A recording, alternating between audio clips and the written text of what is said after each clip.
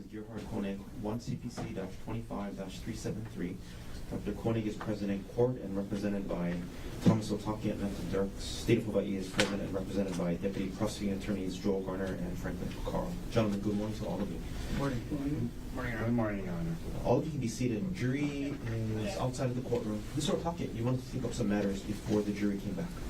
Yes, Your Honor. There's two matters. One is more pressing than the other because it involves Mr. Iinuma, who I believe the state is calling first, perhaps? Third today. Oh, okay. Well, even then we've Still today. Okay, then even better because we might have more time. But I want to at least front this issue for everyone. And I emailed Mr. Garner about it over the weekend. As I was preparing for it, there's been hundreds, if not thousands of pages of discovery turned over in this case, medical records, and Mr. Inuma's discovery was there was a lot. And so as I was going through it again, one of the issues that was raised by Mr. Garner in motions in limine came up, and I believe that there may have been a 404B notice about it, but the issue about the audio recording device, that allegedly The search for an audio recording device. Well, during a computer search, pursuant to a search warrant, Mr. Iinuma pulled information showing Dr. Konig at some point, I believe in December, ordered an auto recording device. Obviously we have an explanation for that when and if he testifies he will explain. But as I was looking over it this weekend, it occurred to me, and I understand this probably ideally would have been raised more in a motion to suppress, but it's just something that I didn't recognize until this weekend. And I'm talking about Exhibit 107, Your Honor. States 107. Let me catch up with you. Yeah, States 107.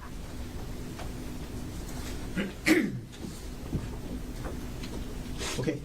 So 107, when I was looking at it, when you look at the front page and you look at the second page, there's highlighted words that says recorder. And, then in other exhibits that he pulled, there's highlighted words that typically would reference the applicable terms in the search warrant. So then I went back to look at the search warrant, and the words, and this now, Your Honor, I'm referencing States Exhibit 53 and page 2, but the applicable or authorized search words. Wait, hang on, Mr. Otake. I apologize. I'm trying to catch up with you. States Exhibit. I believe it's 53. That's a photograph from this cop. Excuse me. I'm sorry, Defense Exhibit 53. Okay. Yeah. Wait.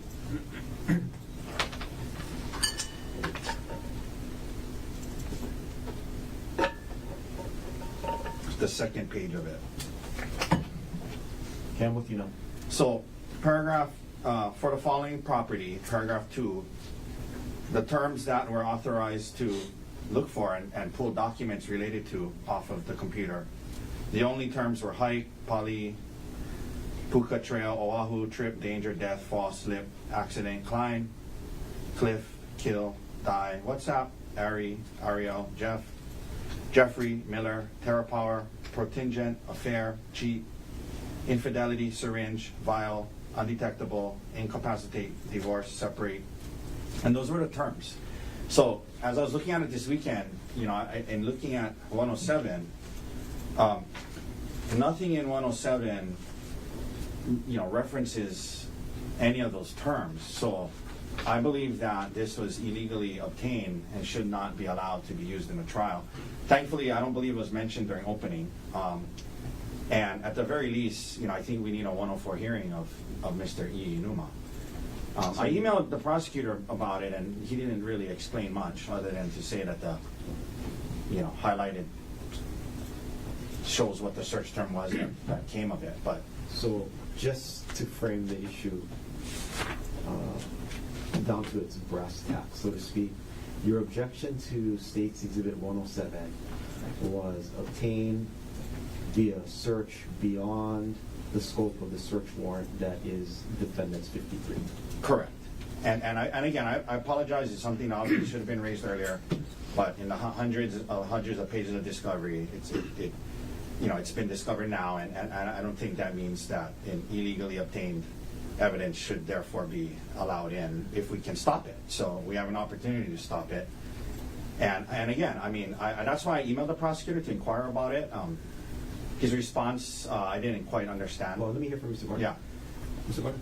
Okay, the only digital forensics materials the state is in possession of are those that are responsive to the search warrant and those search terms that Mr. Otake read out. So what we have here is maybe a disconnect, and maybe I didn't explain it very well to Mr. Otake in my email response. What was provided as a result of the search warrant was a folder from the detective, from the digital forensics detective, with a software called the Magnet Axiom Examine. That software contained the digital forensics materials that were responsive to the search warrant. And each artifact, the digital materials that was in that software, that was cataloged, had a color-coded tag next to it that showed which term from the search warrant matched part of that artifact. So which term from the search warrant basically flagged that artifact to be included. The term with regards to this artifact is separate. Is what? Separate. And I'm sorry, did you reference one of these record numbers on this? What number was it? In the Magnet report? Or? I don't think I referenced it Oh, okay. in the Magnet report. This is in the actual software that was provided in Discovery. This thing, right? No, this is the actual software. Okay. So sorry, Gordon, go ahead. I didn't mean to interrupt. I'm just trying to follow along. I need to talk out loud so I can understand it. What you're telling me is when Detective Inuma executed the search warrant, or the search pursuant to the search warrant, part of the results for the word separate, it pulled up State's Exhibit 107. It did pull up State's Exhibit 107. It pulled it up in the code underlying that exhibit. So in the actual, so State's Exhibit 107 is the email indicating that this package from Walmart arrived. If you go to page 2 of State's 107, that's where the word recorder is highlighted. The reason that is highlighted is that's because in that same software that only had the contents of the search warrant, that's what was typed into the search bar to go back and find this artifact. It's not an indication of what was flagged by the search warrant. If that makes any sort of sense. And I'm trying to make the connection. So run that by me again. sure. When a user is using the Magnet Axiom software, which I actually have up on my screen now, I don't know if it would be easier for me to find an HDMI and plug it into the screen up there to do this, but I'll try and explain first.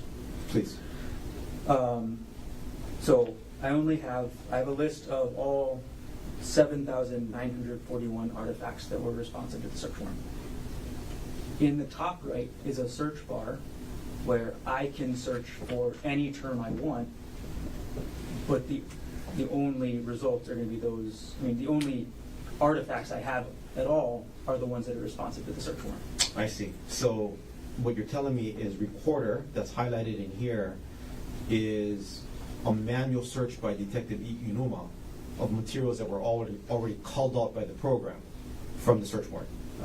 In this case, the word recorder was me since the state has to prepare the exhibits, but yes. Okay. So, and part of my disconnect here is I don't fully understand the operational mechanism of the program that's being used. Sure. So is it, you tell me, Mr. Garner. Sure. Why would the search term separate in the program pull out this email from Walmart? Detective Inuma would probably be able to determine it better, but it was contained somewhere in the underlying code that's related to that email. Okay. Good. So the term is in there. If I look at the screen, which I'm looking at, there is, very, very long kind of code that I don't think would be helpful to anybody that's not an expert in understanding this. Okay, so I have a better understanding of why recorder is highlighted. Go ahead, Mr. Otaki. So, but, how a software operates is one thing. Like you said, the operational mechanism of this software that law enforcement uses is one thing. That's frankly irrelevant. What is relevant is what the search warrant allows. And under paragraph 2, what it allows is electronic files and data stored within a specific electronic device and storage media. But this is the important part. But specifically to seize only files and data that contain, include, reflect, or otherwise reference the following terms. So, just because you use some whatever law enforcement software and you type the word separate into your law enforcement software and it pulls up files that do not contain that term, that violates the search warrant, because the search warrant says you can only seize files and data that contain, so this file does not contain the word separate, include, this file, when I'm saying this file, I'm talking about 107, does not include the word separate, reflect, this file does not reflect the word separate, or otherwise reference, this file does not otherwise reference the word separate. So, that's why every other exhibit, as far as I could see, the exhibits they're planning to use, it has the terms in it. Hike, Polypuka, Miller, Ari, Ariel, infidelity, divorce, right? So those, all of those, contain, include, reflect, or reference the search terms. This file does not. So it doesn't matter for purposes of compliance with the search warrant if some software somehow, for whatever reason, pulls this up. And again, I don't understand why the word recorder is highlighted. Because it sounds like the prosecutor did that, and in the other ones, the search terms, I believe, are highlighted. So that's what made me look at it, and I thought, oh, is recorder a search term? And then it's not, right? So what matters is, does this file contain, include, reflect, or otherwise reference the term separate? And it does not. It does not. So it was obtained illegally, it was seized illegally, and it should be precluded. I think we should hear from Detective Inoma. And that's what I started off by suggesting, that we may need a 104 hearing. And that's why I asked about timing. We assume, or right now, the argument assumes that the file doesn't reference separate. Just by looking at it, what's been turned over doesn't. Well, there's more to that in an algorithmic search, is what I'm thinking, because it might, depending on what the algorithm is, still refer to separate. We don't know how the software operates, right? Well, I agree with that, but again, I don't think within the definition of contain, include, reflect, or reference, some whatever, I don't know much about tech, but just if it's like, they're talking about seized files that contain, include, reflect, or otherwise reference. So if there's some like underlying whatever, I don't even know what it's called, metadata or whatever, that's not this. So this is a file that was obtained. I think your argument is right on point, Mr. Otaki. If the search warrant just contained the words contain, include the following key specific terms. But because we don't really understand what reflect or otherwise reference, I'm happy to hear from Detective Inoma further. Yeah, and I appreciate that. And again, I would like to as well, because that's anyway. So and it's good because he's later today. So, Mr. Brown? Sure. I do want to put, just so everybody knows, the word separate was contained in not the exhibit that was prepared, but it was contained in the underlying data that has been provided. So I expect that's what Detective Inuma's testimony at this hearing will be. Okay. And do you actually have that separate data that reflects the email? I'm looking at it right now on my screen. can I see it? Yeah. Show Mr. Otaki. This is actually a different email, but same idea. Okay. Well, I'd like, when you're ready, when you have the actual one we're talking about, let me know. Thank you. So can I table that aside for now? I think so, if we're not calling him now. Yeah, if you're satisfied by what is viewable on the program, then maybe the issue resolves itself. And if not, we can always hear from Detective Yu a little more further. Pretty sure I'm not gonna be satisfied, but I'll take a look. We're always Thank- hopeful, Mr. Otaki. Yeah, I know. And thank you, Your Honor. Again, I admit this is something that should have been raised earlier, so I apologize for that, but So if we have to have a 104 hearing, this is what I I suggest. think it'd be short. Maybe. Yeah. Let's see where we are, because we have the two witnesses that can go first. Let's Correct. take care of those witnesses, and then we'll have the 104 hearing before Detective Inouye really testifies. And depending where we are in the day, we may just do the 104 hearing, or if we can do it in a short amount of time, then maybe we can call him as a witness. Understood, because I think we're gonna have plenty of time on Tuesday as well if we need it. Thank you. So that's one issue. You had something else, Mr. Otaki? Yeah, the only other issue, and I think it's easily remedied, but, so, if the court recalls, during motions in limine, there was the issue of, in response to us raising the issue of Ms. Konig removing roughly $123,000 from a joint bank account 3 days after the alleged incident. In response to that, the prosecutors interviewed her, and she and Emil reference after the $123,000 was moved, they say that there was a few transactions where smaller amounts of money, you know, maybe like $800, $1,200, I don't know. There was a few transactions where money was then removed from their account without them authorizing it, and the inference was that it was Dr. Konig who did that. We fought that in motion in limine because obviously he was in OCCC, and obviously you don't get to do online banking in OCCC. But the court allowed that in, which is fine. But the issue is this: on our witness list is Dr. Konig's brother Ruan Konig, who resides on the mainland, and he's the one that followed up on this, communicated with the bank, and had to take steps to shut down the account when he learned it was those transactions were fraudulent, related to some address in Texas that set up fraudulently accessed those accounts and moved the money, and he has knowledge about that it wasn't Dr. Konig. So I thought that Mr. Garner might get into that with Ms. Konig, so we have Ruan on standby, but he lives on the mainland.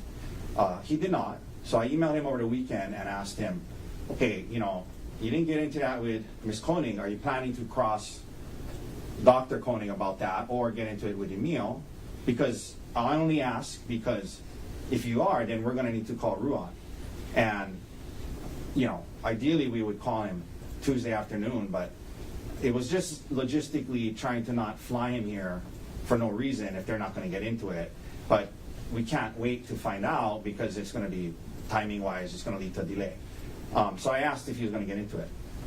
Mr. Garner essentially said that he can't tell me because it depends on, I guess, what he said is it depends on how Dr. Konig testifies, right? So the solution that I guess I'd like to propose is that if he gets into it, that we be allowed to call Ruan by Zoom. Mr. Garner? That's fine. Granted. Thank you. That was it. Anything else we should take up while we wait for the jury? No, we'll wait for the jury. I can show Mr. Otaki. I picked up the artifact. Okay, so are we, we're going with Amarin? Okay, let's go. Oh, sorry, off record. Yes. And I want.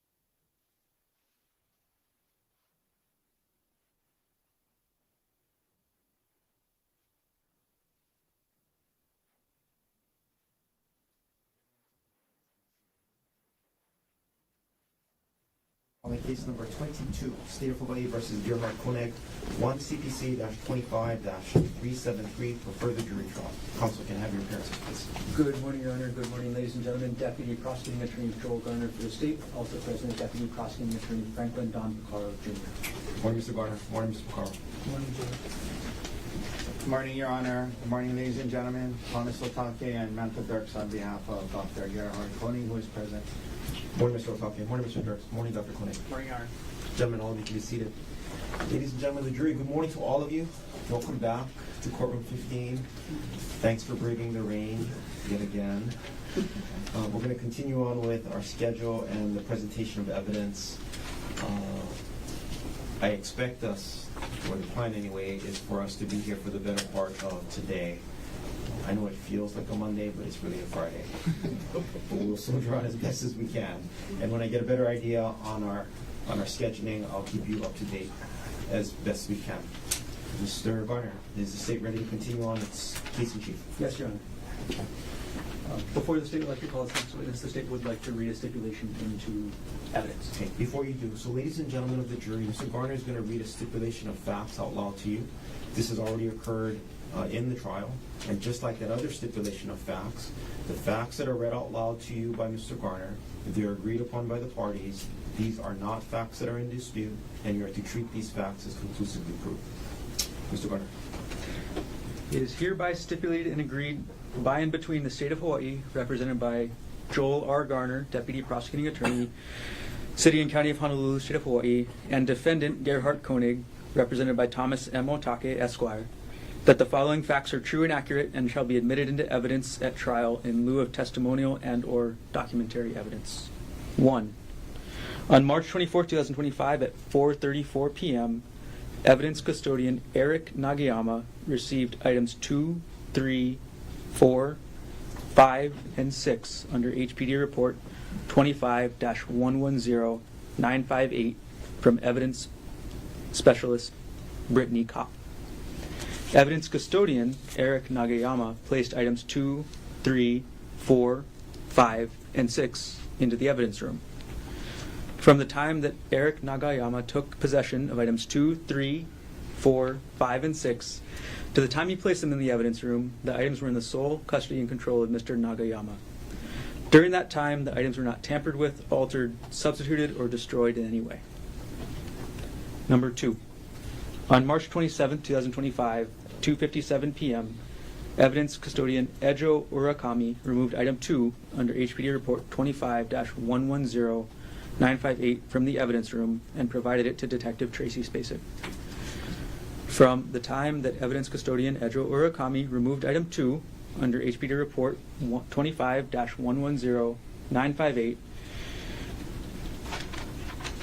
to the time that he provided it to Detective Spacek, item 2 remained in the sole custody and control of Mr. Urakami. During that time, the item was not tampered with, altered, substituted, or destroyed in any way. Number 3. On March 27, 2025 at 2:58 p.m., evidence custodian Ejo Urakami received item number 2 under HPD report 25-110958 from the Detective Tracy Spacek and placed it into the evidence room. From the time that evidence custodian Urakami received item 2 to the time he placed it in the evidence room, item 2 remained in the sole custody and control of Mr. Urakami. During that time, the item was not tampered with, altered, substituted, or destroyed in any way. On March 25th, 2025, at 7:14, Number 4. On March 25th, 2025, at 7:14 a.m., evidence custodian Keo Mika removed items 13 and 14 under HPD report 25-110958 from evidence locker 121 at the Honolulu Police Department main station and placed them in the evidence room. From the time that evidence custodian Mika removed the items from the storage locker to the time that he placed them in the evidence room, the items remained in the sole custody and control of Mr. Mika. During that time, the items were not tampered with, altered, substituted, or destroyed in any way. Number 5.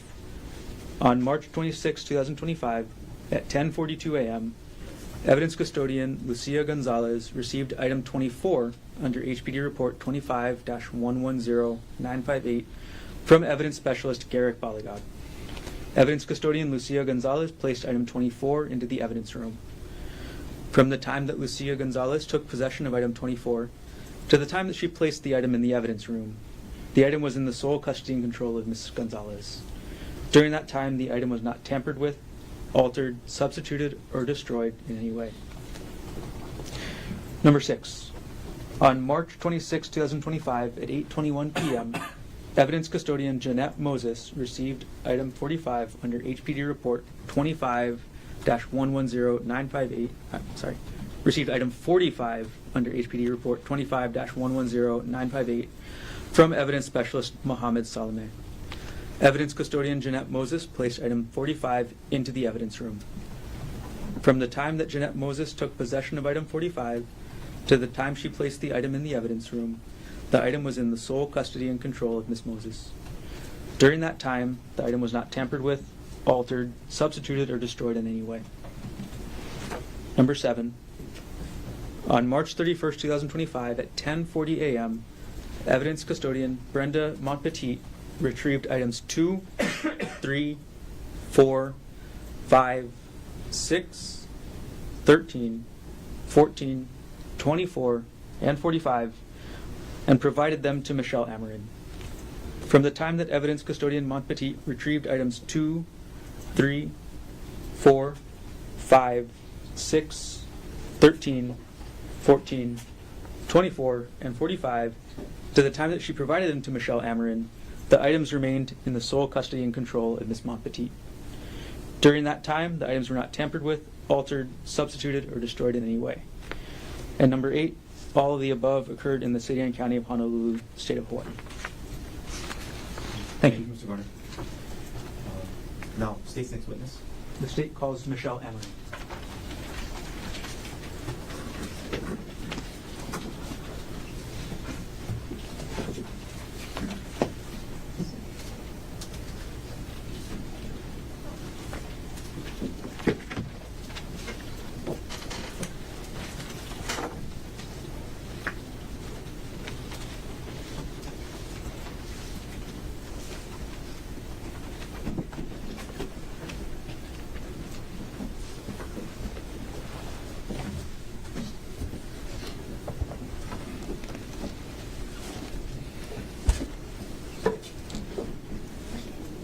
You do solemnly swear or affirm that the testimony about to give shall be the truth, the whole truth, and nothing but the truth? I do.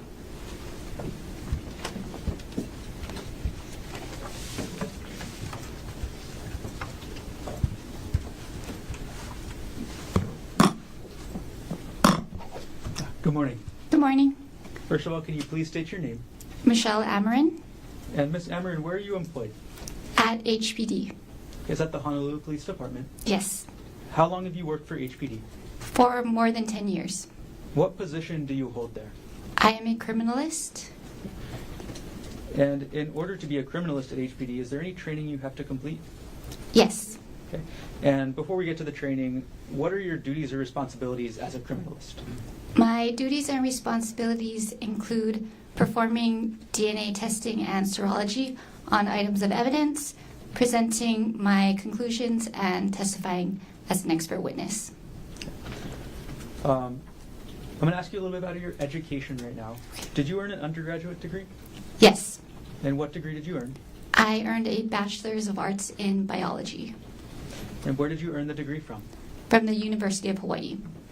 At Manoa? Yes. Have you received any specialized training in DNA testing? Yes. How many trainings have you attended since 2015? I've attended over 30 different trainings. And can you briefly describe the specialized training that you received? These trainings were either web-based or in-person trainings that I received from different organizations, and they covered topics such as DNA mixture interpretation and the standards for DNA testing. You mentioned organizations. What organizations did you receive these trainings from? A couple of them are the Federal Bureau of Investigations and the California Criminalistics Institute. Ms. Amarin, when was the most recent training you attended? I attended a training in January of this year. And I'm going to take a step back, also regards to training. Is there any in-house training that you have to complete to become a criminalist? Yes. So I completed a 1-year in-house training with HPD's forensic biology unit in the area of DNA testing and serology. And did you have to pass any exams before you started your work as a criminalist?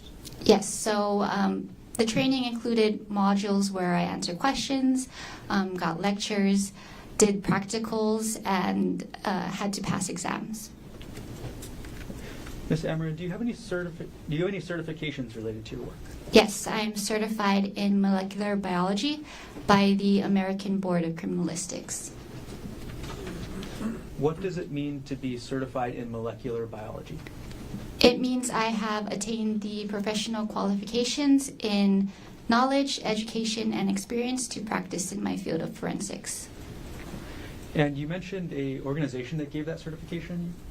Yes, the American Board of Criminalistics. And what is that? That is the organization that provides me with this certification. Got it. Okay, you mentioned a couple terms so far. I want to follow up on them. You mentioned the term serology. What does serology mean? Serology pertains to tests that can determine the possible presence of a biological fluid. At HPD, we test for blood, semen, or saliva stains. And you mentioned forensic DNA testing. What does that mean? Forensic DNA testing is the application of DNA testing in criminal cases. About how many times have you performed serological analysis? I've performed serology on over 300 different samples. About how many times have you performed forensic DNA analysis? On over 1,000 samples. Have you ever been qualified to offer opinion testimony in court before? Yes. Approximately how many times? Over 10 times. Right, during those 10 plus times, did you offer your opinion in forensic DNA testing and serology? Yes. At this point, Your Honor, the state offers the witness as qualified to provide opinion testimony in the area of serology and forensic DNA testing, subject to any voir dire examination. Mr. Otake. No objection to her qualifications. Okay. Ladies and gentlemen of the jury, Ms. Amarin will be allowed to provide opinion testimony to you in the areas of serology and forensic DNA testing. You may proceed. Okay. Ms. Amarin, is the DNA analysis and serology that you'll testify to today based on your training, experience, and education in the field of forensic biology? Yes. Are the conclusions regarding the DNA analysis and serology testing that you'll testify to are the conclusions that you reach in this case accurate and reliable? Yes. Okay, and to drill down on those definitions, by accurate do you mean that they were the result of or based on established methods of examination which are widely accepted as valid within your profession? Yes. And are those methods widely accepted as valid by other experts in your field? Yes. And when we use the term reliable, does that mean that the results you achieved could be replicated or duplicated by following the same established methods that you followed in this case? Yes. Okay. Ms. Amarin, where is the current HPD main police station located? It's located at 801 South Baratania Street in Honolulu. Are you familiar with the place there called the Scientific Investigation Section? Yes. What is that? That is HPD's forensics lab. Is it known as SIS for short? Yes. And to use common terms, would that also be what somebody would call the crime lab? Yes, you can think of it as a crime lab.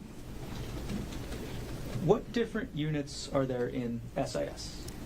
There are 6 different units: the forensic biology unit, the drug unit, trace unit, firearms unit, latent print unit, and the crime scene unit. And what is the forensic biology unit?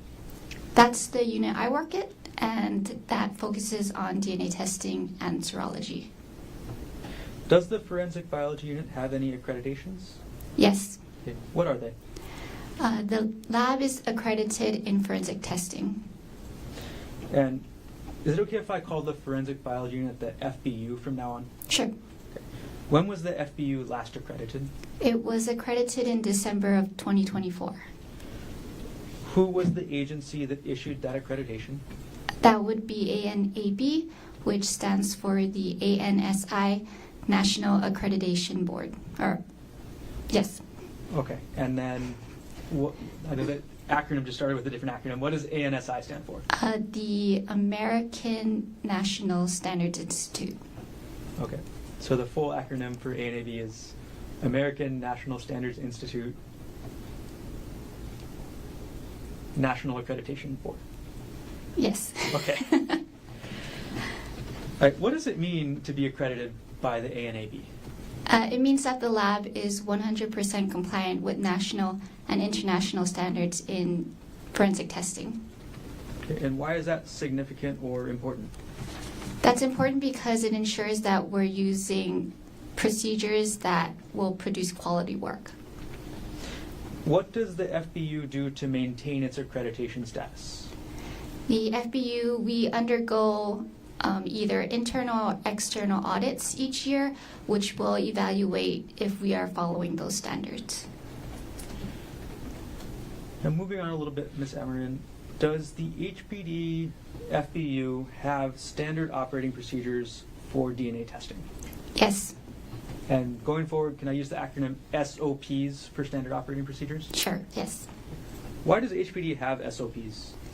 HPD has SOPs to ensure that the analysts are using validated procedures that, again, will produce quality work. Are you familiar with the HPD SOPs? Yes, As part of the SOPs, do you use control samples when doing testing? yes. Before I get any further, what is a control sample? There are two control samples, a positive and negative control, and these control samples are used to either determine if there could be possible contamination in my procedures or to ensure that the instruments and the reagents that we use are working properly. Okay. And you said two different types of control samples? Yes, Okay. Is the first one a reagent control? yes, that would be the negative control. Okay. And what does the reagent control help you determine? That one will help me determine if there's possible contamination in any step of my procedure. In that sample, there should be no DNA, so at the end of my results, if I have no DNA in it, then I know that there's no contamination in my procedures. And the other type of control sample you mentioned, is that the positive control? Yes. Okay, what is the positive control? The positive control is a sample that has an expected DNA profile. So at the end of my testing, if I get that expected DNA profile, I know that my instruments and my reagents were working properly. Do you use these control samples every time you do a forensic DNA analysis? Yes, on every, it's run with every sample from the crime scene. With these control samples, are you able to determine if the machines and instruments involved in the DNA typing process are working properly? Yes, Did you use these control samples and follow the procedures every time you used any machines or instruments in this case? yes, Did you review the results of running those control samples in this case every time you processed samples? I did. And what were the results of the use of the reagent control and the positive control in this case? For both controls, they came out as expected. Based on those results, were the machines and instruments that you used in your DNA analysis or in your forensic analysis working properly in this case? Yes, Ms. Amarin, are you familiar with the term validation studies? yes. What are these? A validation study is a research process that the lab will use to evaluate a technique or procedure to ensure that the results are, it's an effective technique that's getting the results that we would expect. Okay. And how do validation studies relate to the HPD standard operating procedures? So the standard operating procedures are based on these validation studies. So if all SOPs are followed, what can you say about the results of the DNA testing? The results are accurate and reliable. Ms. Amarin, I'm going to change subject just a little bit. I'm going to ask you for some definitions. So first of all, what is DNA? DNA stands for deoxyribonucleic acid, and you can think of DNA as the blueprint for life because it directs the growth and functions of all living things. In humans, half of our DNA comes from our mothers and half from our fathers, and each individual's DNA is unique, making it a useful tool for human identification. And where is DNA found? DNA is found in the cells of the body as well as in the cells of our biological fluids like blood. Is there any difference in DNA found from different types of cells from the same person? I wouldn't expect there to be a difference, no. Okay. So DNA from saliva, is that any different from DNA from blood? It shouldn't be, no. Okay. So in a case such as the ones you deal with at the forensic biology unit, what are you trying to determine through DNA testing? I am trying to determine whether a known individual is associated with or excluded from the evidence of a crime. Are you familiar with contact or touch DNA? Yes, And how is that type of DNA transferred? that is what the name says. So contact, or we also call it touch DNA, is transferred typically when a person will touch something, they will leave behind their skin cells that have DNA in it. Okay. I'm going to move on just a little bit to the other subject we talked about, serology. Starting off, what is serology? Serology is a test that we use to determine if a possible biological stain is blood, semen, or saliva. Okay. And did you do any types of serological testing in this case? Yes, What kind of tests did you use? I use two different tests for blood. The first one is called blood ID, and the second is hemotrace. Is there any difference between the blood ID test and the hemotrace test? Yes. What is the difference? So the blood ID is a color changing test that will turn blue if positive for blood.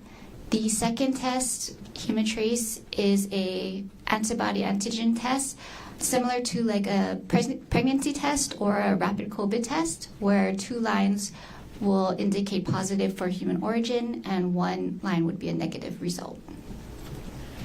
Why do you do both the blood? Sorry. Why do you do both the blood ID and the hemotrace tests? So both of these tests are used to help guide me and determine if I should take the sample for further testing for DNA or whether I can stop testing that stain because it might not be blood. Are both the blood ID tests and the hemotrace test considered scientifically valid? Yes. Are they generally accepted and widely used in the field of forensic biology? Yes. Does HPD SIS have any sort of serological or screening test to detect contact or touch DNA? No. Okay. To your knowledge, does any labs have that? Not to my knowledge, no. And is touch DNA or any type of DNA visible to the naked eye? No, it's microscopic. Okay. Next topic, Ms. Amarin. In general, how is DNA testing performed? DNA in general, I will take samples from my items of evidence and they will go through a series of lab procedures, and at the end I will obtain DNA profiles for those samples. And how many steps are there? There are 5. And could you tell us the 5 steps? Yes, the first one is screening, then extraction, quantification, amplification, and typing. Okay, we're going to go through each of those 5 steps, and I'm going to ask you to explain kind of what they are. So the first step you mentioned was screening. What does the screening test mean? Screening is a process where I will examine the item of evidence and determine where I'm going to take my samples.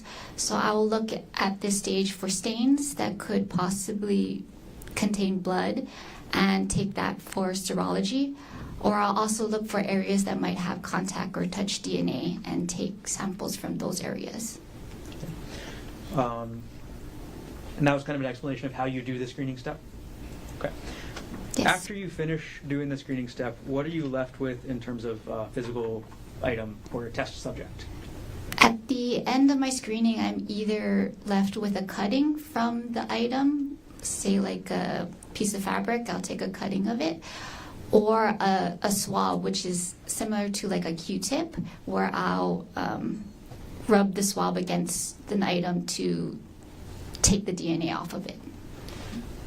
Okay, so, and is that it for the screening step? Other than doing serology testing, yes. Okay. We'll come back to the serology in a bit. So now that you've got this either swab or cutting, what's the next step in the DNA testing that you do? So after I have my samples, they're in small little test tubes, and those samples will go through extraction. And what is the extraction process? So extraction is used to release the DNA from the cells. So in this step, I will add reagents, and I will also use heat to help break open the cells and release the DNA.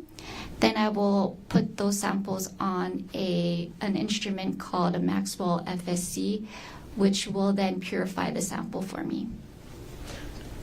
Overall, how long does the extraction process take? Extraction typically takes around 2 hours.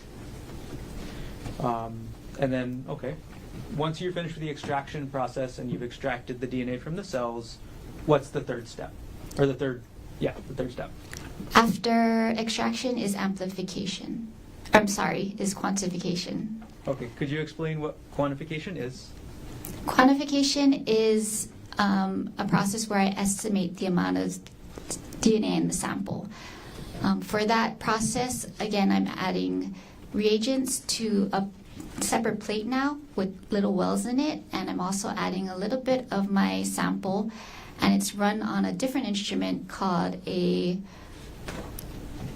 real-time PCR machine, and that instrument will use fluorescence to help me quantify how much DNA is in my samples.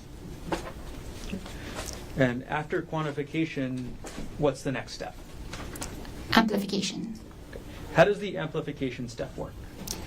In amplification, you can think of it as like a copier machine for DNA, because it's making millions and millions of copies of the specific regions that make up the DNA profile. And what process is used in the amplification step? In amplification, I'm using a process called PCR, which is the polymerase chain reaction. And in this step, I'm copying the DNA strands that make up the DNA profile. Are you familiar with the scientific principles on which PCR, or polymerase chain reaction testing, is based? Yes. Is the PCR process considered scientifically valid? Yes. Is it generally accepted and widely used in the field of forensic biology? Yes. Okay, so we've gone through 4 steps so far. The last step you mentioned was typing. What is the typing step? In typing, I'm actually obtaining the DNA profile at this step. Okay. Overall, when you're testing DNA, are you looking at the entire thing, or are you looking at a specific part? So I'm only looking at specific regions of the DNA molecule. Okay, and what regions, or are you familiar with what an STR is? Yes. Okay, what is that? So STR stands for a short tandem repeat, and you can think of DNA as a really, really long strand of 4 different colored beads. And at specific regions on this strand, the beads will repeat in pattern. And these repeating patterns are what are the STRs. So those are the sections that I'm looking at that make up the DNA profile. Ms. Amron, are you familiar with the underlying principles on which STR testing is based? Yes. And is STR testing considered scientifically valid? Yes. Is it generally accepted and widely used in your field? Yes.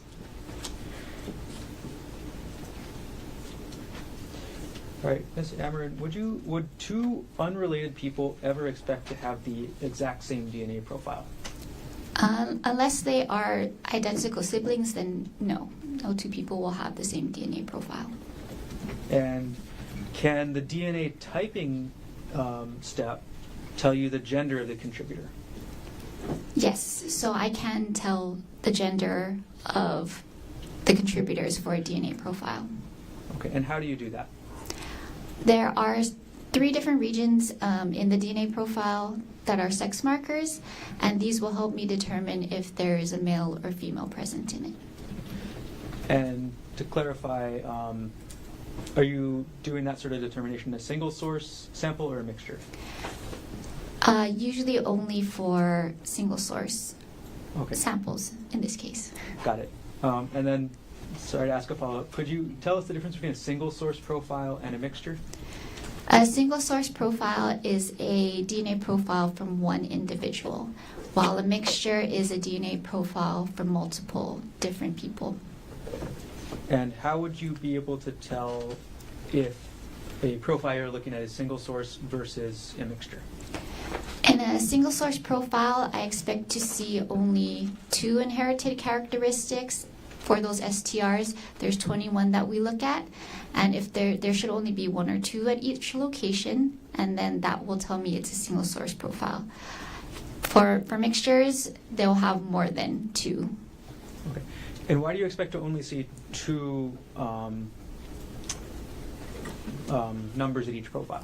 So there's only 2 inherited characteristics because, again, you remember that you inherit from your mom and your dad, so you'll inherit 1 STR from your mom and 1 from your dad.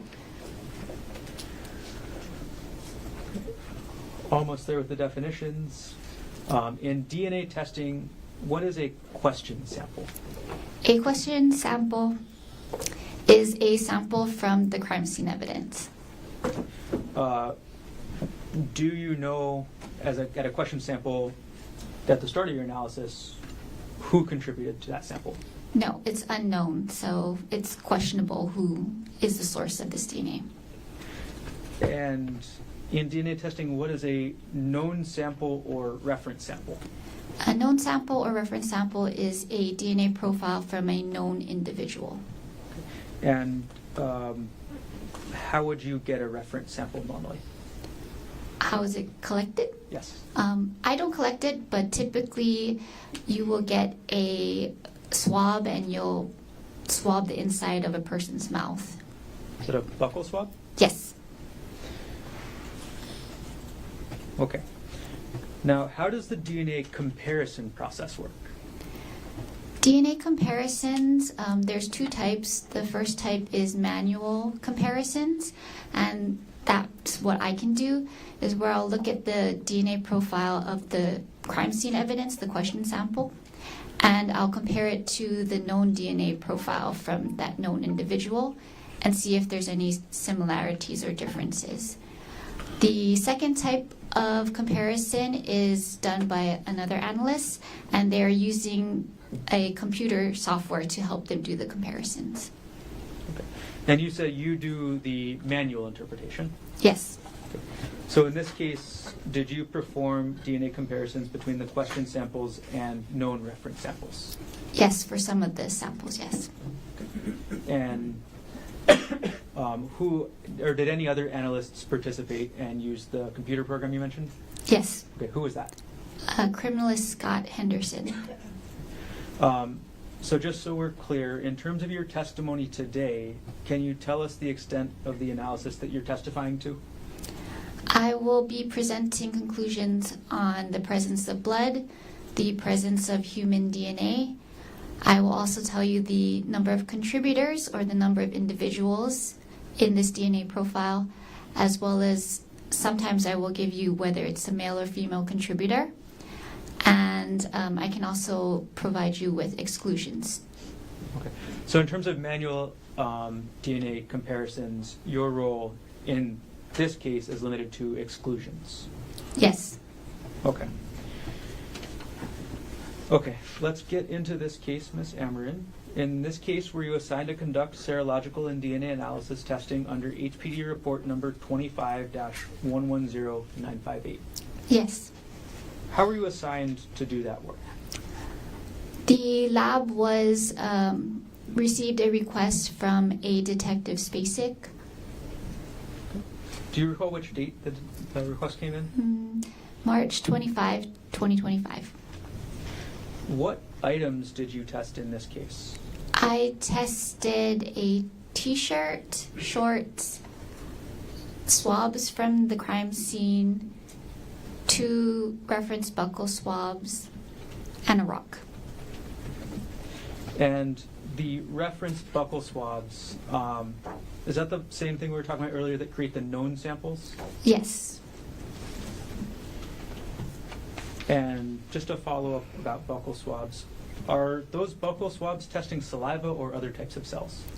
They are testing mainly saliva, but also the inner cheek swabs that are inner cheek cells that are taken. Did you follow the HPD standard operating procedures when you did the testing in this case? Yes. And does that include the use of the control samples that we talked about earlier? Yes. As part of HPD's procedures, is the DNA analyst required to document their work in each case? Yes. And why do you do that? We document our work to ensure we're using the correct procedures as well as to allow for review. And you say review, as part of HPD's SOPs, are the reports and documentation in each case independently reviewed by another DNA analyst at HPD? Yes. What is that review process called? It's called technical review. And in this case, did you document your work? Yes. Okay, was that in one single report or more than one? In 2 reports. And then did these reports go through the tech review process that you just described? Yes. On March 31st, 2025, did you withdraw from the HPD evidence room a rock recovered from the scene that was submitted as item number 2 under HPD report 25-110958? Yes. Where is the evidence room located? The evidence room is located in the basement of HPD's main station in Honolulu. Who has access to the actual evidence room? Only authorized personnel. Do you have access to the evidence room? Yes. Do you actually go in and retrieve evidence yourself? No. Okay. Can you explain to us the difference? So I'll go to the evidence room and request certain items, and the evidence custodians will retrieve the item and sign them out to me, and I will check the packaging to make sure it's intact and the seals are intact before I sign out that I received the items. And who did you sign out the rock item number 2 from on March 31st, 2025? From evidence custodian Brenda Monpetit. Okay. With regards to all the items you tested in this case, did you retrieve them all from Ms. Monpetit? Yes. What kind of tests did you perform on the rock listed as item number 2 in this case? I performed blood testing and human DNA testing. Prior to your testing, was the rock that you signed out from Brenda Monpetit in your sole and continuous custody from the time you withdrew it from the evidence room to the time that you tested it? Yes. How was the rock packaged? The rock was packaged in a sealed brown paper bag, kind of like a grocery bag, and it was sealed with an evidence tape that was signed and dated. Were the seals on that with that evidence tape tampered with, altered, or destroyed? There was no evidence of tampering. And from the time that you retrieved the rock to the time that you did your testing on it, did you tamper with, alter, or destroy anything about the rock? No. How many areas of the rock did you test? 2 different areas. Okay. And what was the mechanics of how you tested that? How I chose those 2 areas? I'm sorry. What did you actually physically do to the rock? Oh, okay. So what I did is I took samples from the rock. So again, I took swabs and I took a swabbing of either the stains or the unstained area. Okay. And so back to that, you took the cotton Q-tip kind of swabs you were talking about? Yes. Right, and then did you designate the swab of the stained area as 2, parenthesis 105230Q1? Yes. Did you designate your swab of the unstained area as 2, parenthesis 105230AQ1? Yes. All right, what were the results of the tests, and sorry, what tests did you do on those swabs? I performed blood serology and DNA testing. All right, we're going to go to that first swab. What were the results of the test that you performed on the rock, on the stained portion of the rock designated as 2105230Q1? The results were screening for the presence of human blood was positive, and screening for the presence of human DNA was positive. Okay, so the serological tests, the blood ID and the hemodin came back positive? Yes. And the DNA, there was also human DNA present? Yes.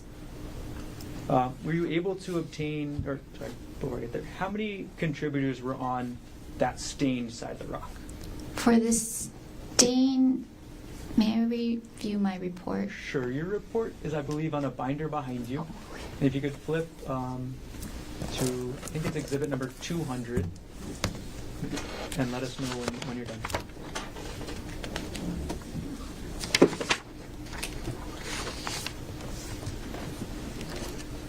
Okay.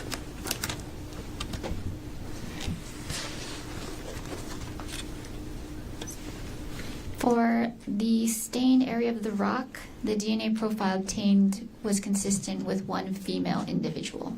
Okay. So total number of contributors to the stained area of the rock was? 1. And the gender of the contributor? Female. Ms. Amarin, did I miss any other results from that sample yet? No. There is one more thing I can say. Okay. Is that about a comparison? Yes. Okay. We'll come back to the comparison. Okay.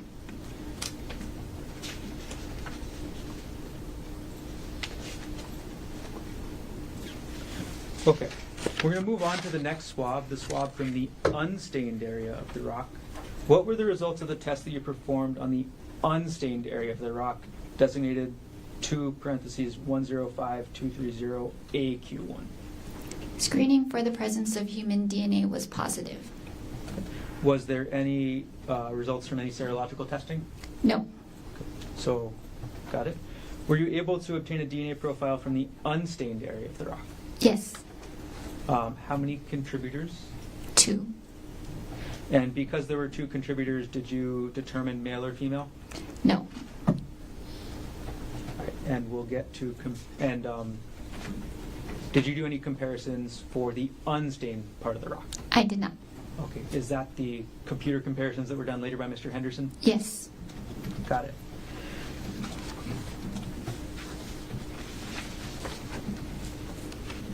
Okay, so then we're moving forward.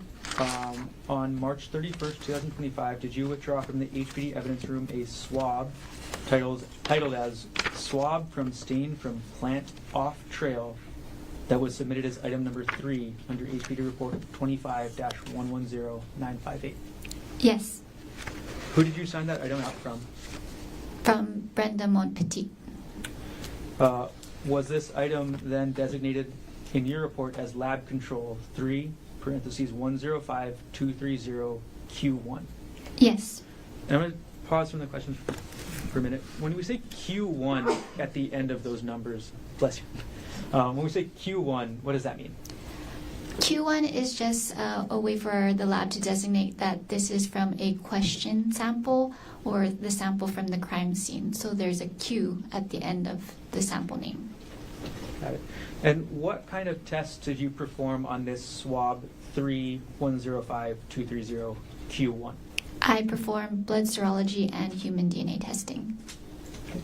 Prior to your testing, was this swab that you signed out from Brenda Montpetit in your sole and continuous custody from the time you withdrew it from the evidence room to the time you tested it? Yes. Were there any seals broken on that swab? No. And then prior to conducting your testing, was the swab tampered with, altered, or destroyed in any way while it was in your custody and control? No. What were the results of the test that you performed on the swab designated 3 parentheses 105230 Q1? And let's start with the serological testing. Screening for the presence of human blood was positive, and screening for the presence of human DNA was positive. So ultimately, were you able to obtain a DNA profile from this swab? Yes. Were you able to estimate a number of contributors? Yes. How many? 2 contributors. And again, because and is an estimate of 2 contributors, is that considered a single sample, a single source sample, or a mixture? It's considered a mixture. And because this was a mixed sample, did you determine the gender of any contributors? No. Right. And then did you do any comparison for this swab? No. Okay. Was there a comparison done with the computer program later? Yes. Got it. All right. Moving on. On March 31st, 2025, did you withdraw from the HPD evidence room a swab labeled as stain from plant from leaf on trail? Yes. And that was submitted as item number 4 in your HPD report 25-110958. Yes. And who did you sign that swab out from? Brenda Montpetit. And was this item designated as lab control 4, parentheses 105230, and parentheses Q1? Yes. What kind of test did you perform on this swab? I performed blood serology and human DNA testing. Prior to your testing, was the swab that you signed out from Brenda Montpetit in your sole and continuous custody from the time you withdrew it to the time you tested it? Yes. Were there any seals that were broken on that swab that you could see? There were no seals broken.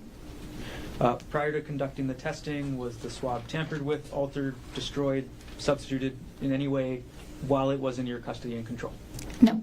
Okay. And then could you tell us the results of the tests that you performed on the swab designated 4, parentheses 105230 Q1? Screening for the presence of human blood was positive, and screening for the presence of human DNA was positive. And were you able to obtain a DNA profile from this swab? Yes. Was this a single source sample or was this a mixture? A single source from one individual. Okay. And as it was single source from one individual, were you able to determine a gender? Yes, it was female. And then did you do any comparisons for this swab? Yes. And we'll come back to that in a few minutes as well.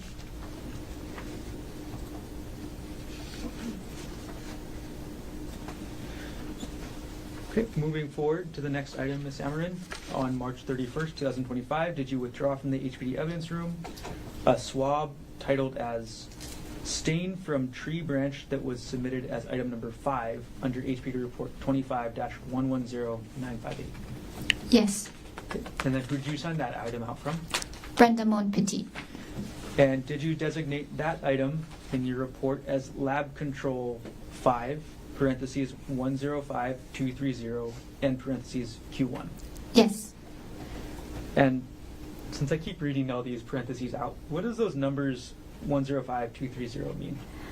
That's just my ID number. Got it. Okay. And since you're the one doing the testing, you put your ID number next to it. Yes. What kind of test did you perform on the swab labeled as 5, parentheses 105230, and parentheses Q1? Blood serology and human DNA testing. Okay. Prior to your testing, was this swab that you signed out from Brenda Montpetit in your sole and continuous custody from the time you withdrew it to the time you tested it? Yes. And prior to conducting the testing, was the swab tampered with, altered, destroyed, or substituted in any way while it was in your custody and control? No. All right.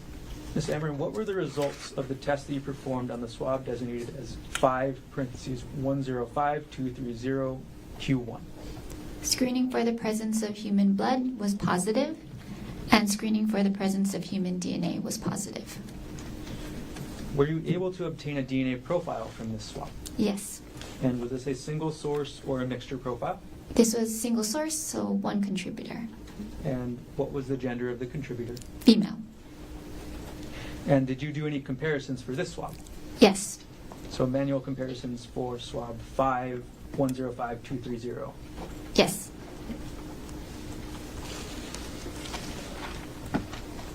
Okay. Next swab, Ms. Amarin. On March 31st, 2025, did you withdraw from the HPD evidence room a swab titled as Stain from Ground Under Bush, labeled as item number 6 under HPD report 25-110958? Yes. Okay. And then who did you sign that item out from? Brenda Montpetit. Was this item designated as lab control 6, parentheses 105230, and parentheses Q1? Yes. What kind of test did you perform on this swab number 6? Blood serology and human DNA testing. Prior to your testing of this swab, was from the time that you signed it out from Brenda Montpetit to the time you tested it, was it in your sole and continuous custody and control? Yes. And were there any broken seals on the packaging? No. Prior to conducting the testing, was the swab tampered with, altered, destroyed, or substituted in any way while it was in your sole custody and control? No. What were the results of the test that you performed on the swab designated as 6, parentheses 105230, and parentheses Q1? Screening for the presence of human blood and human DNA testing were positive. Were you able to obtain a DNA profile from this swab? Yes. Was this a single source profile or a mixture? This one was a single source profile. Okay. And were you able to determine the gender of the contributor? Yes. What was that gender? Female.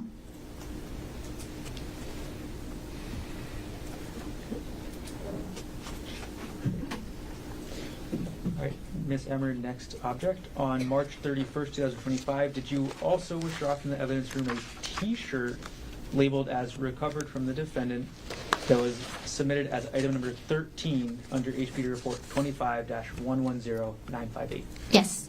Okay. And then who did you sign that item out from? Brenda Montpetit. Now, so far you've talked about swabs from Iraq. What's different about testing, doing DNA testing on a T-shirt? For the T-shirt, I took cuttings from this item instead of swabs. And how many samples or cuttings did you take from item 13, the T-shirt? 6. And as part of your work, do you document the areas of the T-shirt that you take cuttings from? Yes. Your Honor, may I approach now with States Exhibit 134 and 135 previously shown to defense? Yes.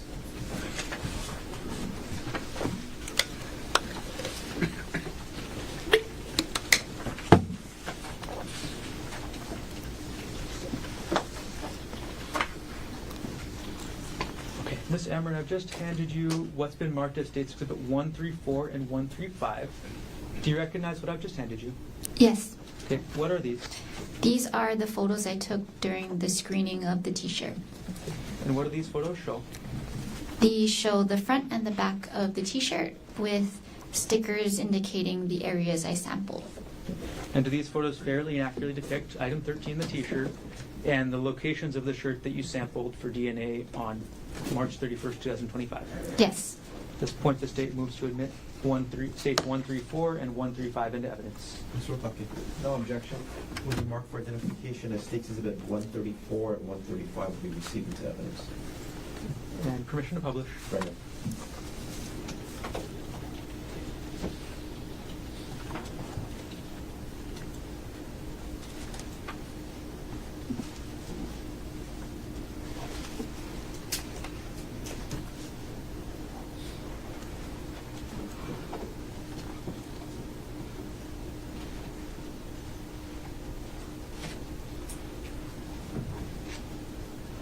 All right, publishing now States Exhibit 134.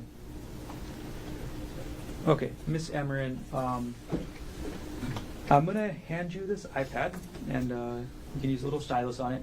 If you could explain and show us the areas that you tested on this photograph.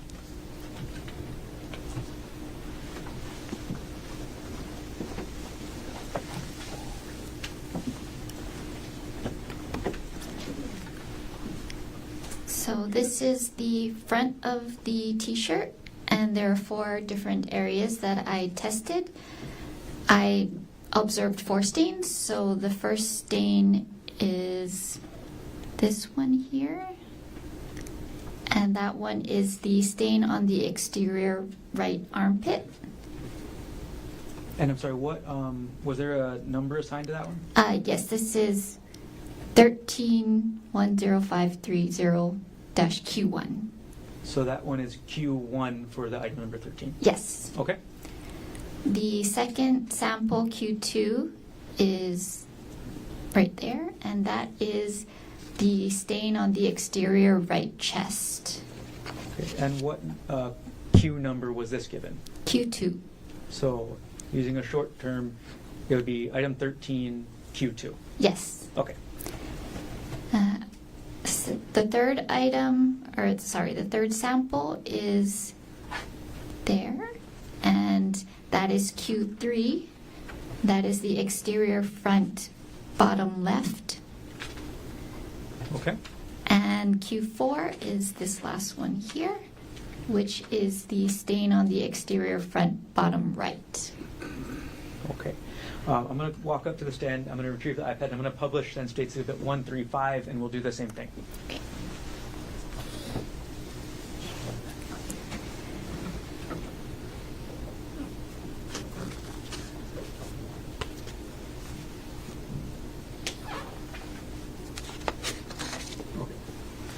All right, we have States Exhibit 135 being published right now. Ms. Amarin, could you explain to us and show us using the laser pointer function which areas you tested? This is the back of the t-shirt, and there are 2 stains that I sampled. The first one is, it's not. Oh, I'm sorry. Ooh. Ooh. Sorry. Okay. Okay. Yeah. Okay. This stain on the top is the stain on the exterior top, back top. Okay. And what number or Q number was this given? That is Q5. Okay. And is it still item 13? Yes. Okay, so can we call this 13Q5? Yes. Okay. Is it okay going forward that I take out that string of numbers that's your ID? Sure. Got it. Okay, and what is the other stain or the other sample that you took from the rear of the t-shirt? The last sample was Q6, which is this stain here, and that is the exterior back center. Okay. Ms. Everett, I'm going to retrieve the iPad from you now.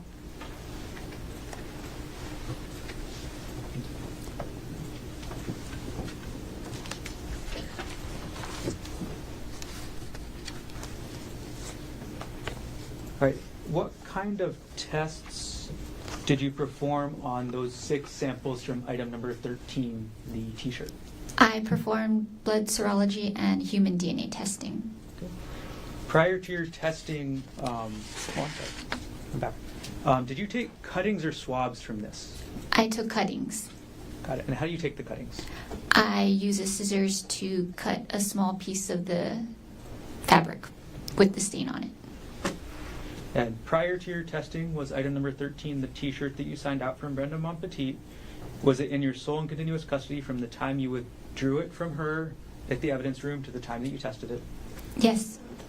Prior to conducting your testing, was the t-shirt tampered with, altered, destroyed in any way while it was in your custody and control? No.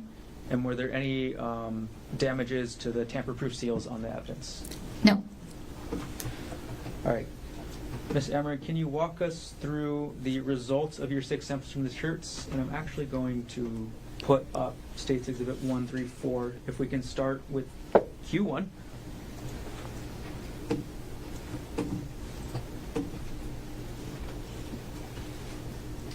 I'm sorry, this is States Exhibit 135. Publishing 134. And we're going to zoom in on the areas. So for the area marked Q1, what were the results of your testing? For Q1, the stain on exterior right armpit, screening for the presence of human blood and human DNA Was positive. And for Q1, the stain on exterior right armpit, was that a single source or multiple? Multiple. And as it was a multiple source, did you determine, and could you determine the number of contributors? Yes, there were 2. Okay, and because there were 2 possible contributors, did you determine a gender? No. Got it. All right, moving on to, I'm always thinking about my next move. So when I found Sorry. Apologize. out that vaping actually Sorry about that. sorry, could you tell us the results of your testing on item number 13Q2? Screening for the presence of human blood and human DNA were positive. Okay. And was this a single source or a multiple source? Single source. Okay. So Q2, stain on exterior right chest was single source? Yes. And were you able to get a DNA profile from that? Yes. And were you able to determine a gender? Yes. What was the gender? Female. Okay, Ms. Amarin, going on to Q number 3, the stain on the exterior front bottom, which is, can you look at the screen? Am I circling the correct one here? Yes.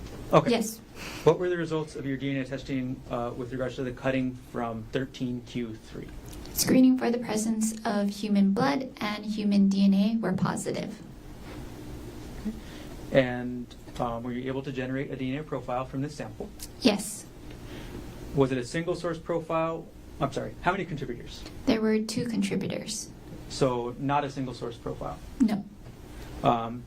So as it was not a single source profile, did you determine whether it was male or female? No. All right. Moving on now to Q4, listed as the stain on exterior front bottom right, which I'm circling now on the screen. What were the results of your DNA and serological testing on that sample?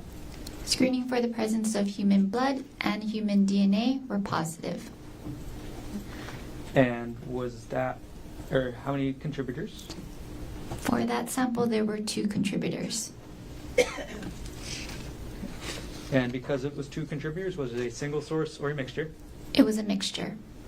And because it was a mixture, did you determine the gender of any contributors? No. Right. We're going to now publish States Exhibit 135. And I'm going to zoom in on where the samples were. I'm sorry.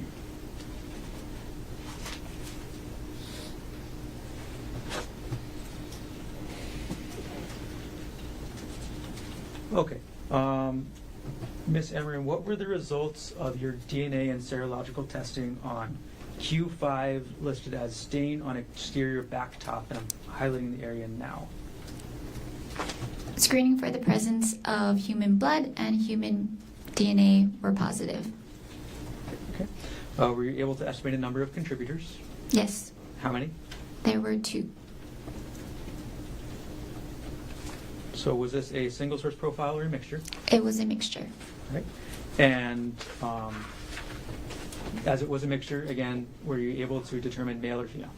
No. All right. And last sample for this piece of evidence, Ms. Emerin, looking at Q6, where I've highlighted now, the stain on exterior back center. What was the results of your serological and DNA testing on this sample? Screening for the presence of human blood and human DNA were positive. Okay. And were you able to estimate a number of contributors? Yes. There was 1. 1 contributor. Okay. Were you able to get a DNA profile? Yes. Okay. And were you able to determine the gender of that single contributor? Yes, it was female. Okay, Ms. Amarin, but for item number 13, and that's Q1 through Q6, on the 6 samples, did you do any comparisons manually yourself for these samples? For any single source DNA profile, I did manual comparisons, yes. Okay. And correct me if I'm wrong, but you said the single sources in this one were Q2, the stain on exterior right chest, And Q6, the stain on exterior back center. Is that right? Yes. Okay. Got it. I'm going to take Exhibit 135 down for now. And we'll come back again in a few minutes to those comparisons.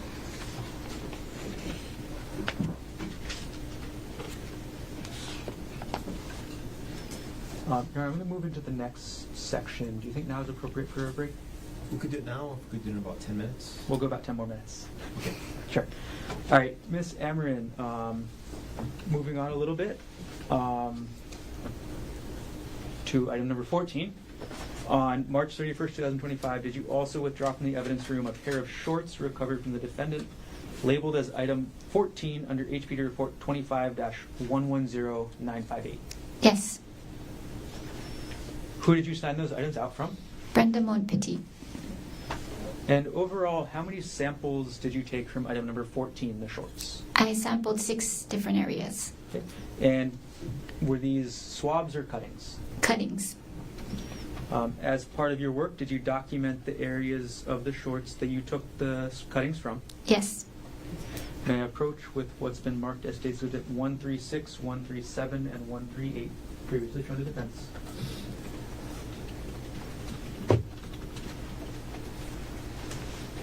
Ms. Everett, I'm handing you what's been marked as States Exhibit 136, 137, 138. Before you look at those, could I take back 134 and 135? Thank you.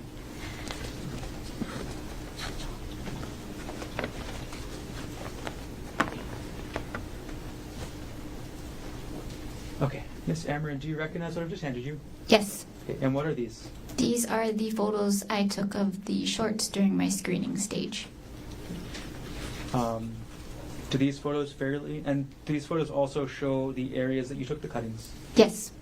Do these photos fairly and accurately depict item 14, the shorts, and the locations of the shorts that you tested for DNA and serology on March 31st, 2025? Yes.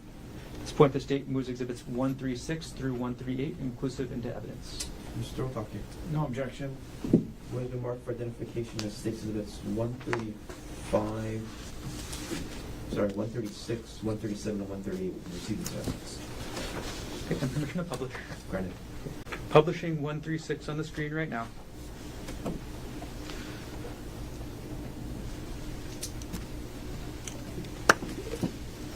Okay. Ms. Amarin, I've published dates 136 on the screen. I'm going to hand you the iPad with the pen, and if you could circle and show us where you took the cuttings from, as well as highlight it with the pen.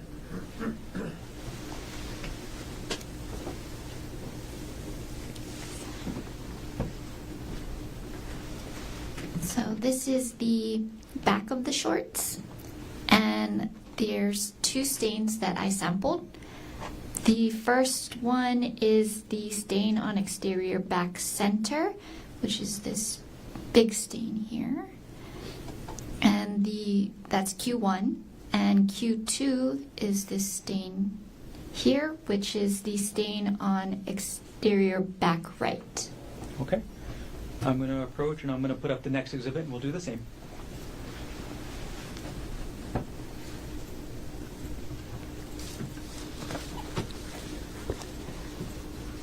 Publishing now states 137.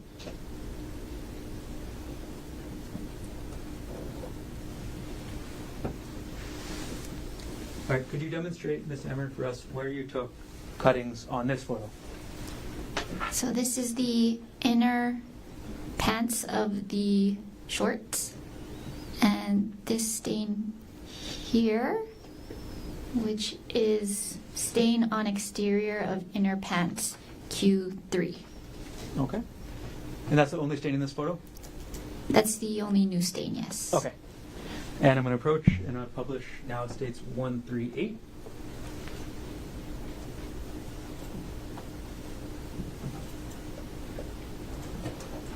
All right. States 138 is now on the screen. Ms. Amarin, could you show us on this exhibit where you took cuttings for testing?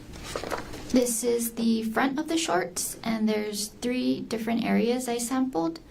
The first one is the stain on exterior top right, which is here. And That is Q4. The next stain is Q5, which is the stain on exterior front middle right, which is this one here. And Q6 is the stain on the exterior front left, which is here. Okay, thank you. I'm going to retrieve the iPad from you now.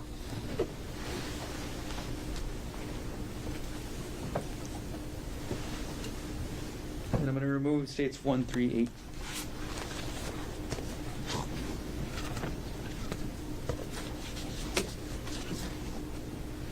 Okay.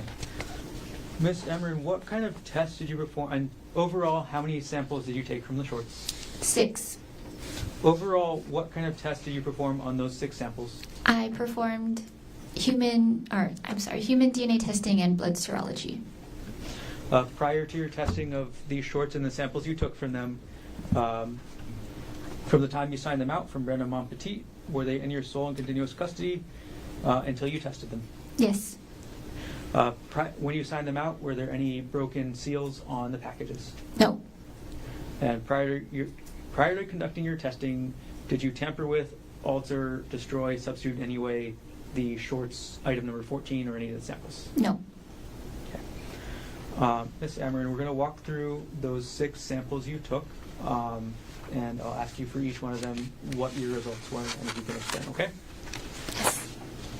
All right. And then I'm going to publish so we can go along together with the photograph. So publishing now states Exhibit 136. And for Q1, Ms. Ameren, you said that was the large stain in the center. Is that right? Yes. Okay. What were the results of your serology and human DNA testing for this sample? Screening for the presence of human blood was negative, and no further testing was performed. So no DNA testing. Got it. Okay. For Q2, which is the stain on exterior back right, which I'm circling at the top of the photo, what were the results of your serological and DNA testing? Screening for the presence of human blood was negative. No further testing was performed. So no DNA testing. Yes, no DNA testing. Got it. Okay, I'm going to publish now States Exhibit number 137. And I'm sorry. All right, 137 is on the screen. Circling the stain you indicated earlier on the bottom as Q3 stain on exterior of inner pants. What were your results of your DNA and serological testing for this sample? Screening for the presence of human blood was negative. No further testing was performed. So no DNA testing. Yes, no DNA testing. All right. And moving on to publish now States Exhibit 138. The Q4 from item number 14, stain on exterior front top right, which I'm going to circle with the laser pointer right now. Am I circling the correct one? Yes. Okay. What were the results of your DNA and serological testing on item number 14Q4? Screening for the presence of human blood and human DNA were positive. Okay. Was this a single source sample or not? Yes, it was a single source. Okay. So because it was single source, did you then, be redundant, what was the number of contributors? 1 contributor. Okay. And was that contributor, were you able to determine the gender? Yes, it was female. Okay. Moving on to item number 14, the shorts, Q5, stain on exterior front middle right. I'm circling on the screen. Have I circled the correct one? Yes. Okay. What were the results of your serological and DNA testing for this item? Screening for the presence of human blood and human DNA were positive. Okay. Were you able to determine a number of contributors? Yes, one female contributor. And then were you able to get a DNA profile from this as well? Yes. Okay, and cycling back to Q4, were you also able to generate a DNA profile from that sample? Yes. Okay.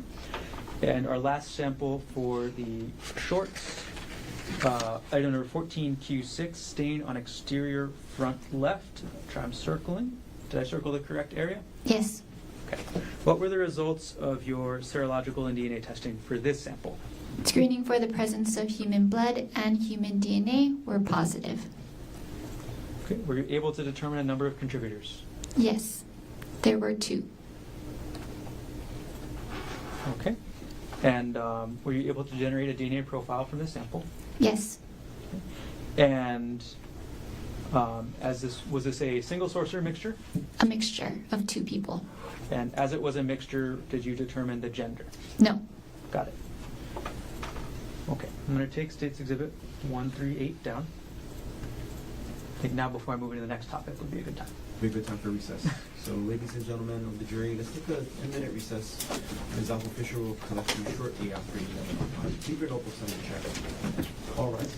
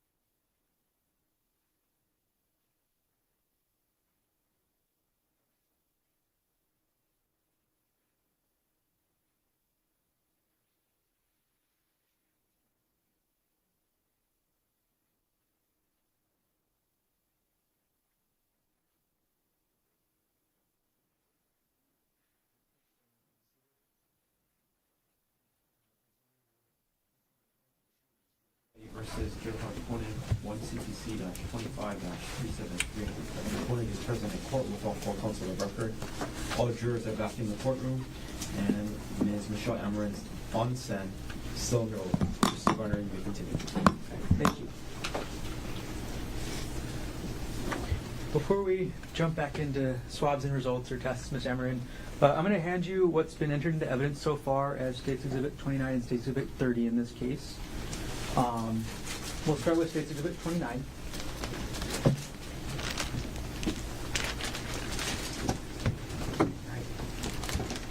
When you say you take cuttings from these items, how big of a hole do you leave? A small hole, Okay. around less than a centimeter And square. Can you still see all the holes of the cuttings you took on this exhibit? Yes. Okay. I'm going to retrieve State's Exhibit 29. And we'll do the same with 30.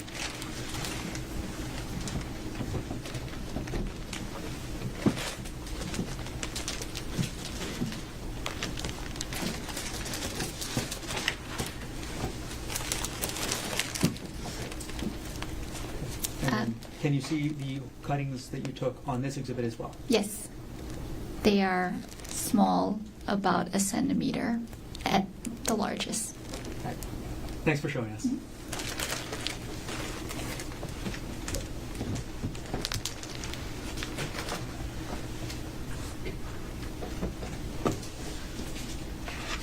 Okay, Michelle, in addition to the samples, the question samples that you've already talked about this morning, did you test any reference samples for this case?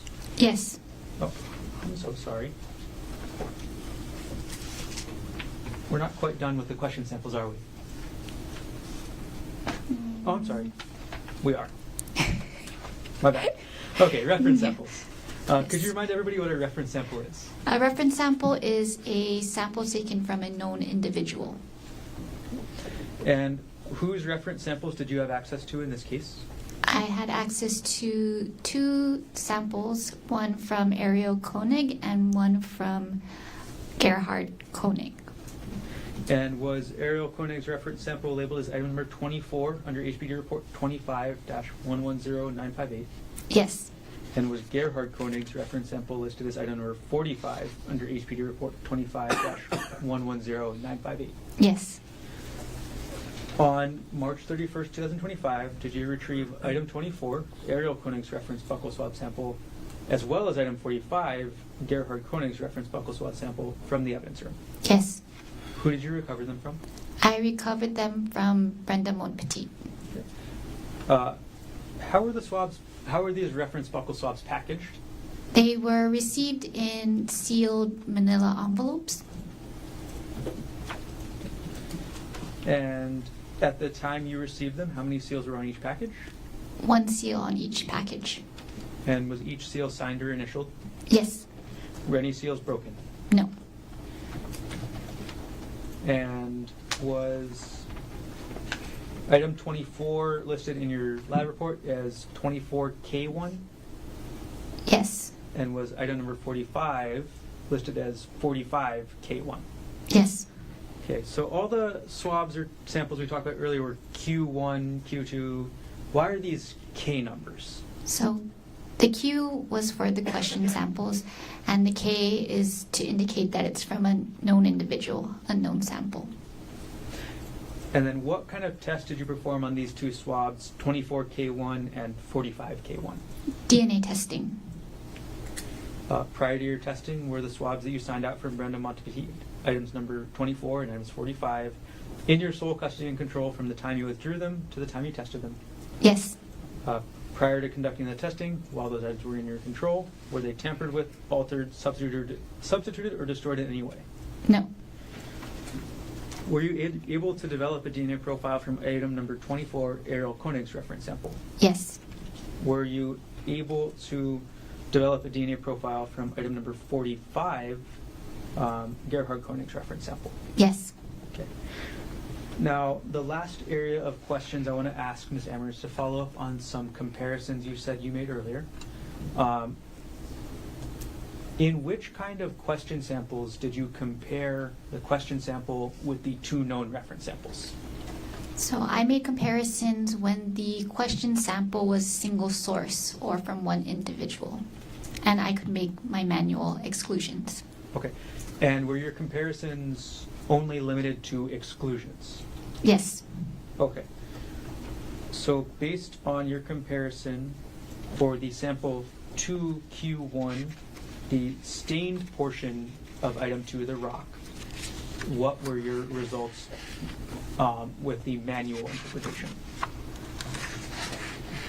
For the stain from the rock, Gerhardt Konig is excluded as a contributor to the DNA profile obtained. All right. For item number 4Q1, which is the swab from the swab titled "Stain from Plant Leaf on Trail," what was your conclusion during the manual comparison, again with regards to exclusions?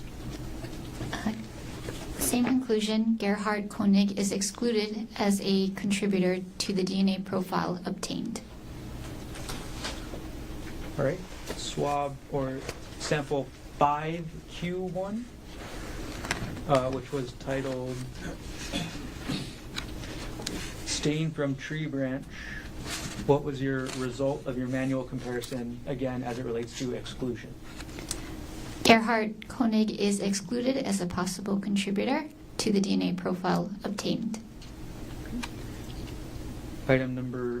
Sample number 13Q2.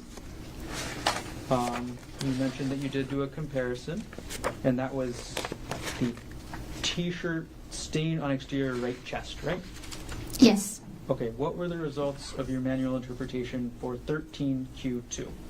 Gerhardt Konig is excluded as a possible contributor to the DNA profile obtained.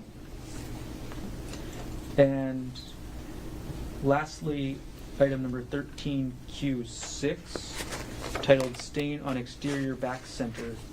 What was the results of your manual comparison, again, as it relates to exclusions? Gerhardt Konig is excluded as a possible contributor to the DNA profile obtained.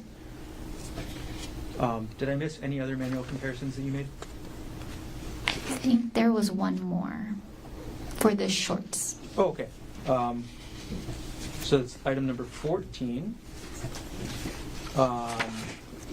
Actually, two. Okay, and that's 14 Q4 and Q5. Q4 and Q5? Yes. Okay, so for item number 14, the shorts, sample Q4, titled "Stain on Exterior Front Top Right," what were the results of your manual comparison? Same exclusion, Gerhardt Konig is excluded as a possible contributor to the DNA profile obtained. And for item 14, the shorts, Q5, for the samples titled "Stain on Exterior Front Middle Right," what was the result of your manual interpretation?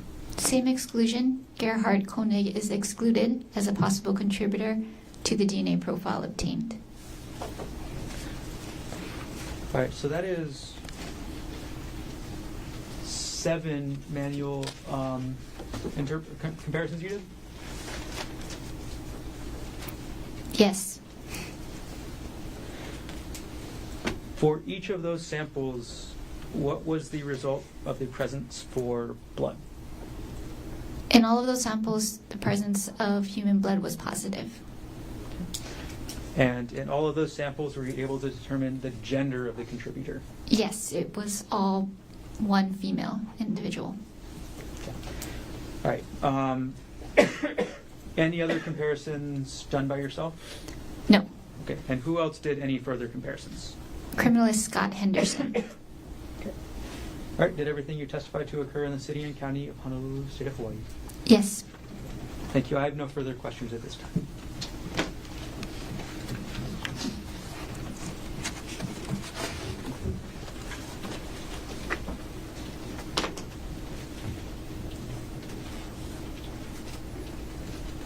Mr. Tapia, cross-examination. Thank you. Good morning, Ms. Amarin. Good morning. We've been there a couple hours, and are you aware that the jury in this case has seen photographs of Gerhardt Konig's head covered in blood? Have you seen those photographs? I have not. Okay, and but your testimony is basically the blood that was swabbed was a female's blood, right? As it relates to the clothing and blood items was female blood, right? Human blood was positive, yes. And for female, right?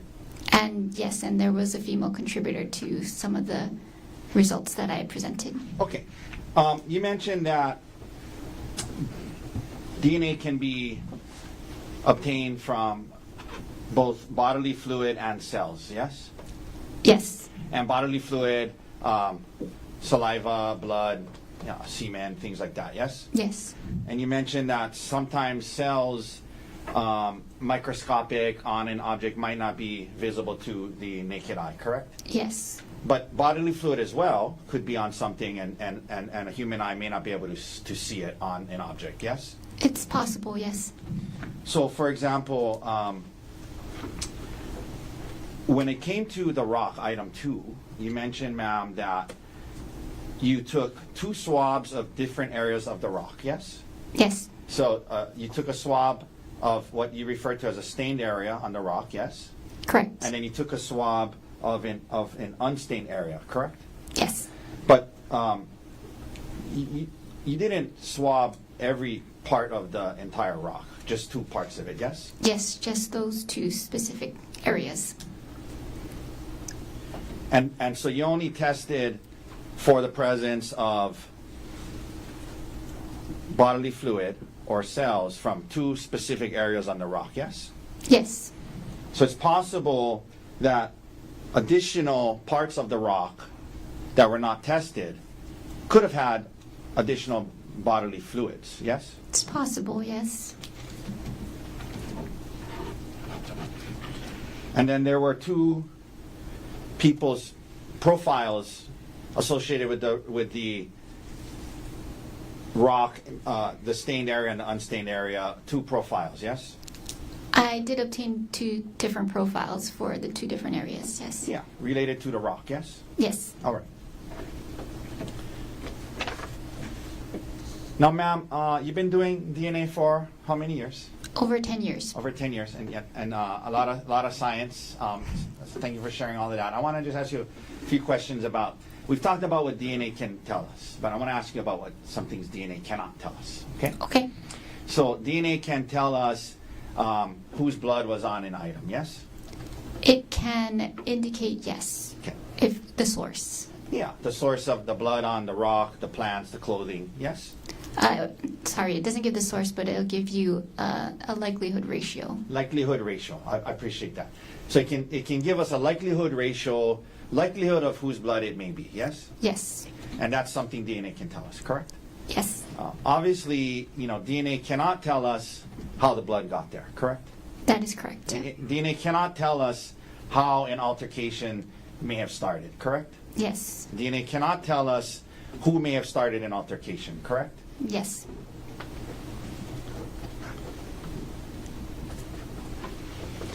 A lot of science, and one of the benefits of science is that typically speaking, ideally, if it's done well, like I'm sure you guys do, science is unbiased, right? Generally speaking. Yes. It doesn't have a should motive. It's not manipulative. It has no motive to lie. It just is what it is, right? be. Yes. Okay.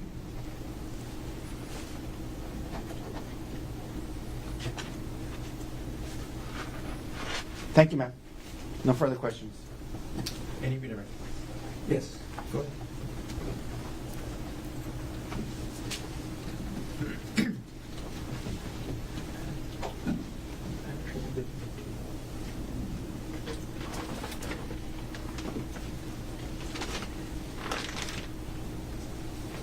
Okay.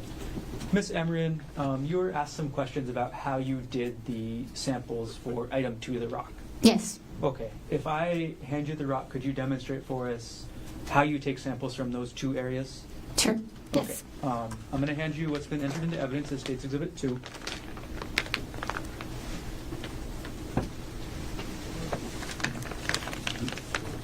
I'm sorry, if you could try to speak into the microphone while holding the exhibit up, and could you demonstrate how you took the sample first from the stained area?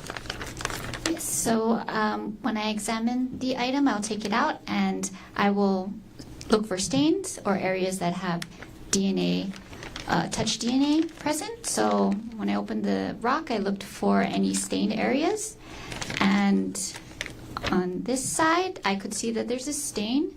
So I took a swabbing of that area for the first sample, which is the stain from the rock.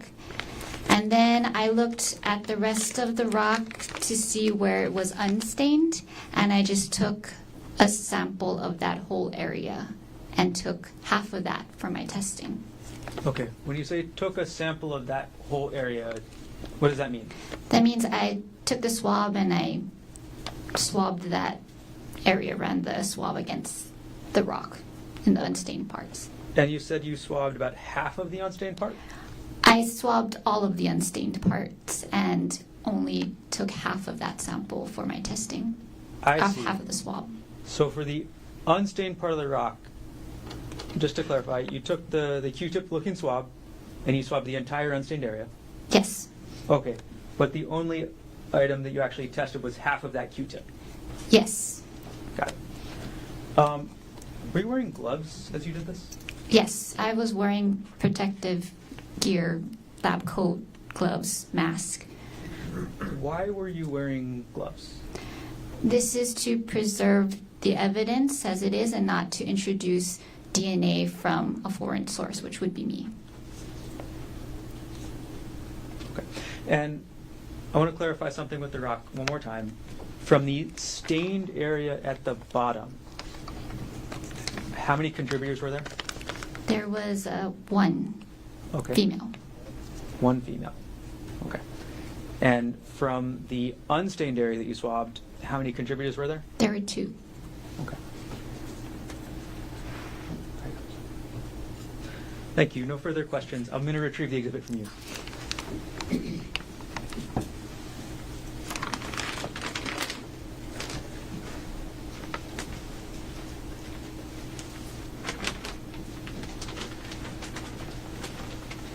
Just brief follow-up.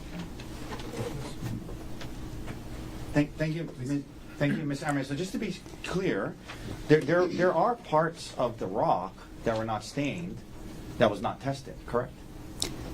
Yes, whatever was left on the swab that I preserved and didn't test. And there may be parts of the rock that you didn't actually even swab, right? Yes, All right. yes. Thank you. Any other redirect? Nothing further. Thank you. Ms. Emmer, thanks for being here. You can step down. Be careful of that first step. Mr. Barr, state next witness. I'm going to retrieve the exhibits from the witness before we call the next one. Sure.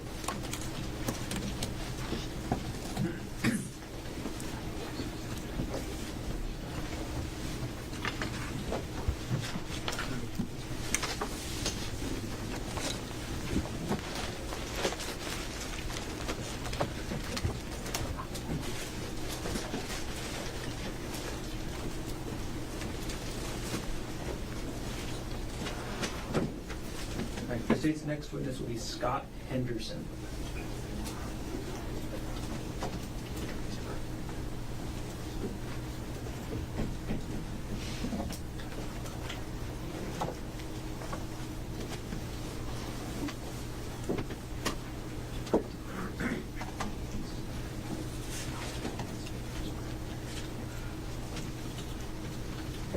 Publishing this.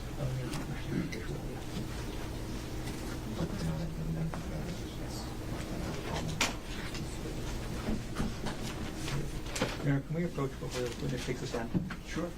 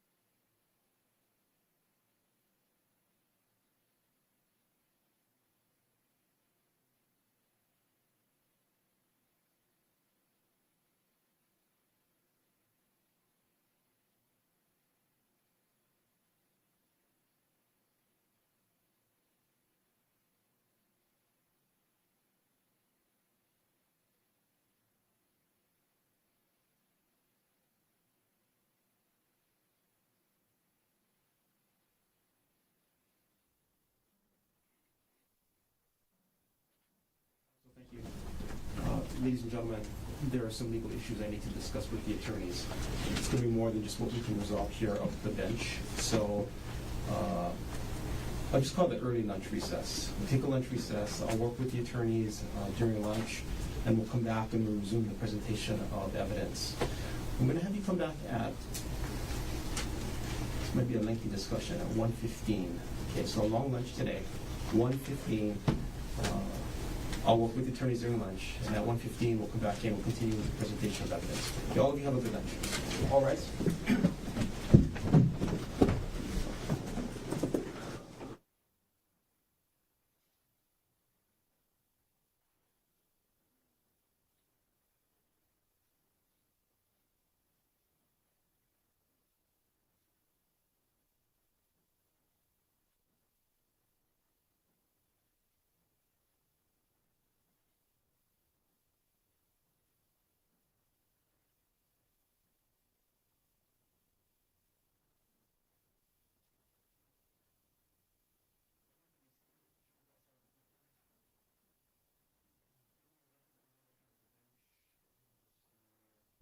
Our court appreciates the state taking time to adjust the visual aids, but we can return to Detective Inuma and the search warrant that is D53 as well as one of the results that states 107. Yes. And before we actually ask the detective to come in, Counsel, we haven't been able to resolve this without an actual report here. I'm aware, so I did demonstrate to Mr. Otaki where on the forensic examination software the artifact came from. I did show the search bar that showed that the word separate was contained 5 times in the underlying data for that artifact. But I do think we need, I think it's better for everybody to have Detective explain. Okay. Then happy to hear from him. If he's here. I believe he's in the witness room. Do you want to go out and get him? I'll have Ms. Upper for sure. Go grab him. Thank you. And if necessary during the testimony, do you want the state to plug in the laptop so the court can view what Detective Newman was talking about? It would be helpful for yes, it would be helpful for me. Okay.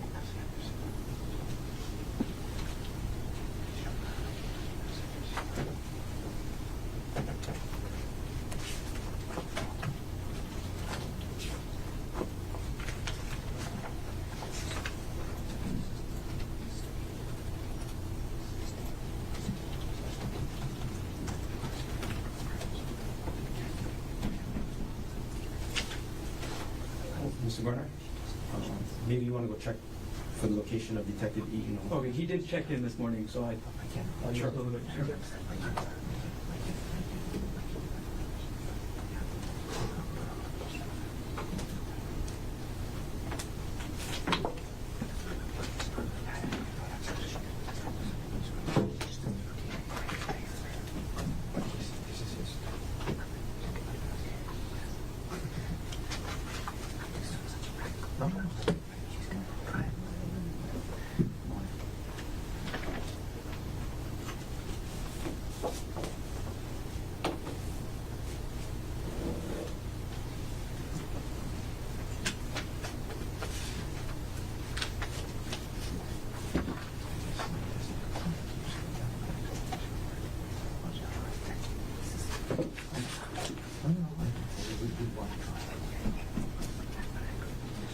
I apologize.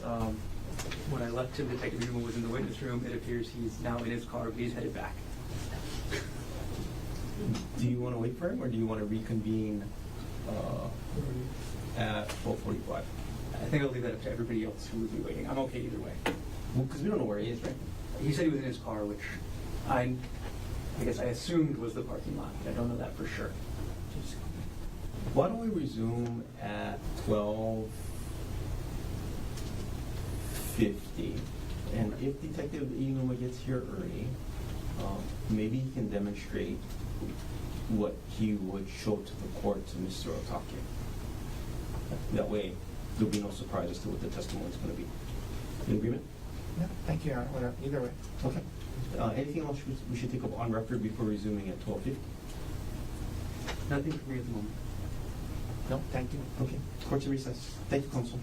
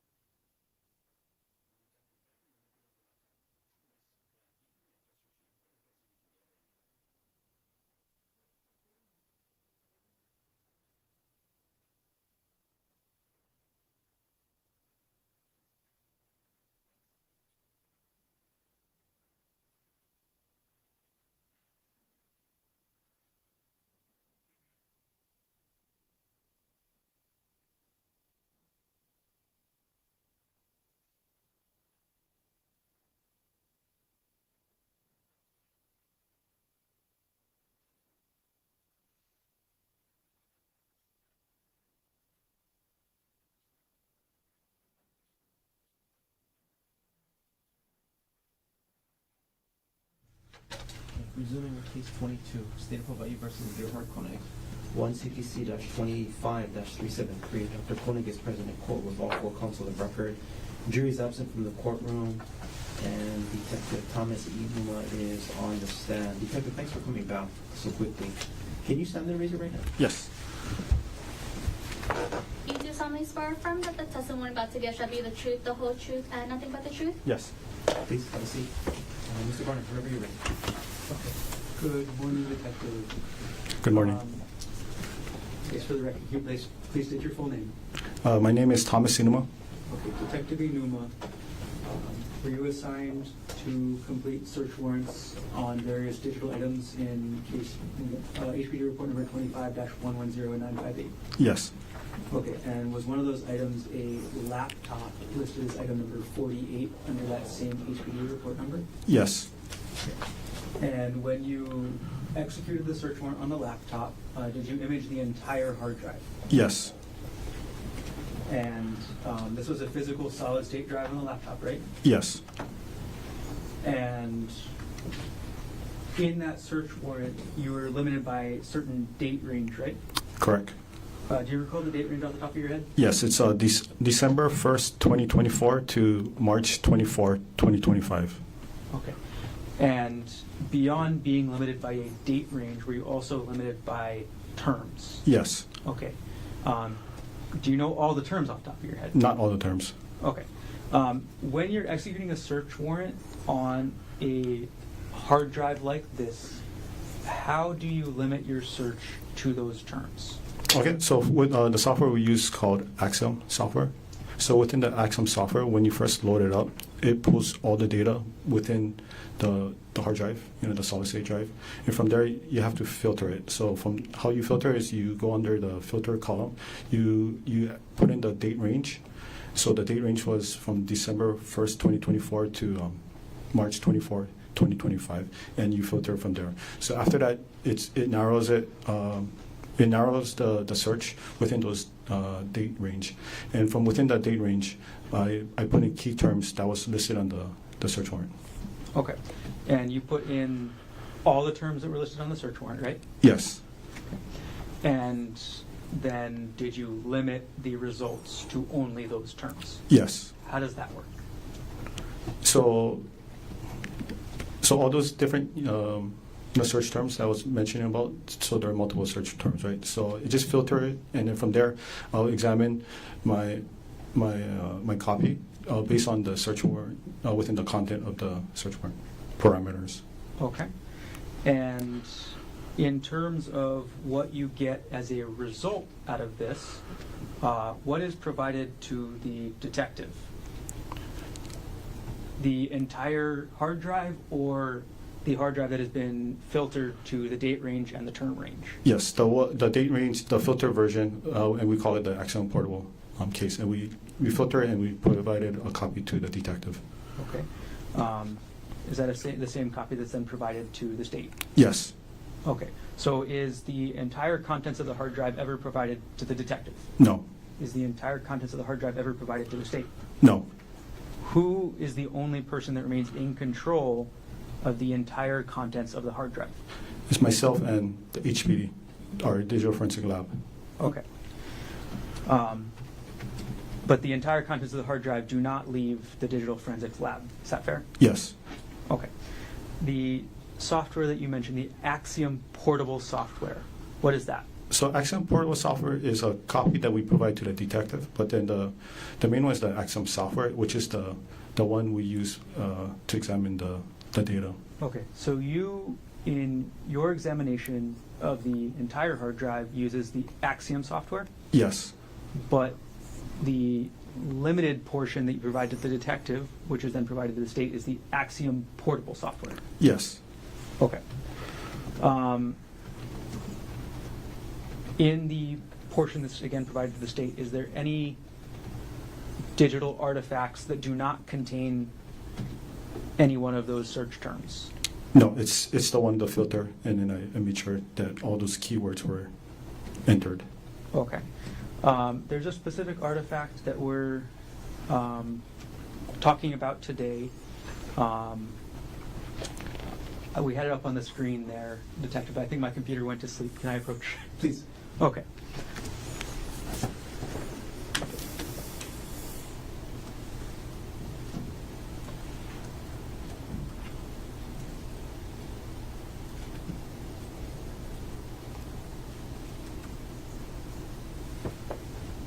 Okay. I'm going to tilt the screen a little bit towards the court if I can. That's good. I can see it. It's good. You can see? Okay. Yeah, thank you. All right, Detective Inuma, what are we looking at on the screen now? So this is the interface for our Axiom portable case.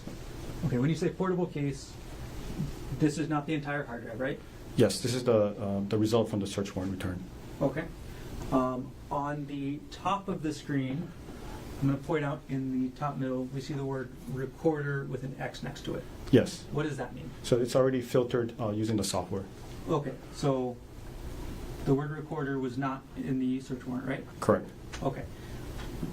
Is the reason that the word recorder is highlighted on the right side of the screen because Well, the user typed the search? Just objection leading. You can just ask him why instead of leading. This is the preliminary hearing under Rule 110 of the Hawaii Rules of Evidence. Rules of Evidence don't apply, and under 611 he can lead. Let's get to where we need to go. Okay. So is the reason that the word recorder is highlighted on the right side of the screen because the word recorder is typed up using the search bar on the top right of the screen? Yes. Okay. Does using the search bar at the top right of the screen go into the data that was on the hard drive that was not included in the search warrant? I'm sorry, can you ask that again? So- I can explain. If you type a term in this, will it bring up data that was not included in the search warrant? You're basing just on the portable version, right? Yes. Yeah, so it's just going to stay within whatever I provided to the detective. It's not going to provide anything outside the search warrant. And I see on the left side of the screen under matching results these color-coded rectangles. Yes. What do those mean? So those are the the search term that I use part of the search warrant. So when there are keywords, I flag it as the terminology that was used in the search warrant. Okay. And could you maybe hover the mouse over the orange bar that's in the email we're talking about here?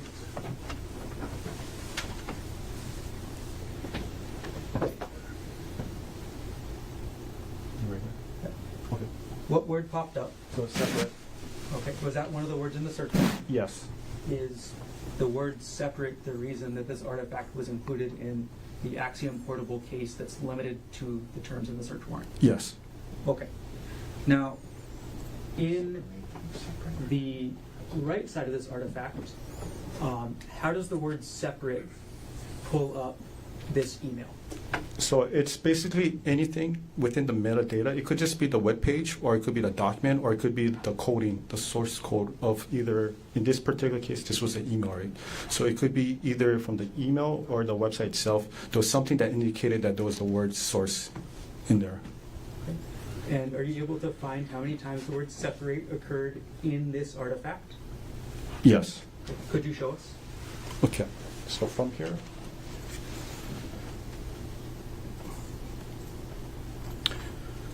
So this is basically the one part which is the preview, right? So that's the email that was sent to the email address, right? So the bottom portion is basically where you have the source code. So under the find button, the search bar, I'm going to spell separate.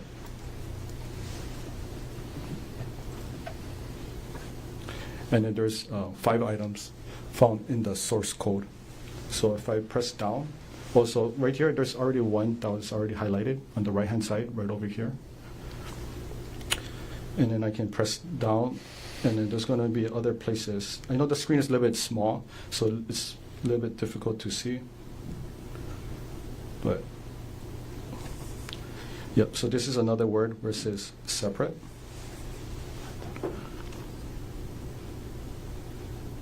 This is another word that says separate.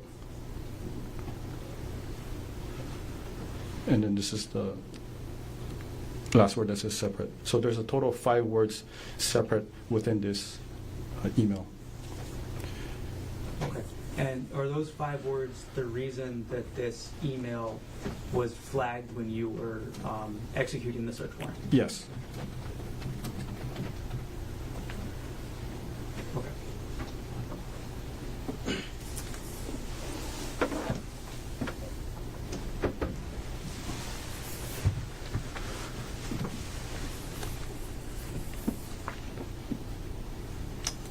I think no further questions at this point. I may have more later, but for now, I think we've gotten an understanding.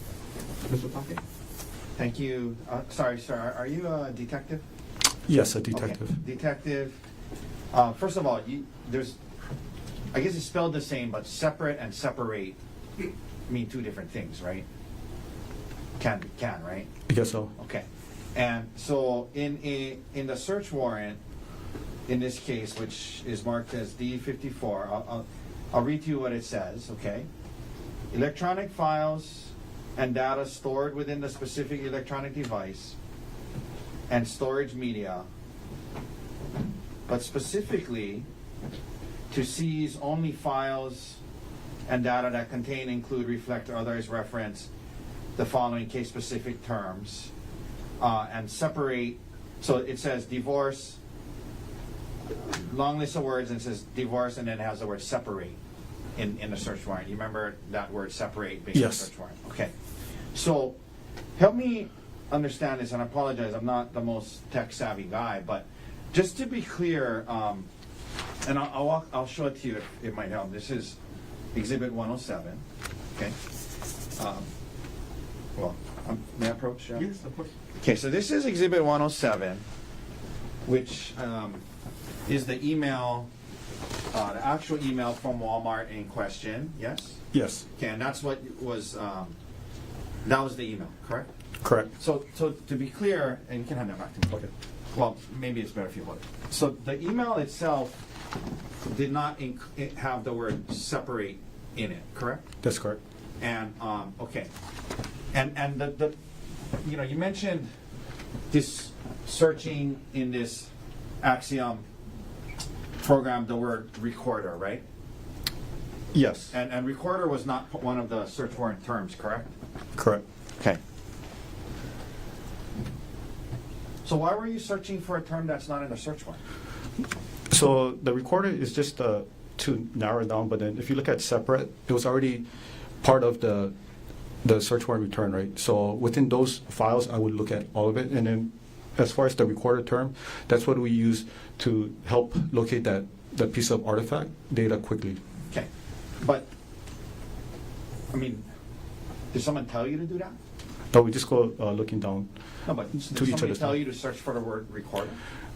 So we examine basically all the data, right, as much as we can, because this one over here has a total of 7,941 items, right? So we just go through it. I'll go through it, and then I'll just look and see. And then when I wanted to pull back for trial, court Yeah, purpose, but- then I can just look for it easier. And just for the sake of time, my only question is, did somebody tell you to search for the word recorder? Search for no. You just did that on your own? So it was we work with the lead investigator. So me and my lead investigator will sit down and we'll look over it, and we'll determine what's marked as evidence or not. Right. But did the lead investigator, Detective Spacek, ask you to search for the word recorder? So again, he'll sit next to me and we'll just go down all the evidence that was Okay, filtered. Detective, simple Yes. question. You typed in the word recorder in that search bar, yes? Yes. I'm asking you, did Detective Spacek ask you to do that? No. Okay, so who you just did that? Did somebody ask you to do that? We did it because we're going to use this part of for the trial, right? So this was already one that was already. So for this one, the recorder, we're going to use that. Somebody typed in recorder. Was that you? For this one, for this purpose, no, Who typed in recorder? it wasn't me. Yeah, who was it? For this one particular, it wasn't me. Yeah, so who? No, you can't. Have a seat. Detective, you need to answer the question. Who told you, or who typed in the word recorder? So for this one, Detective, yes. who told you or who typed in the warrant? So, okay, so for this one, you know, we I'm gonna consult, rephrase the question. Was it Mr. Garner? he brought it up to my attention, yes. So yeah, fine. Continue on with the questions. Okay, so, I'm sorry, the computer locked again. We can unlock it. So for the record, this is Mr. Garner speaking, the laptop is my laptop. The software that you're viewing on the software is the copy that was provided from the detectives to me. It's just being used to demonstrate in this hearing. I understand. Yeah, but I just need it open so we can. I understand. Can you just go unlock it so we can eat lunch? Mr. Garner, please. Then I have follow-up questions as well.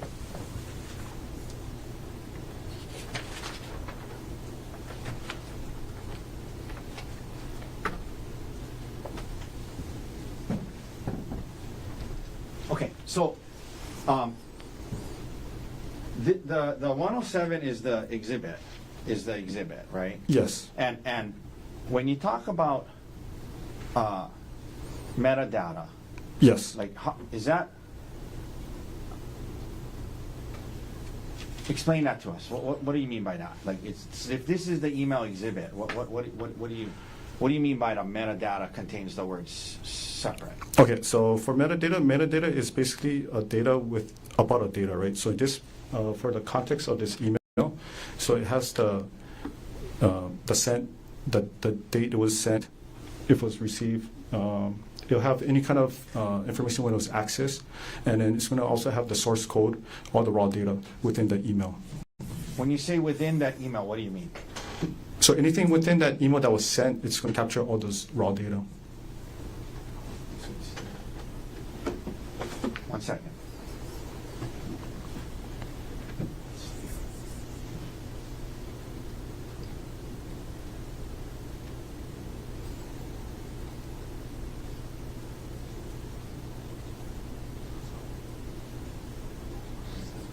So, okay, so the data is this metadata, right?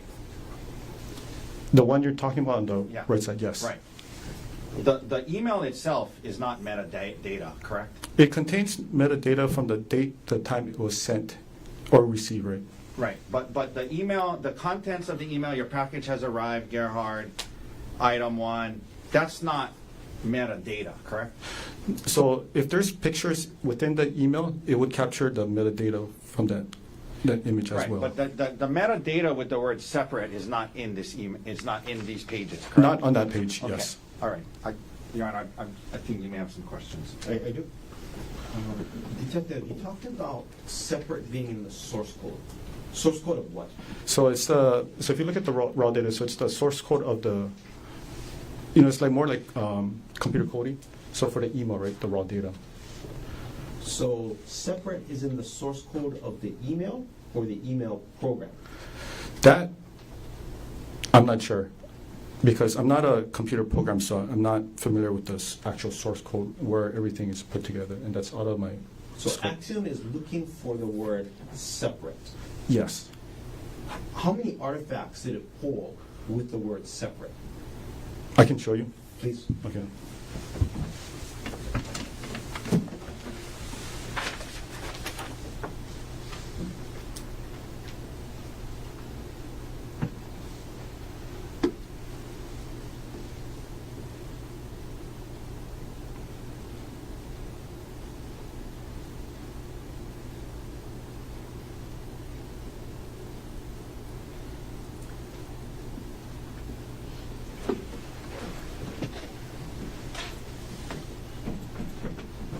So 1,454.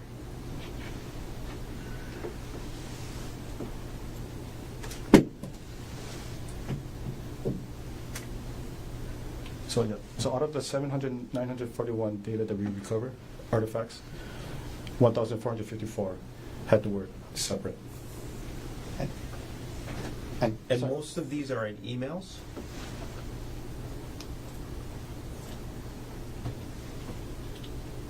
Yeah, so they appear to be from emails.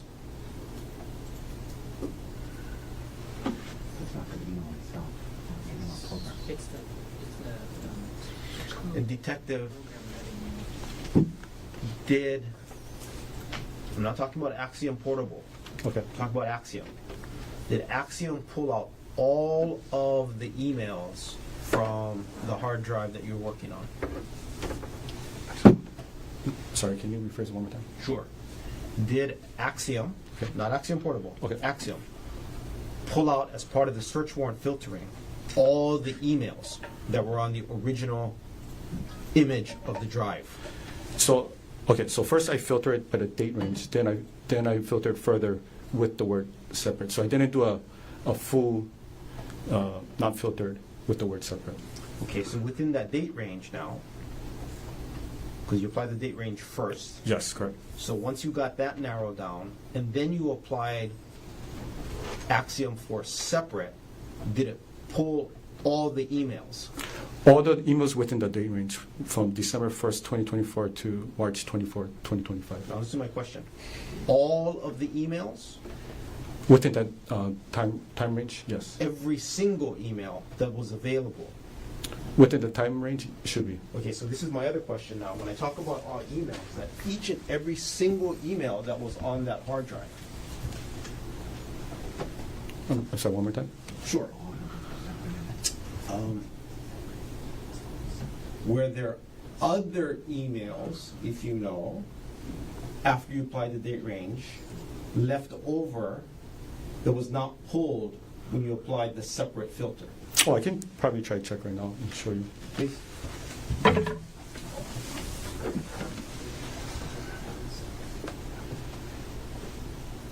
So this is the email, and so this is the breakdown, right? So it looks like it's all from this two email, which is the inbox and then the EML. And then these are all the other documents that has the word separate inside. Yeah, I'm more concerned about the emails. Okay, let me close it out.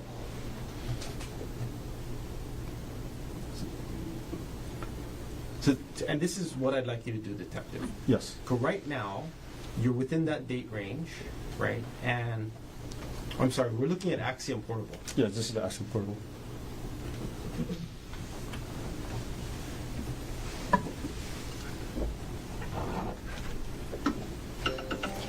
Can I ask a question? Or, no, go ahead.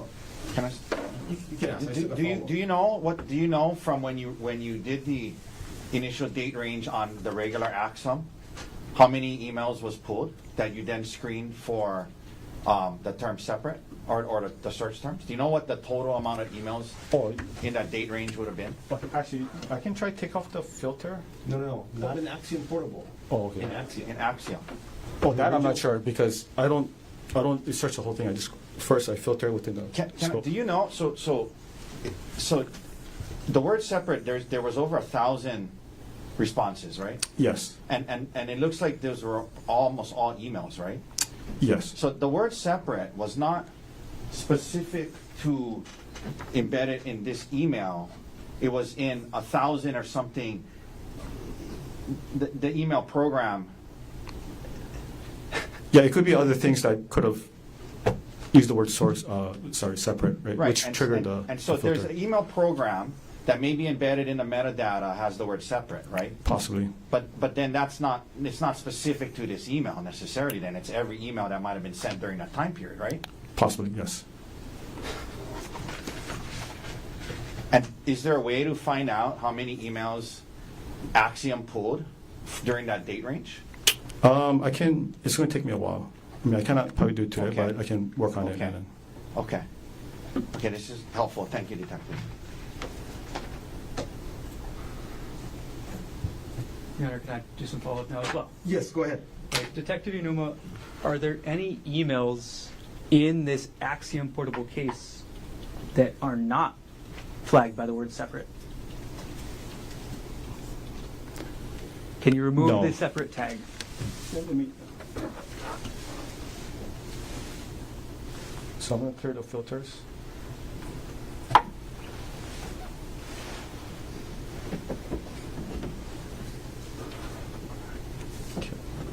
And then, are you able to open up all of the emails on the emailing calendar on the left side of the screen? Wait, It's right over here. But that's email and calendar, right? Yeah, I'm trying to. I think the screen is a little bit. I'm trying to look for that bar where you can bring it down.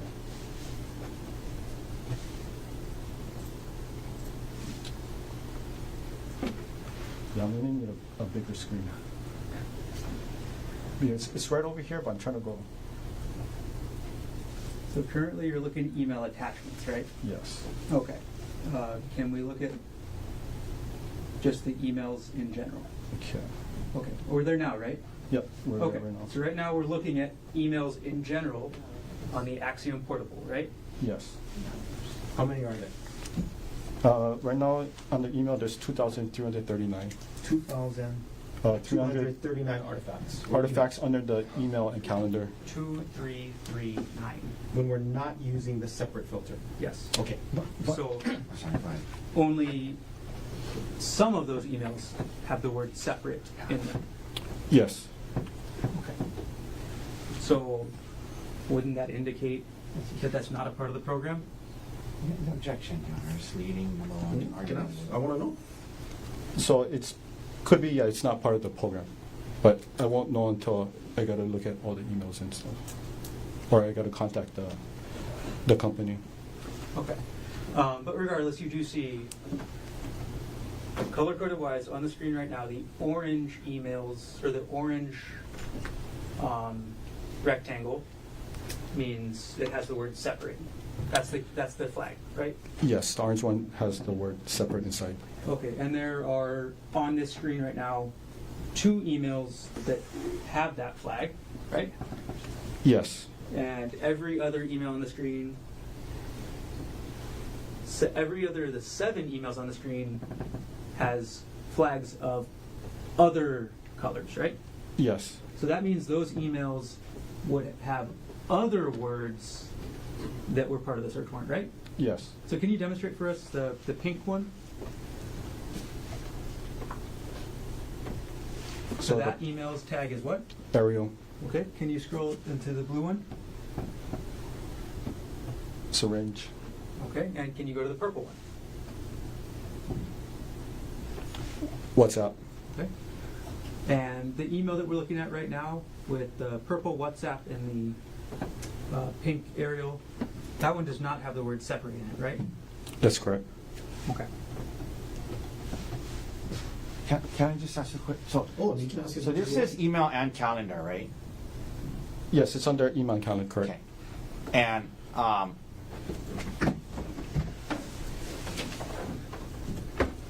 can you scroll this way on this thing right here so we can see this whole thing here?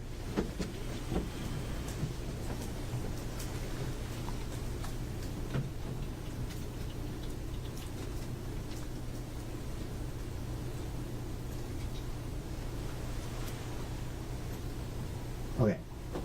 And then you can go back. So detective, you don't know if the word separate was part of a specific email file or part of the email program. That's correct.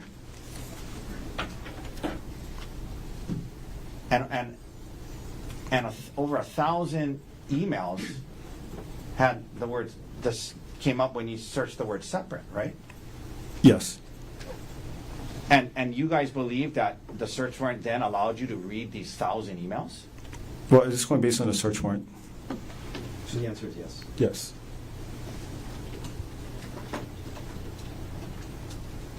I don't have any questions. I don't have any other questions. Mr. Gordon, anything else?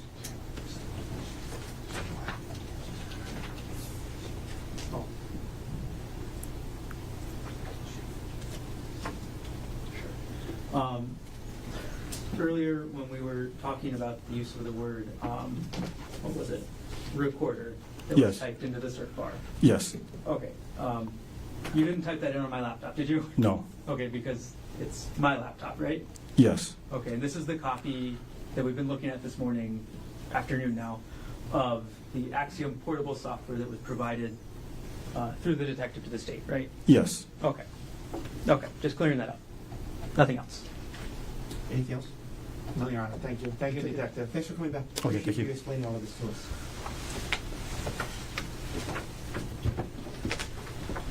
May I unplugged my laptop from Yes, the course TV.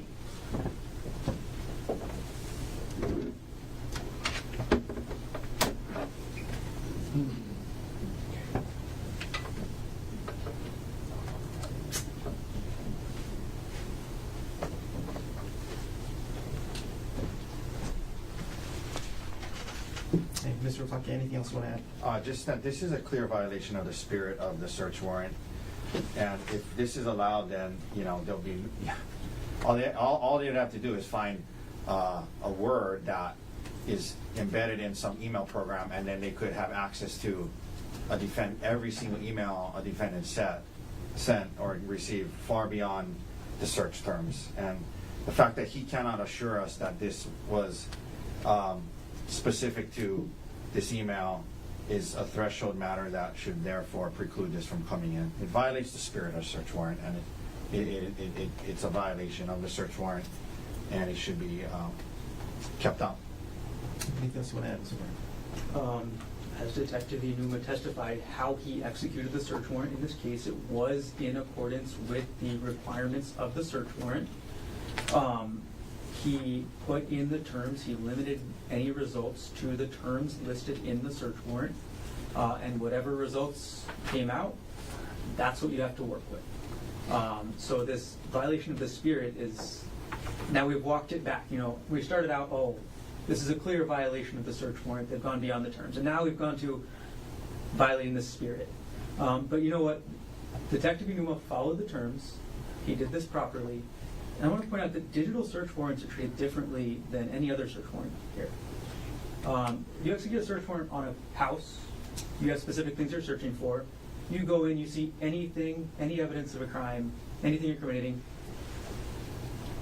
that officer is allowed to seize that evidence. It's different with digital, though. They're limited no matter what to what's on the terms of the search warrant. That's what happened. I think that what really we're looking at is the defense is upset that the state essentially found this incriminating evidence pursuant to a lawfully executed search warrant. They brought this up at the 11th hour as the witness is supposed to testify today. And I think, one, it's already been disguised as a motion to suppress, which is inappropriate. But two, the detective has testified exactly what he did. What he did was proper. This evidence is clear, showing the intent, showing the defendant's state of mind in the months leading up to this. This is something that was litigated at the motions in limine hearing when the state filed the notice of intent to introduce this evidence. This exhibit was turned over again March 6th. So this was properly done. This is a proper exhibit, and it shows defendant's state of mind leading up to this. Nothing inappropriate was done. Like, this is just the detective doing his job as he's required. That's it. Anything else you want to add? Just very briefly, when I say it violates the spirit, that it also violates the plain language. And this is I don't know how many times the prosecutor makes comments about the defense is upset or the defense is trying to, minimize the injuries. I mean, that's their job. You know what I mean? To look for these kind of violations. So I don't know what he expects, people to just come in and roll over and do whatever he wants and says and not even try to uphold the Constitution, but that's not how it works. So it violates the plain language and it violates the spirit, and to no end. I mean, all you'd have to do, like I said, is find a term that's in the computer software email program, and then you can access any and all emails. I have no idea why the detective was unwilling to tell us that Mr. Gardner is the one that told him to search for a term that's not in the search warrant, but that is what it is. So, but that's our concern, Your Honor. It should be kept out. Thank you. Also, appreciate the benefit of your thoughts as well as the presentation of Detective Inuma's testimony. And based on what we've learned this morning and this afternoon, what's of critical importance to the court is whether or not the program that we've been dealing with, indiscriminately pulled all emails from not just the image SSD, but also allowed all of the emails that were part of the Axiom portable software. It's clear that it is not. It is not an indiscriminate search. As demonstrated here in court, the removal of the separate filter does change the number of emails that are actually pulled out, and the court is satisfied. It's not an all-encompassing indiscriminate search. And as such, the court finds no violation of the search warrant, and that the metadata and source code does include terms that were authorized for discovery pursuant to the search warrant. And as such, over defendant's objection, would be marked for identification as Exhibit 107 can come into evidence subject to the laying of the foundation. If I may, Your Honor, and I understand your ruling, the only thing that I was going to mention is, and I know we're kind of doing this on the fly, but I'm not confident, so why would 1,000 emails have that and 1,000 not, right? I mean, so I'm not confident, and maybe there's a difference in the emails where it is still part of the program where it's indiscriminate. So where it pulls all emails that were part of a certain program, and the other 1,000 ones were, either calendar things or somehow different. And I think I agree with you. I agree with you that is a pivotal point. And I'm not confident in what we just heard that. I understand your rationale. I'm just not confident that the factual basis for your rationale is solid given the detective's testimony. And I would like to explore that further over the weekend because it's a big deal, and I think we need a little more information and someone perhaps more knowledgeable about technology to be able to see the difference between why is there 1,000 emails that have it and 1,000 that don't? I'd like to know. I'd like to explore why that is from a technological standpoint. And it may be that the program was, the program did have that word separate, which means it pulled everything from that program, and then these other ones are different for some reason. So I think that's an important factor because your point is a good one, is, that would violate. The search warrant obviously is to limit, privacy, what they can look at and what they can't. And if it is and to seize only files and data that contain that term, right? So Include, reflect, or otherwise reference. right, to seize files and data that contain, include, reflect, or otherwise reference. So if it's the email program that has that word separate, that's not the file, right? The emails are the files. If the program is what has that word, anytime you open an email, a file, because that program has that word, it opens it. That's the problem, right? And I would be less concerned if it was like maybe 30 emails, 40 emails, but 1,000 emails. There's clearly something going on with the program, in my mind. Why would 1,000 emails have that word embedded in it, right? So that's not the again. I mean, he can say what he wants, but the spirit of the search warrant is to be able to look for these terms. That not to mention the whole spirit is terms that Dr. Konig may have actually searched or looked for, not something embedded in some computer program where every email you open, therefore it's in there. So that violates the spirit. So I guess I'd ask that we put off Detective Inuma to at least give us time over the weekend to look into it, talk to our tech people, and we can maybe deal with this Monday, and we have time on Tuesday to call him. It's important that we get this right. We might as well get it right. I'm just asking for a little more time to do that. What you're suggesting is attacking the search warrant, which would normally be a Rule 12 motion, right? I'm attacking Exhibit 107. 107. So I'm just asking for time to look into that further to make sure we're getting it right. I understand. Look, there's thousands of pages in discovery. This is something we recognize over the weekend. I'm raising it to this court's attention. It's not a basis to get it wrong because we raised it today. We have time to get it right, and I just think that with a little time we can explore that further and see why is it that 1,000 emails that have nothing to do at all with any of these search terms gets pulled by them. So that's all I'm asking. I mean, we have a DNA person today. It's probably going to take another hour or two, and that's going to take us pretty close to 3.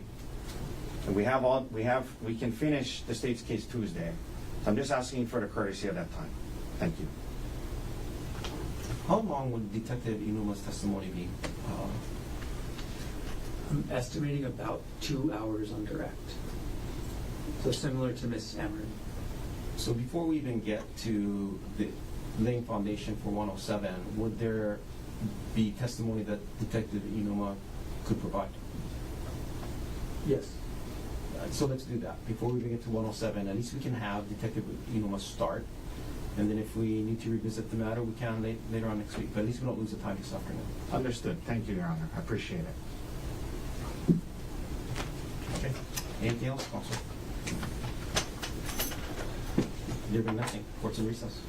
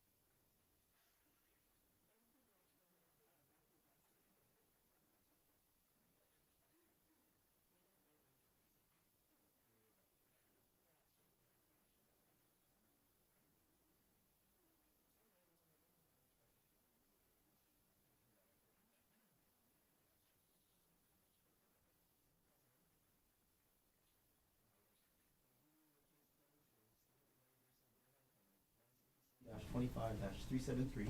Dr. Konig is present in court with all four counsel of record. Jury is absent from the courtroom. Good afternoon, gentlemen. Good afternoon. You can all be seated. Good afternoon. Mr. Taki. Just very briefly, Your Honor, and again, I appreciate the courtesy of allowing us the weekend to look into this, and we have our tech people looking into it as we speak. But just to make clear that everyone understands what we're talking about and what our issue is, the question is the word separate part of the email itself, or is the word separate from the email processing program? I think is a key issue.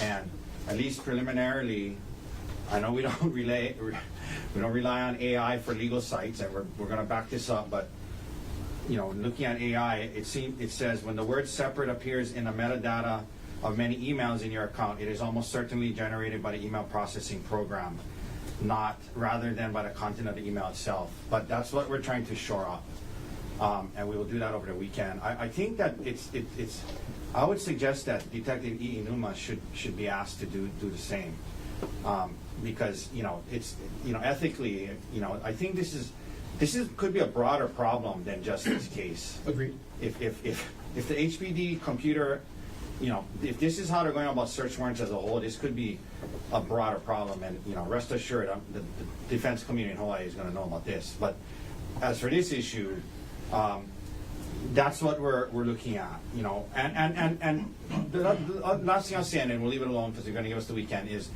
just the fact that 1,000 emails had and 1,000 emails don't, in and of itself doesn't. I understand the court's reasoning, but it doesn't necessarily mean that it's not the email processing. And so one thing that I learned over lunch is sometimes in coding, this word separate is used if the email is too big and then you need to separate it into smaller parts. So it could be due to the size, it could be due to photos or whatever, that the email processing program has that word coded in it, not the email itself. So that's what we're trying to shore up, just to let the court know that.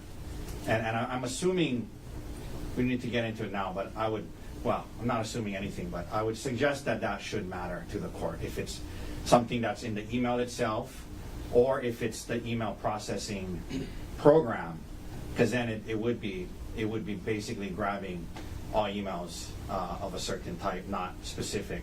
Not to mention, again, the spirit of the email, a spirit of the search warrant is that somehow Dr. Konig was searching for the word divorce, separate, things like that, and not if some metadata coding had the word separate in it. So, but just bringing everyone up to speed, that's what I see as the issue.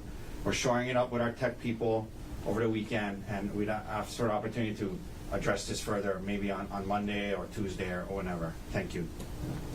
Thanks for the additional information, Mr. Take. If there's any briefing that a party wants to submit, I'm always happy to read it, but I'm not requiring it. I understand. I'll leave that to all of you. Thank you, Your Honor. Okay. Anything else we should take up before the jury comes back in? Not right now. Okay. Ms. Ellen Fisher, if the jury's ready, we'll take them.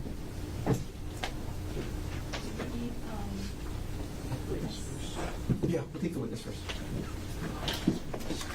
Yeah.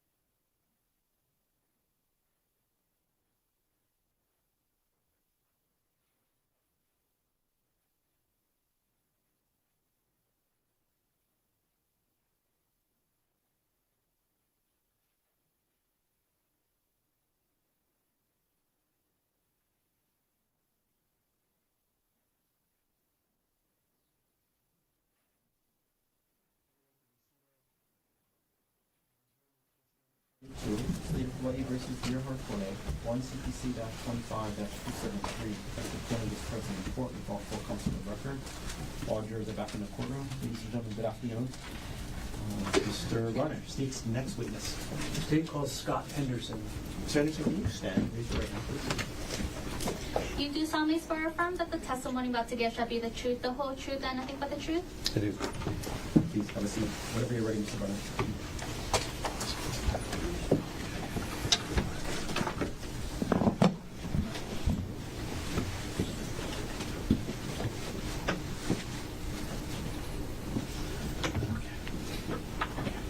Okay, good afternoon. Good afternoon. Can everybody hear me okay? Or, okay, And as you go forward today, please speak into the microphone as much as possible. of course. First of all, can you please state your name? My name is Scott Henderson. And Mr. Henderson, where are you employed? I'm sorry, can I move this by any Sure. chance? It's a little distracting, sorry. No worries. Sorry, what was the question again? Where are you employed? I'm employed at the Honolulu Police Department. And how long have you worked for HPD? I've worked there since 2013. So it's about 13 years. Yeah. What position do you hold there? I'm a criminalist in the forensic biology unit. In order to be a criminalist at HPD, is there any training that you have to complete? Yes, we have an internal training program before we can start on any type of casework that has to be completed. I'm going to ask a couple follow-ups about that. How long is that training program? The training program is approximately at least 6 months to a year, typically. And does it include written and oral exams? That's correct. Does it include actual practice with casework? No, not casework cases yet. When we get approved for finishing the training program, that's when we can start on actual casework samples. Got it. And what are your duties or responsibilities as a criminalist?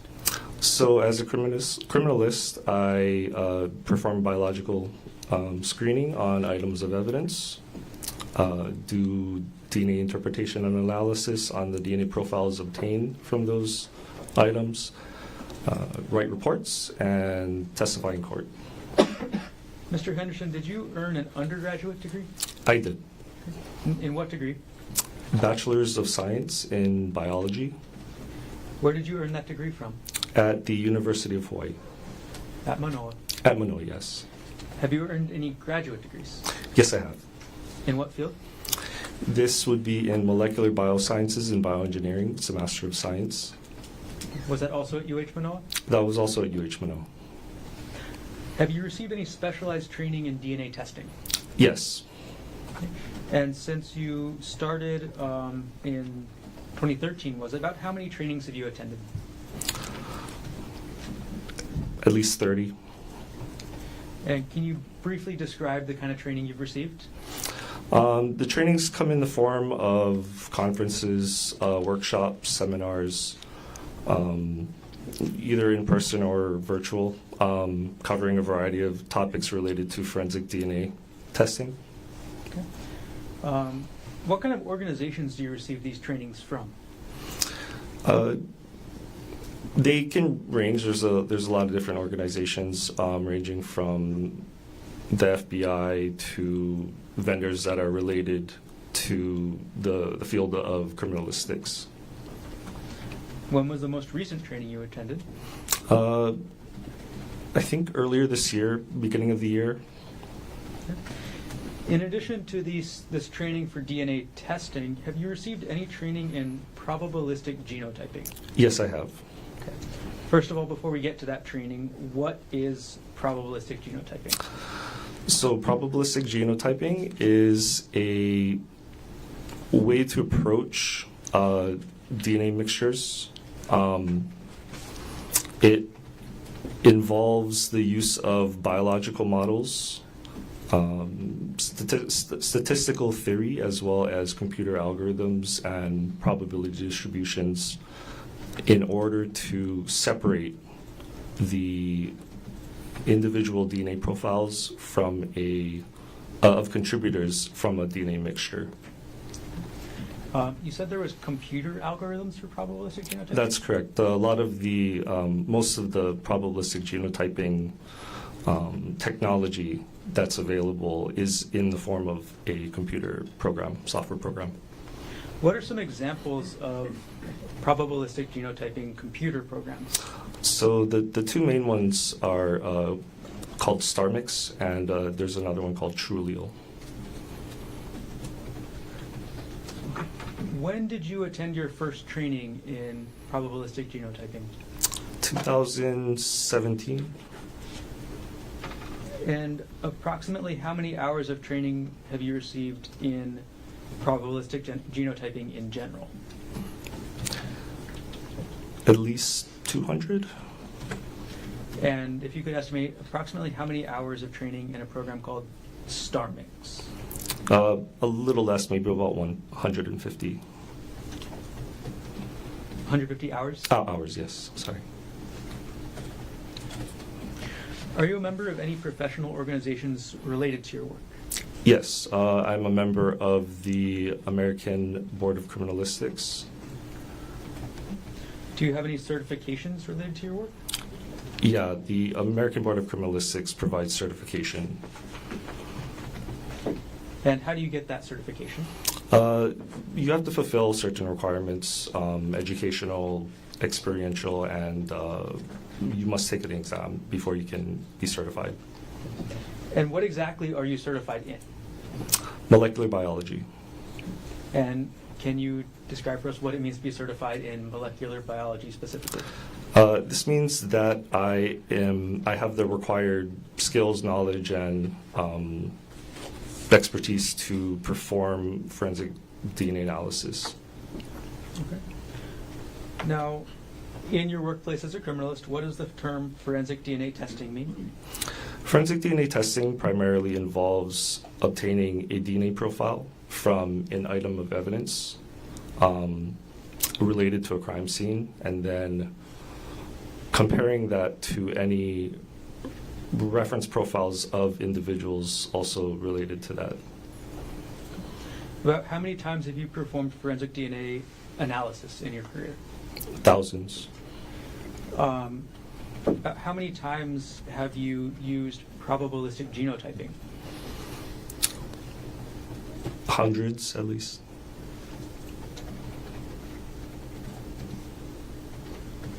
Have you ever been qualified to offer opinion testimony in court before? Yes. Approximately how many times? I believe 9 times. And specifically, have you ever been qualified to offer opinion testimony in court regarding probabilistic genotyping? Yes, I have. How many times for that specific issue? 1 time. It's a pretty new technology, so. I was going to ask you later, but asking how new is probabilistic genotyping? Could you I'll rephrase. rephrase that? Sure. When did the Honolulu Police Department start using probabilistic genotyping? Okay. We came online with probabilistic genotyping in December 2024. Okay. And what of the programs that you mentioned earlier does HPD use?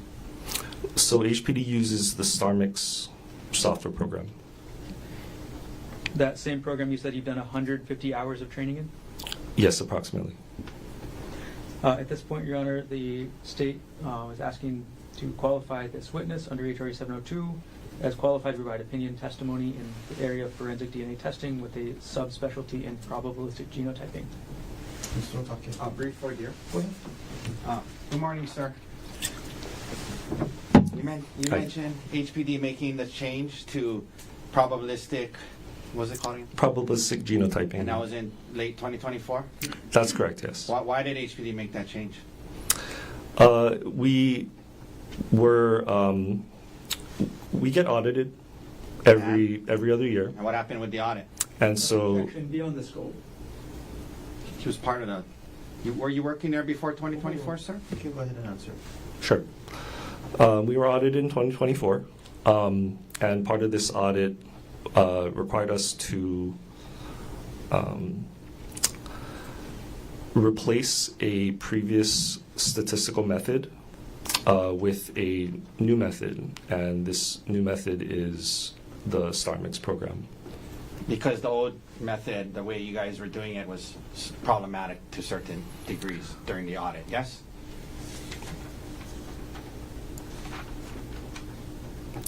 Yeah, the audit had what we call findings. Yeah. Bad Um, findings, yes? Well, and a finding is something that they would like the lab to address and possibly change in Okay. their procedures. And you were working there before 2024, sir? Yes, that's right. And who did the audit? The audit is performed by ANAB. It's a accreditation organization. Okay, thank you, sir. Do you have any objection?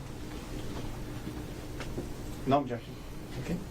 Then, ladies and gentlemen of the jury, Mr. Henderson will be allowed to provide opinion testimony to you in the field of forensic DNA testing as well as probabilistic genotyping. Mr. Garner.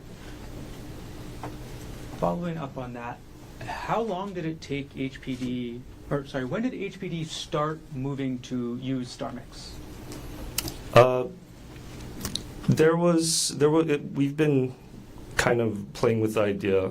As I mentioned earlier, I took my first probabilistic genotyping training in 2017. So this shift to this new technology in HPD and at FBU has been kind of beginning since then. And so the actual, what we call a validation study, was started around 2023 and took about a year until it went online. Okay. All right. Is the DNA analysis and probabilistic genotyping results that you'll testify to today based on your training, experience, and education in the field of forensic biology? Yes. Are the conclusions regarding the DNA analysis and probabilistic genotyping that you'll testify to based on your training? Same question, I'm sorry. Are the conclusions you reach in this case accurate and reliable? Yes. Okay, and just to define those words, inaccurate, do you mean that they were the result of or based on established methods of examination, which are widely accepted as valid within your profession? Yes. Okay, and are those methods also widely accepted as valid by experts in your field? Yes. When we use the word reliable, do you mean that the results you achieved could be replicated or duplicated by following the same established methods that you followed in this case? That's correct. Okay. Taking a step back from this, where is the HPD main police station? We're located on 801 South Beretania Street. And are you familiar with a place called the Scientific Investigation Section? Yes, I am. What is that? It is located in the basement of that particular building. It provides forensic services, a number of forensic services, which includes forensic DNA analysis by the Forensic Biology Unit. Okay. You just mentioned the Forensic Biology Unit. Is that the unit that you're in at That FBS? is the unit I am in, yes. Okay. Since we've talked about it already, when was the Forensic Biology Unit last accredited? The last reaccreditation, so the forensic biology unit has been accredited since 2001 continuously. I'd just like to point that out. We do go through a 4-year cycle of reaccreditation where within the 4 years, the laboratory is audited twice during that time. And we've always been reaccredited. So the last reaccreditation was in 2024. When you say continuously, has there ever been a break in the accreditation status? No, So always been accredited. we've always been accredited, yes. And what's the significance of being accredited as a lab? What this means is that the laboratory is compliant with national as well as international standards for forensic DNA testing. And what does the Forensic Biology Unit do to maintain its accreditation status? As I mentioned before, we are audited approximately every other year. Does the Honolulu Police Department Forensic Biology Unit have standard operating procedures for DNA testing? Yes. Does that include standard operating procedures for the use of probabilistic genotyping? Yes, that's correct. Why does HPD have these standard operating procedures? The point of standard operating procedures is that performing the procedures, these particular procedures, ensures that the results that we obtain and the conclusions that we can give to triers of fact is accurate, reliable, as well as reproducible. And are you familiar with the HPD standard operating procedures yourself? Yes, I am. I'm going to ask you a couple questions about terminology used in DNA comparisons, okay? Yes. Okay. Right. In DNA testing, what is a question sample? So a question sample refers to a sample that is taken from an item of evidence related to a crime scene. A DNA profile is then obtained from that sample for analysis and testing. What is a known sample or reference sample? So these are different, fundamentally different types of samples. So these are taken from individuals, their profiles taken from individuals related to the case. So we can say that that profile that we obtained, that reference profile, came from that specific individual. And I'm sorry, I got to clarify. When you said these are fundamentally different, do you mean that question samples are fundamentally different from known samples or reference samples? Or do you mean that known samples and reference samples are fundamentally different? I'm sorry.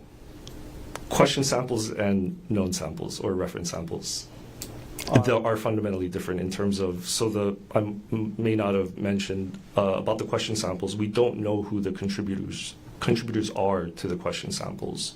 That's a fundamental difference from who we know is the contributor of, let's say, the reference sample. All right. And then how does the DNA comparison process work? So what we do is we get a DNA profile, a questioned DNA profile from the question sample. We perform analysis on it, interpretation, and then from using that, we can make comparisons to any of the reference samples that might have been submitted for that particular case. These comparisons, if applicable, can have a statistical weight calculation put on them on that type of comparison. We'll make a conclusion based on that, and then we'll put it in our DNA report. In this case, Mr. Henderson, did you perform DNA comparisons between the question samples and the known reference samples? That's correct. And before getting into any results, how did you do that? So, like I said before, we do have a probabilistic genotyping software program, Starmix. So what we'll do is we'll evaluate our question sample to see if it's suitable for use in the Starmix program. If they are, so suitable profiles are interpreted using the Starmix software, and it also helps us with the comparison after that. So when we compare it to the reference samples, a calculation on the statistical weight of that comparison is performed, and then from there we can make our conclusions and report it. Okay. How widespread is the use of Starmix by crime labs across the country? I believe there's approximately 100 labs that have gone online with Starmix. And do you know how widespread probabilistic genotyping is beyond just the Starmix program? Internationally, I think there's maybe 30 that have come online with it. Okay. And I'm sorry, maybe clarification.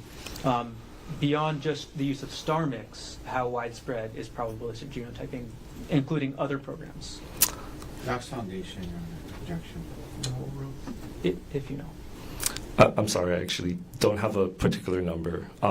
Somewhere above that. Speculation, Your Honor. No, it's a sting. We'll move on. And one more time, how long has HPD been using Starmix? We've been using Starmix since 2023 when we started our validation studies. Okay. What is a validation study? So validation is a way to demonstrate that a procedure or technology such as Starmix is can be used and it demonstrates that it is a useful technology and it serves its intended purpose. There's two types actually. Developmental validation, which is performed by the developer, manufacturer of that particular technology. And there's also internal validation, which is performed by the laboratory that wants to bring online that particular, in this case, technology, Starmix. Okay. So which type of validation study out of those two you just mentioned, which type did HPD do? So the FBU performed an internal validation study for Starmix. How long did that take? We started in 2023 and we came online in at the end of 2024. About approximately a year. Okay. And then, did you participate in that validation study? Yes, I actually did, yes. Okay. Can you explain to us kind of what you were doing in the validation study, how it worked? Sure, there's a number of different studies that we need to do. I guess maybe I can explain the point of the validation. So the point of performing a validation in the unit before you bring something online is what you want to do is you want to show that this particular technology can be used in our laboratory environment and produce the correct results. And so doing these studies allows the unit to develop the correct standard operating procedures that we would be using for these samples in actual casework in order to come up with the correct results and conclusions that we would be able to report in our DNA reports. And during the validation study, did yourself and the other people participating calibrate the Starmix system at all? Is that a right word to use? The validation study, maybe you could kind of think about that as like a calibration. There's no actual calibration that's done on the system itself necessarily. Did you use historical data from the Honolulu Police Department FBU in the validation study? Yes, I believe so, yes. And when I say historical data, that's essentially old casework data from the DNA testing, is that right?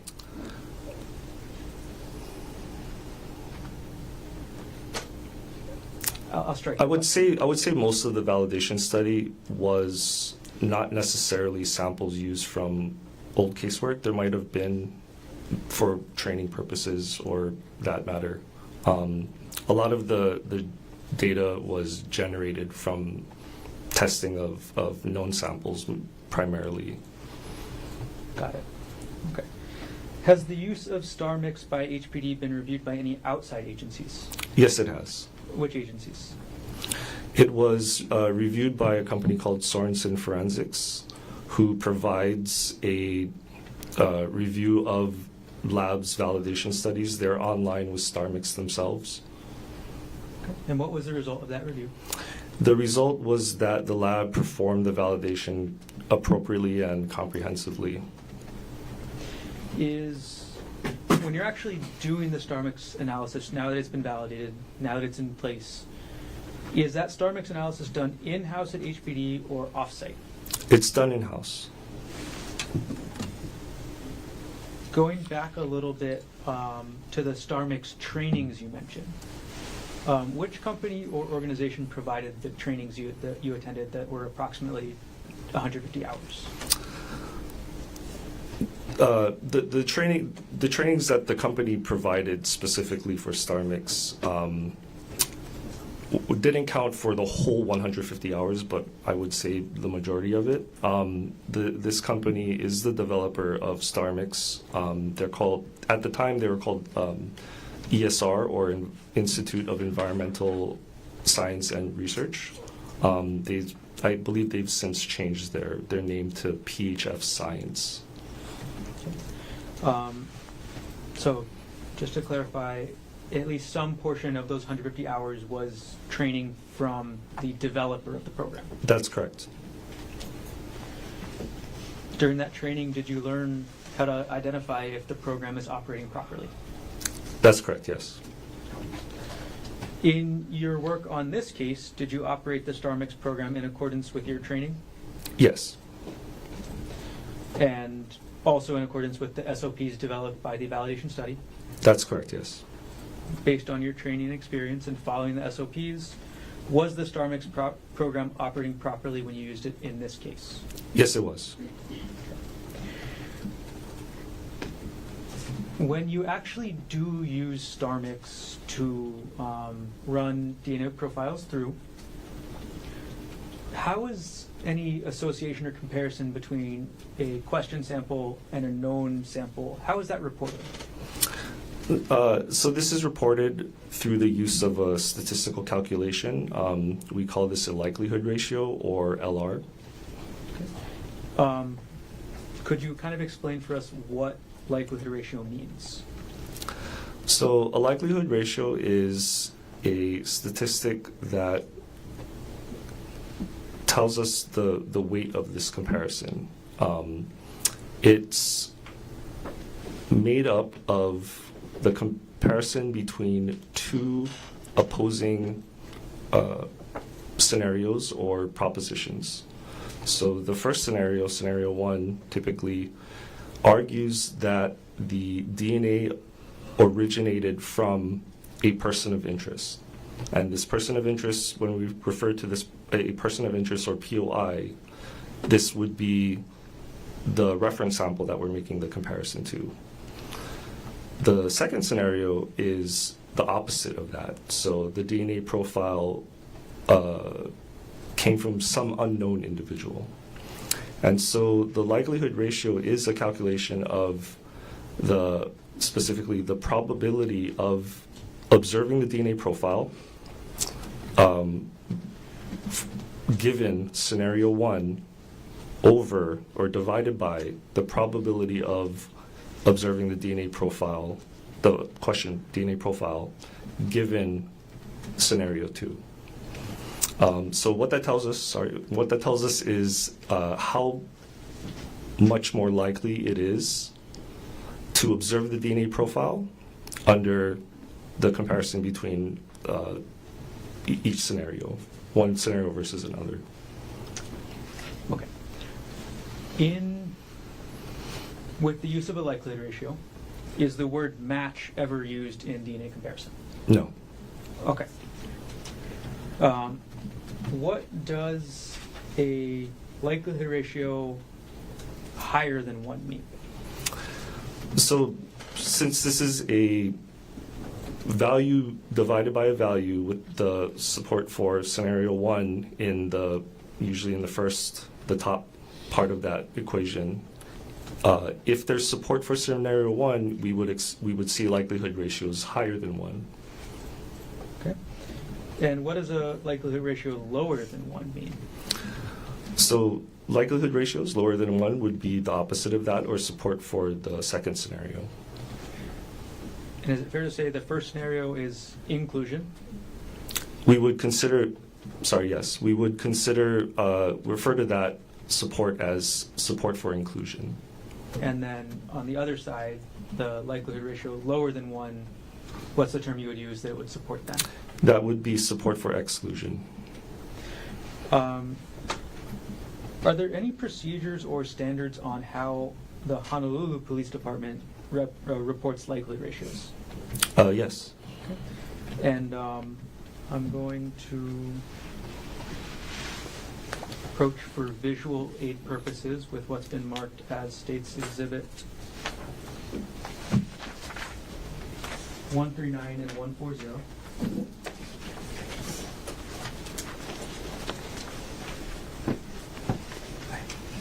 Mr. Henderson, I've handed you what's been marked as State's Exhibit 149 and 140. 139. I'm sorry, 139 and 140. Are these the charts that HPD uses to demonstrate likelihood ratios? Yes, they are. Okay. And these are based on HPD standards for how to report likelihood ratios. Yes, it is. Would those be helpful kind of in explaining your testimony today? I believe so, yes. Then, Your Honor, at this point, the state would ask permission to publish 139 and 140 as visual aids only. Proceed.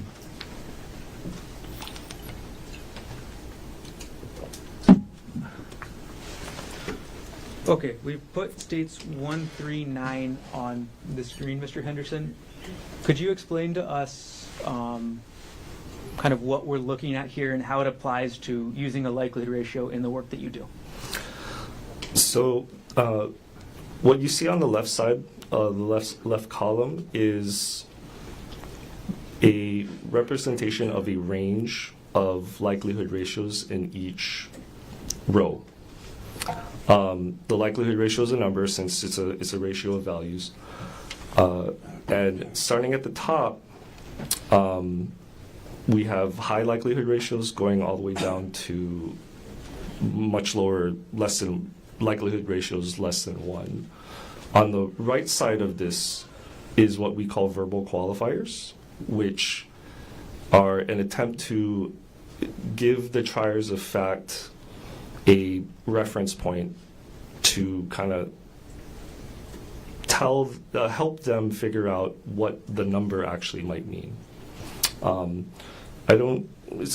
be a little hard to see the colors, but we've color coded them where green represent likelihood ratios greater than 1, and for each range of likelihood ratios, we provide a verbal qualifier. And so this all shows up in the report for each likelihood ratio that we give. And so at the very top, you see 1 trillion, which is actually a reporting cap that the forensic biology uses. And so the very top 2 rows, those ranges of likelihood ratios, if we report those likelihood ratios, we would give the verbal qualifier very strong support for inclusion, which is support for scenario 1.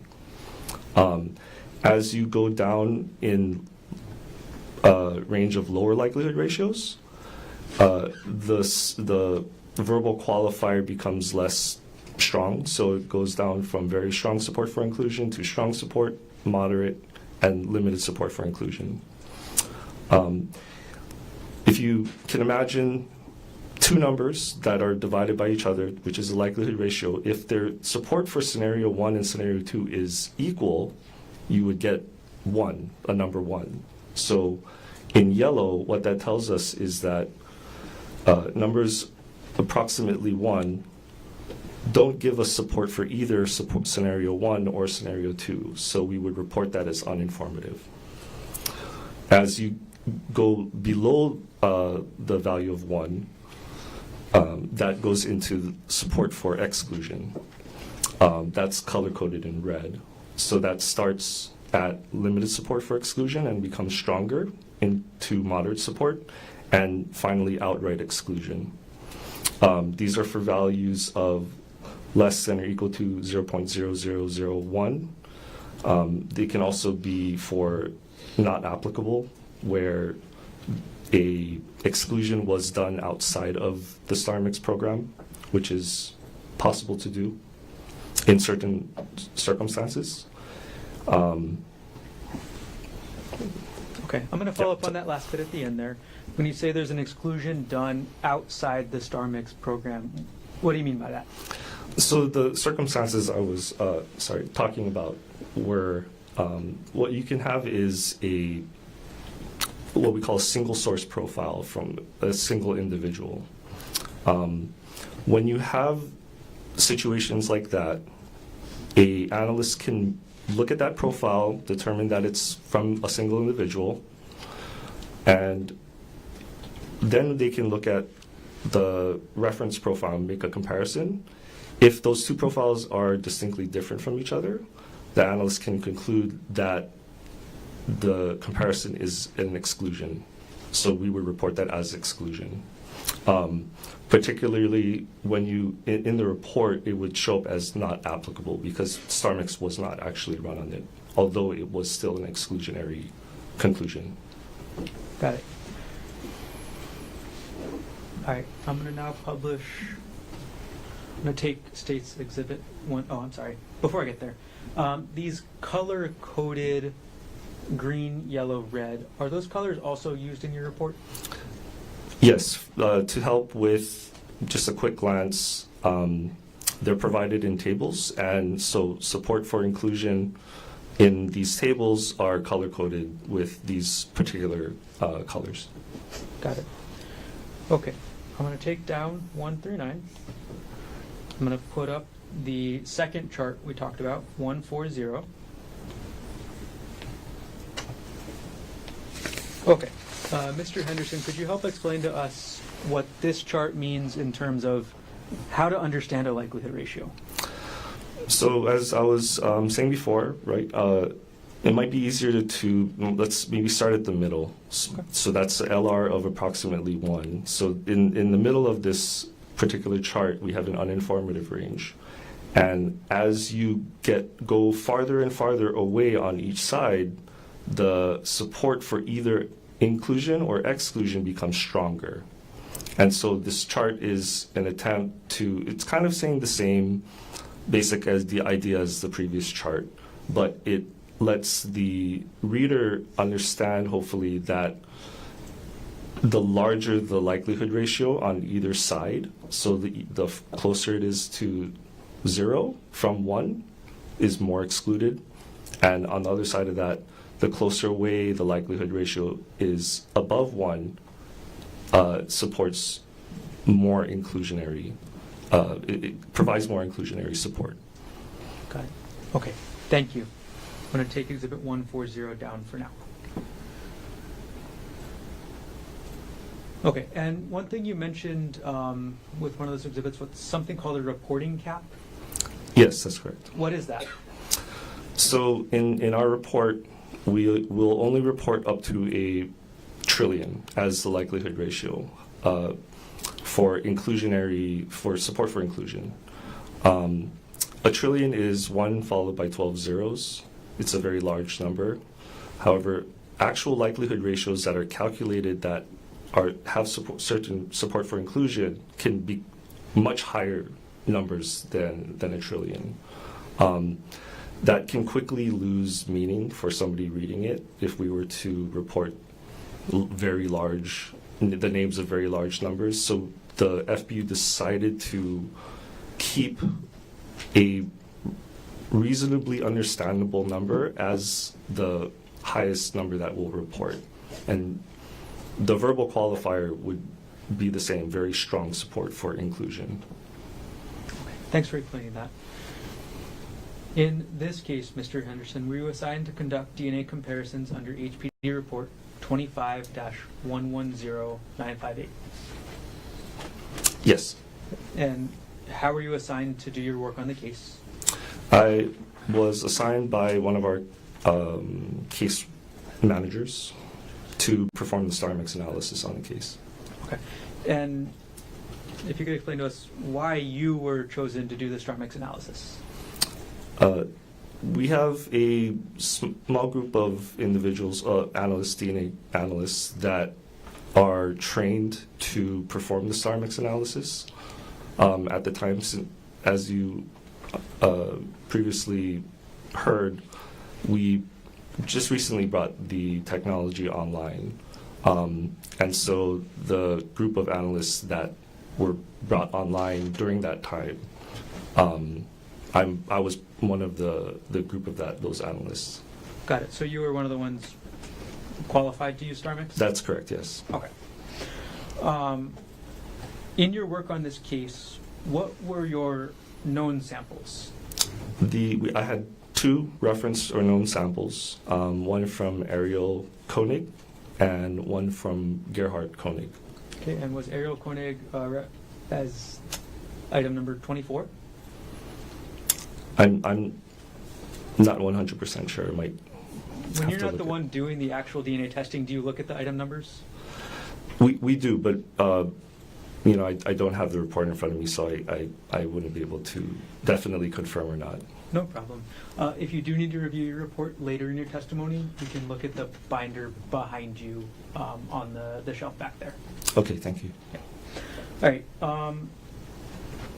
As part of HPD's regular standard operating procedures, is the DNA analyst or Starmix analyst required to document their work in each case? Yes. Why is that done? Documenting our work allows for, upon review, any type of, it shows that we're following our standard operating procedures. Got it.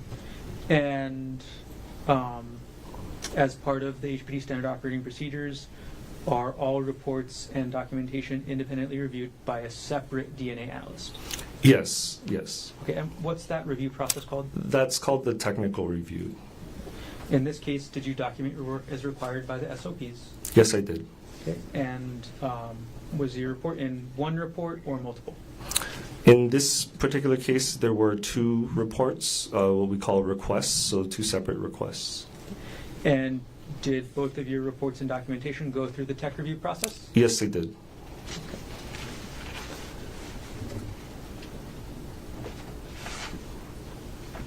All right. And did your report contain charts that summarize the results of your comparisons?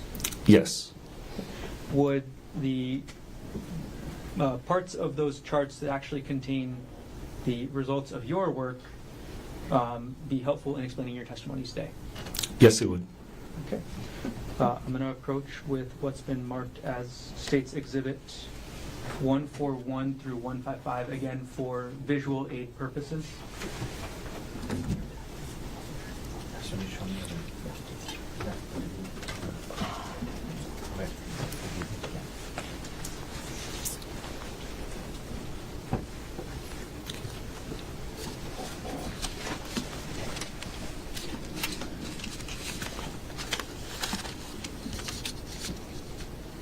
Okay, Mr. Henderson, do you recognize what those reports are, or what those documents are?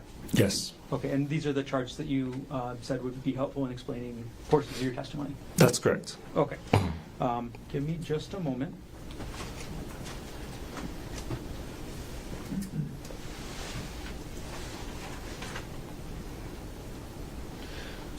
Okay.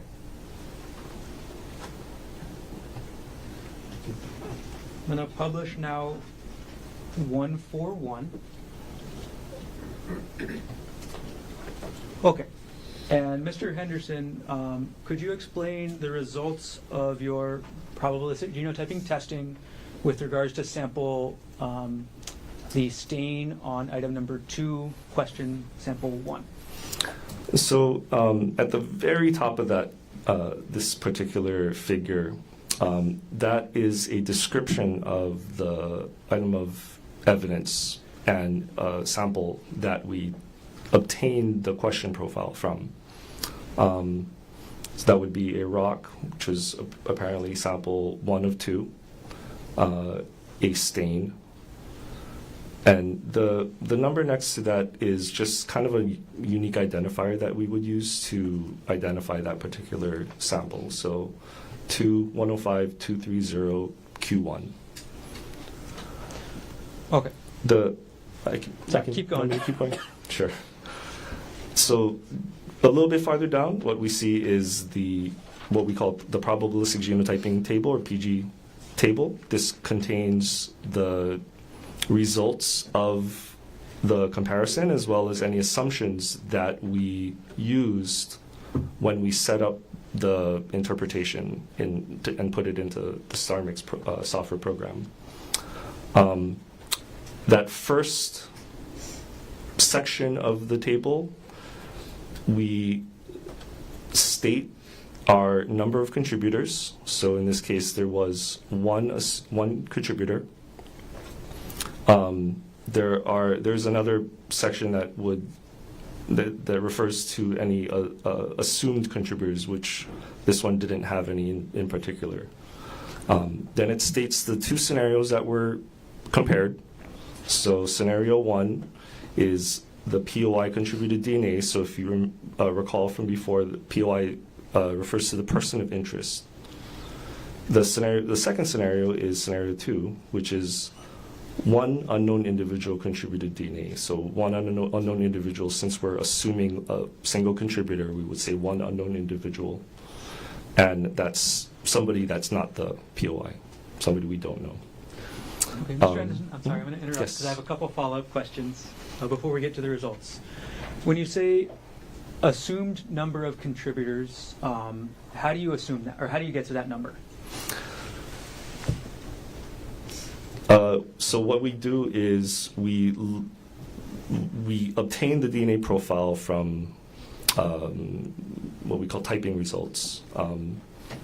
We're trained to look at that DNA profile and it's the characteristics that we see in that profile, and what we can tell from that is we're trained to determine how many contributors might have contributed to that DNA profile itself.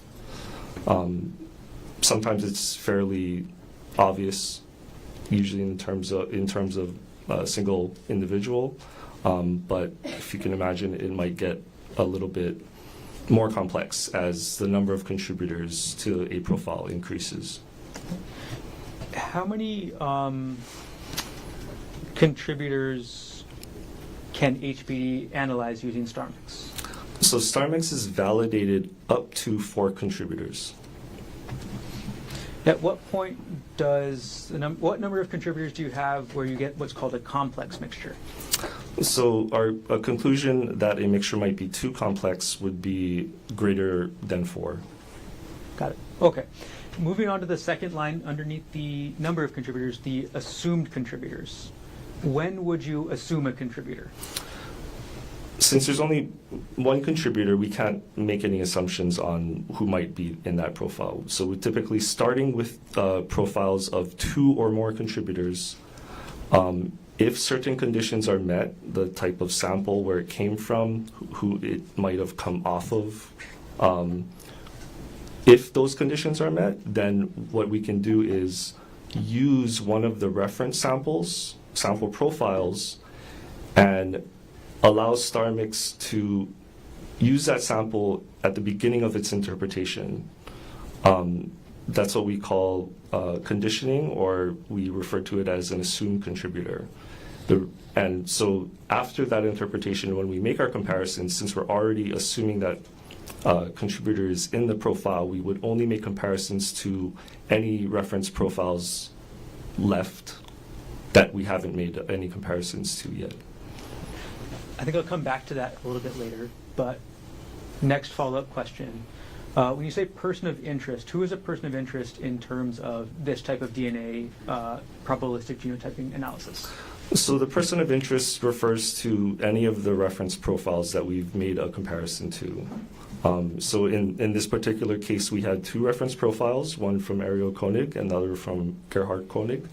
So we made 2 comparisons. The first comparison, the person of interest in that comparison is to Konig, and then the second comparison, the person of interest would be Gerhardt Konig. And at least in terms of this profile, is there any, are you running each person of interest separately against the question sample? That's correct, yes. Okay. So let's start with the line in green in the middle of this sheet. Who is the person of interest in that? So on in kind of the header has a green color to it. So the person of interest for this comparison on the very left-hand side is Konig, and the middle column is the reported likelihood ratio. And if you recall, I mentioned there's a reporting cap. So that likelihood ratio is reported as 1 trillion. So when we report the ratio as 1 trillion, we put an asterisk there, and basically that's saying that it's approximately 1 trillion. We've hit the reporting cap, so the actual likelihood ratio is some number larger than that. And then finally on the right-hand side, we provide the verbal qualifier, which is the level of support. So in this case, this comparison was very strong support for inclusion. Okay. And again, you're comparing in this case, or in this specific example you've just gone through, you're comparing the swab from the stain side of the rock with Ariel Konig's reference sample. That's correct, yes. Okay. Now, in the second result at the bottom of this table, can you walk us through that one? So the second comparison is, for the person of interest, is Gerhardt Konig. And so the LR was reported as not applicable because this is a single source sample, and in this particular instance, a manual exclusion was performed. The likelihood ratio is reported as not applicable. It still is an exclusion, so we would say Gerhardt Konig is excluded from the DNA profile obtained. Okay. So, using the verbal qualifier, what is the level of support for the proposition that Ariel Konig was the contributor of the sample on the stained side of the rock? So, in our report, we would have all of this information. There's usually a conclusion statement that is a summary of all of the information above it. It would be these DNA these DNA results are approximately 1 trillion times more likely if Ariel Konig is the contributor than if one unknown individual is the contributor. So this provides very strong support for inclusion. Okay. Have we gone through everything on this specific result for this sample so far? Yes, I believe so. Okay. I'm going to take Exhibit 141 down for now. And I'm going to prepare Exhibit 142.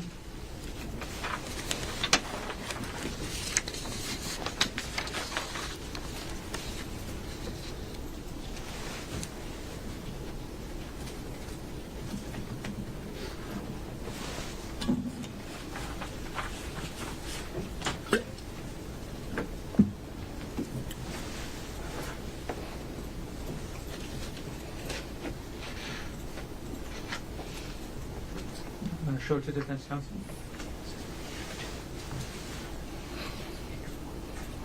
Thank you. I'm going to publish State's Exhibit 142. Okay, Mr. Henderson, first of all, which sample are we talking about here? So as you can observe from the top header, this would be also from the rock sample 2 of 2. It appears to be swabbing from an unstained area. And the unique identifier in this case would be 2105230A Q1. Okay. Can you walk us through the assumed number of contributors? So compared to the previous table, or in this case, the assumed number of contributors is 2. So when we input the profile into Starmix, give the Starmix the mixture that we obtain, we tell it this is how many contributors we think were in the mixture. So it'll do the interpretation under the assumption of 2 contributors. In this case, also, we didn't have any assumed contributors, so that would be none. And because the number of contributors is 2, the scenarios change a bit. So the POI and 1 unknown individual contributed DNA. And for scenario 2 would be 2 unknown individuals contributed DNA. Okay. And then could you walk us through the results of this with regards to person of interest, Ariel Konig? So if you look at that very top, that first row, so what that means is the DNA results are approximately 1 trillion times more likely if Ariel Konig and 1 unknown individual are the contributors, and if 2 unknown individuals are the contributors. And this provides very strong support for inclusion. Okay. And then can you walk us through the results with regard to person of interest number 2, Gerhardt Konig? So separately from the comparison to Ariel Konig, we did a comparison to Gerhardt Konig. So even though they're kind of next to each other, the comparison in this case is just for that one reference sample, Gerhardt Konig. And so kind of reading across, The DNA results are approximately 290 times more likely if Gerhardt Konig and one unknown individual contributed DNA than if two unknown individuals contributed DNA. This provides moderate support for inclusion. Okay, and you made a point that, at least at this page of the chart, we're looking at each of these conclusions was reached separately. Is that right? That's correct. Okay. Did you do any other analysis together?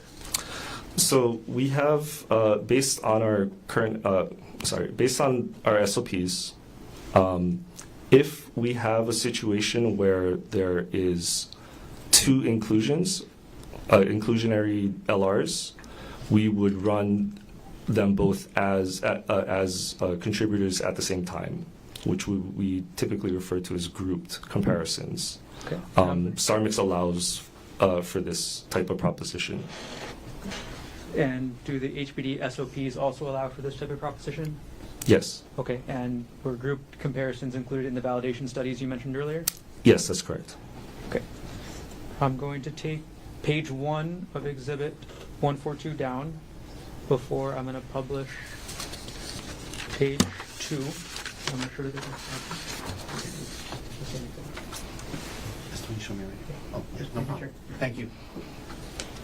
All right, publishing page 2 of States Exhibit 142. Okay. When we're talking about grouped comparisons, is this the result of your group comparison for the same sample we're talking about, the unstained area of the rock? That's correct, yes. Okay, could you explain to us what the results of that were?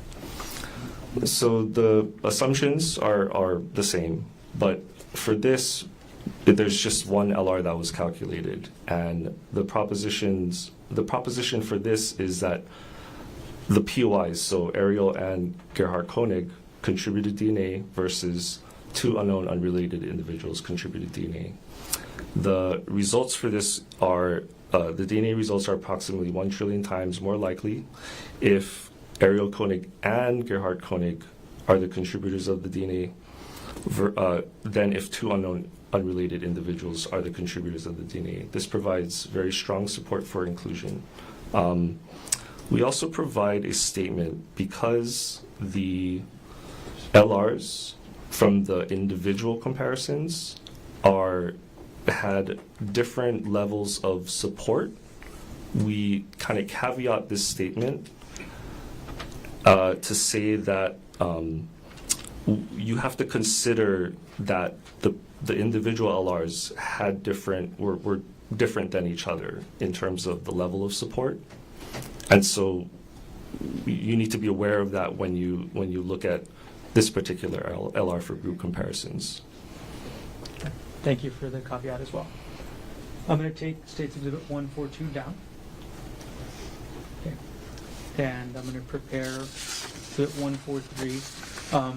While I'm preparing, can you explain what sample that States Exhibit 143 is referencing? This appears to be white with brown stripes t-shirt. Sample 1 of 6. Stain on the exterior right armpit. Is that the correct Yes. exhibit? If you need the sticker, it's on the back of the paper okay. as well. As I refer to exhibits. Thank you. Thank you. Showing to Defense Counsel 143 before publishing. Thank you.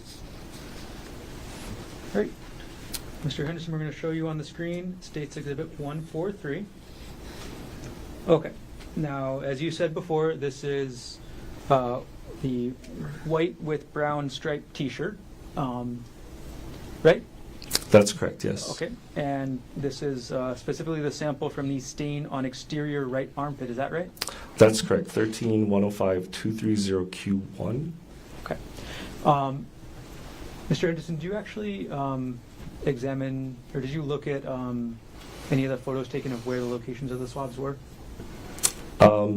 I did, although I wouldn't recall what was in the picture at the moment. No problem. Can I retrieve exhibit number 29?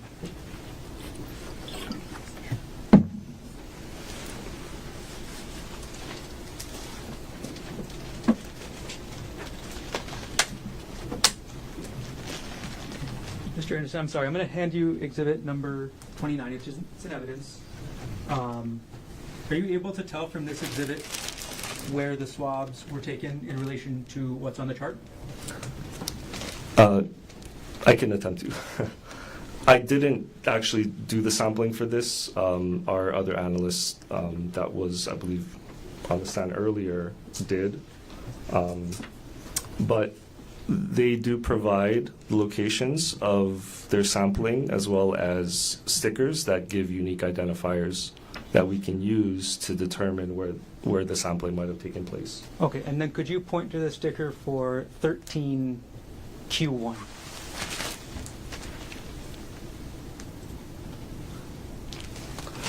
I believe 13Q1 is referring to this section of the T-shirt. Or Thank you. And if you item. could put States Exhibit 29 down for now. I'm sorry, I'm going to ask you for the rest of the samples to lift that exhibit up and show us where the sticker is as well, okay? Okay. All right. So now that you've shown us where this sample was taken from, can you walk us through your results starting from the assumed number of contributors? So for this sample, the assumed number of contributors is 2. We didn't have any assumed contributors for this, so that's none. And the scenarios would be scenario 1, the POI and 1 unknown individual contributed DNA. Scenario 2 is 2 unknown individuals contributed DNA. Okay. Oh, And- sorry, did you want me to continue? I'll just ask a follow-up. With regards to person of interest number 1, Gerhardt Konig, what were the results of the swabbing from the sample that you just showed us on the shirt? So the DNA results are approximately 1 trillion times more likely if Gerhardt Konig and 1 unknown individual contributed DNA than if 2 unknown individuals contributed DNA. This provides very strong support for inclusion. And could you explain the probabilistic genotyping results with regards to person of interest number 2, Gerhardt Konig, for the sample that you just showed us on the exhibit? Sure. I'd like to just talk about this a little bit because it's a little bit different than the exclusion results that we saw in previous samples. So for this, we did do the comparison in Starmix. And the likelihood ratio that's reported is 0.000351. But in order for us to kind of be consistent with the way that we're reporting results for inclusionary statements, we take the inverse, what's called the inverse. So we take the LR and put it underneath. So 1 divided by that LR, it gives us a number, and so that number would be provided in the conclusion statement. Because we're kind of switching the LR and putting it on the bottom, we would read and it's an exclusionary result, we kind of switch our scenarios. So the way that would be reported would be the DNA results are approximately 2,840 times more likely if 2 unknown individuals contributed the DNA than if Gerhardt Konig and 1 unknown individual contributed the DNA. This provides moderate support for exclusion. And the moderate support for the exclusion for the scenario of what? Of it's both scenarios. It's the LR for both. Got it. Okay. All right. And did you do any sort of grouped comparison for this sample? No, we wouldn't, based on our SOPs. Those would only be for results that have both comparisons giving inclusionary LRs. Okay, so I see since there is an exclusionary LR for Gerhardt Konig, then you wouldn't do the group samples. No. Okay. All right, I'm going to take exhibit 143 down. And could you look at exhibit 144 that you have up there with the paper with you, and I will get it ready to put up.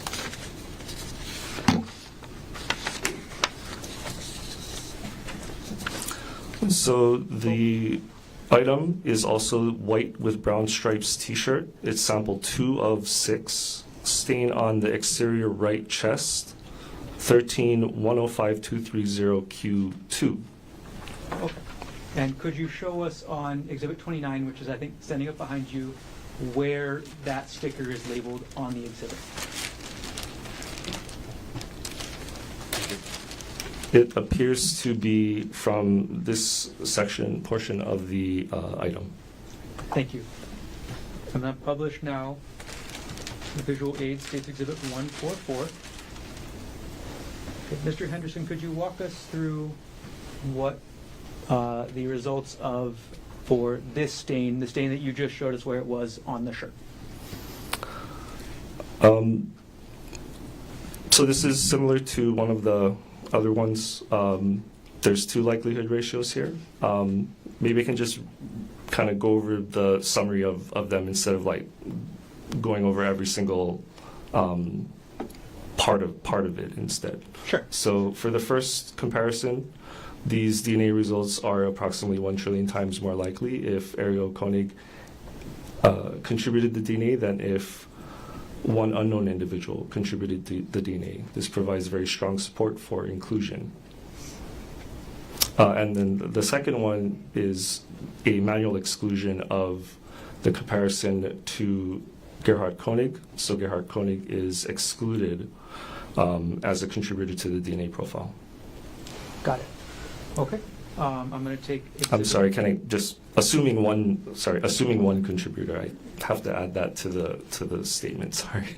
Sure. No problem. Thanks for clarifying.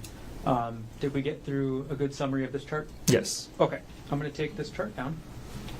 And as I get the next one ready, states 145. Could you let us know what question sample that one is?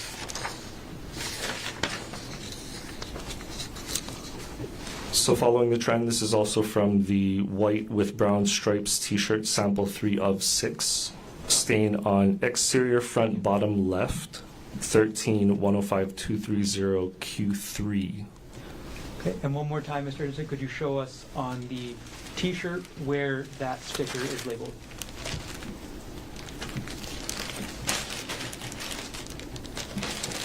It appears to be from this portion of the item. Thank you for demonstrating. Okay, I'm going to publish now States Exhibit 145. Okay, Mr. Henderson, could you explain what the DNA probabilistic genotyping results were for this sample? So if you look at this one's a little bit different since we have assumed contributors now. So I kind of talked about when we assume a contributor, we're kind of putting their profile in the interpretation up front. And the reason for this is the case information suggested that the t-shirt came from Gerhardt Konig. Okay. And based on a couple of other conditions that were met, we ended up assuming Gerhardt Konig or conditioning on Gerhardt Konig for the interpretation of this. So assuming two contributors, the DNA results the DNA results are approximately 1 trillion times more likely if Ariel Konig and Gerhardt Konig contributed DNA than if Gerhardt Konig and one unknown individual contributed DNA. This provides very strong support for inclusion. Okay. And just to follow up, you said that there was some conditions that were met that allowed you to assume that Gerhardt Konig was a contributor to the sample? Yes, based on our SOPs. I don't know if you'd like me to get into those specific conditions. How technical does it get? A little technical. Okay. Okay. Those conditions are part of the standard operating procedures? Yes, that's correct. Yeah. And those conditions have been studied in the validation study before Starmix started being used? That's correct. These are all set up in from the validation study. So yeah, if these conditions are met, then we can go ahead and condition on a certain individual. Understood. It's a good time for recess, Mr. Garner. Okay, let's take a recess. So, ladies and gentlemen, let's take our recess. The official will come get you about 10 minutes. So 10 minutes before you leave your notice on the chair. All right.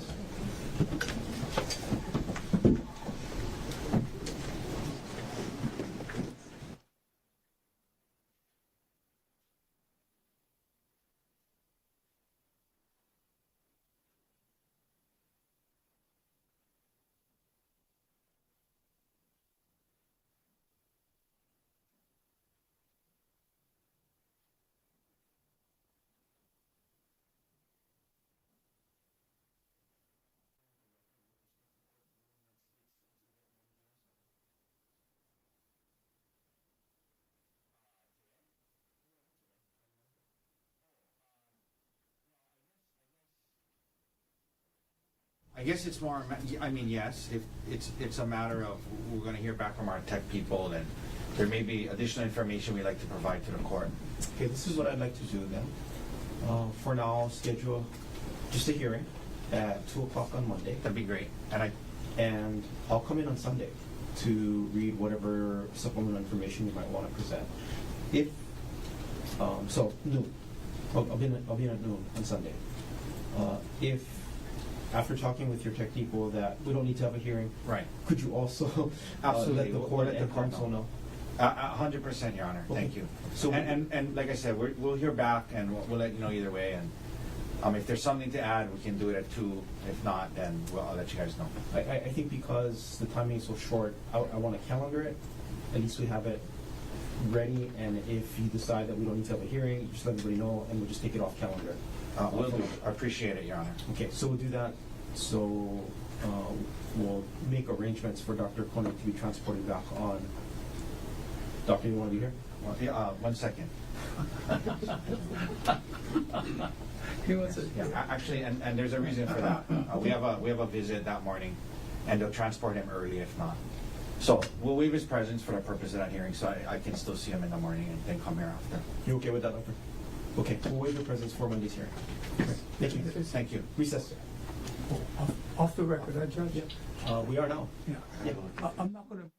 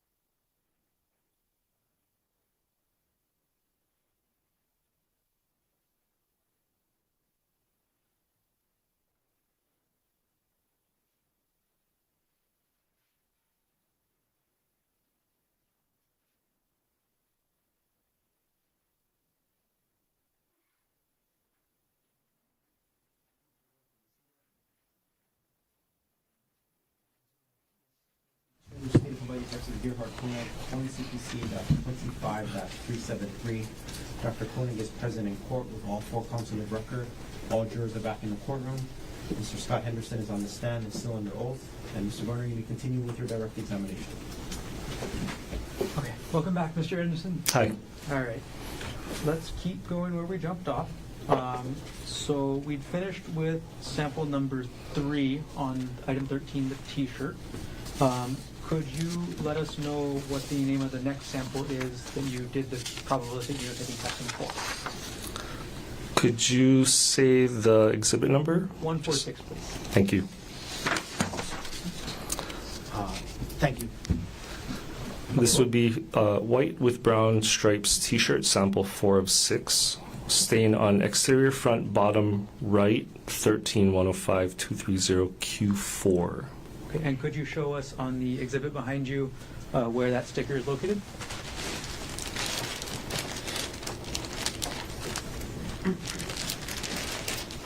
It would be approximately in this area. Thank you for demonstrating. I'm going to publish now states 145. And Mr. Henderson, we've gone through a couple of these now. Could you kind of walk us through generally through the results of the probabilistic genotyping tests with regards to this sample that you just showed us on the shirt? Sure. So I can just give the number of contributors. So assume contributors, assuming 2 contributors, and Gerhardt Konig as the assumed contributor in this sample. The DNA results are approximately 1 trillion times more likely if Ariel Konig and Gerhardt Konig contributed DNA than if Gerhardt Konig and 1 unknown individual contributed DNA. This provides very strong support for inclusion. And the person of interest being with the support for inclusion is again? Ariel Konig. Got it. Okay, I'm going to take 146 down. Mr. Anderson, could you look at states 147 and as I'm preparing the exhibit, could you let us know what the name of the sample location was? This would be white with brown stripes T-shirt, sample 5 of 6, stain on exterior back top 13-105-230 Q5. Okay, and could you show us on exhibit number 29, to the other side of the shirt, and show us where that tag is? It appears to be in this area. Thank you for demonstrating. And now publishing states 147. All right, could you walk us through your results for the sample you just displayed on the shirt? So assuming 2 contributors with Gerhardt Konig also an assumed contributor in the sample, the DNA results are approximately 1 trillion times more likely if Ariel Konig and Gerhardt Konig contributed DNA than if Gerhardt Konig and 1 unknown individual contributed DNA. This provides very strong support for inclusion. And for the inclusion of which person of interest again? Ariel Konig. Okay. I'm going to take exhibit 147 down. Could you move on, Mr. Anderson, to exhibit 148 and let us know the sample that is being discussed on that one?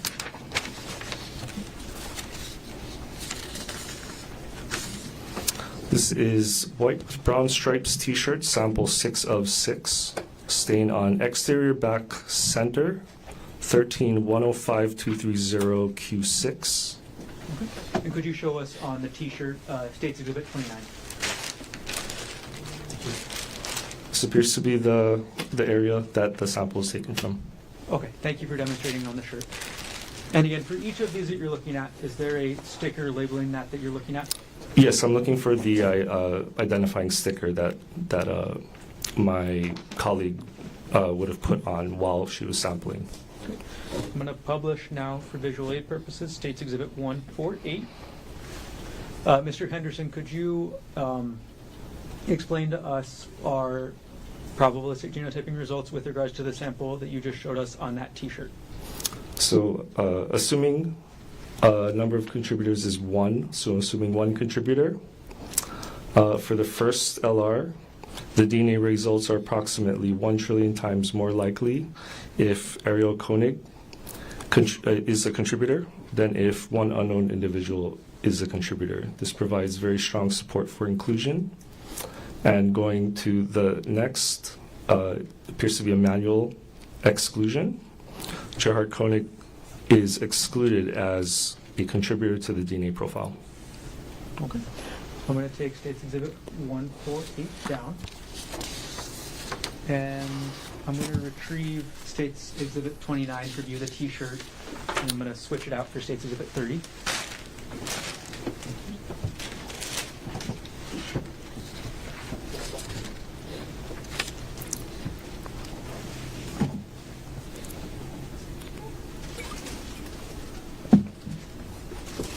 All right, Mr. Henderson, I'm going to hand you what's been marked as States Exhibit 30 for the next set of questions.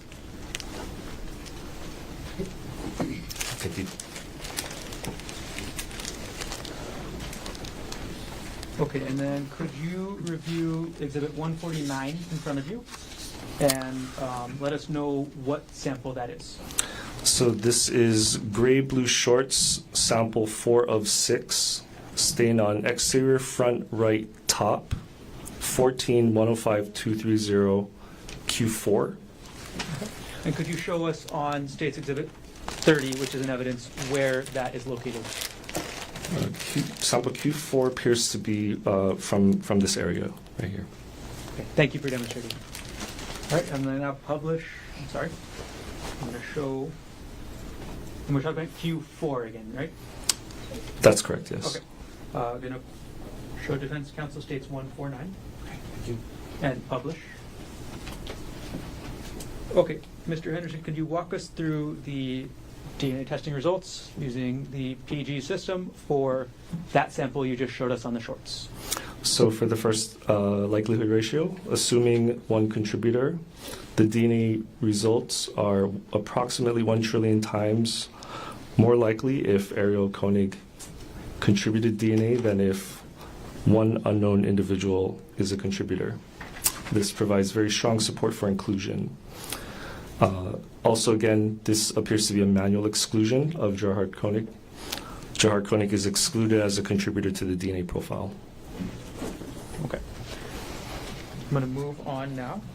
Could you look at States 150, Mr. Henderson? And could you let us know where that sample was from according to your chart?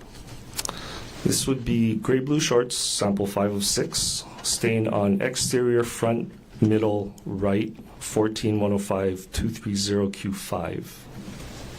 Okay. Could you show us again on the shorts where that sample is? It appears to be from this area. Okay. Thank you, Mr. Henderson. And then I'm going to publish now States 150. And could you explain what the DNA results for that sample on the exterior front middle right of the shorts you just showed us? Could you explain what the results were? So similar to the last one, assuming one contributor for the first likelihood ratio, the DNA results obtained are approximately 1 trillion times more likely if Ariel Konig is a contributor than if one unknown individual is a contributor. This provides very strong support for inclusion. And again, for the second comparison, it appears to be a manual exclusion. Gerhardt Konig is excluded as a contributor to the DNA profile. Got it. Okay, thank you, Mr. Henderson. I'm going to take Exhibit 150 down. I'm going to keep chugging on through as best we can. Could you look at and review States 151? And let us know where that sample was from again. Also from the gray blue shorts, sample 6 of 6, stain on exterior right front left, 14-105-230 Q6.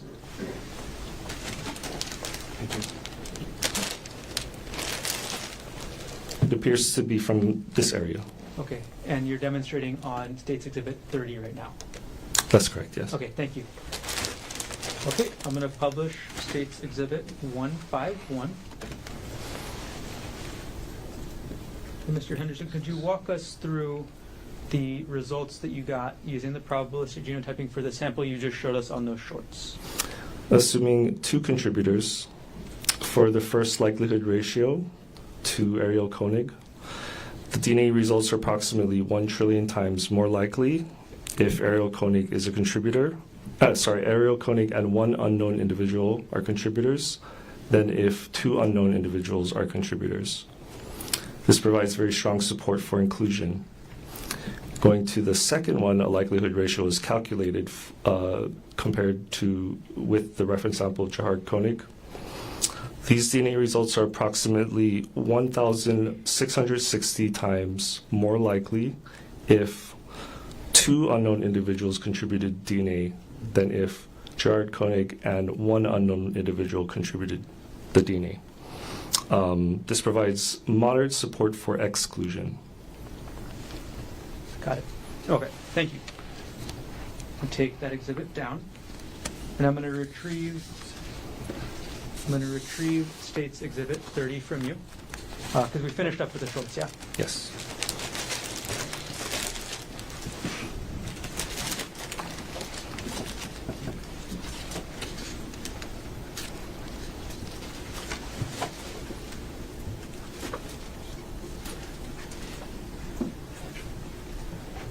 Okay.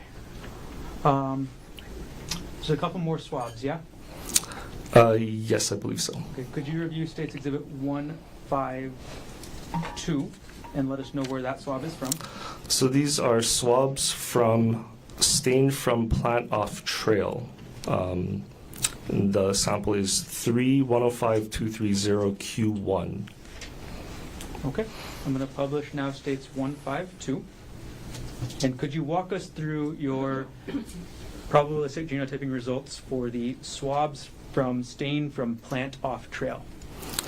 So assuming 2 contributors and no conditioned contributors, no assumed contributors. For the first likelihood ratio, these DNA results are approximately 1 trillion times more likely if Ariel Konig and 1 unknown individual are the contributors than if 2 unknown individuals are the contributors. This provides very strong support for inclusion. Going to the second comparison, the LR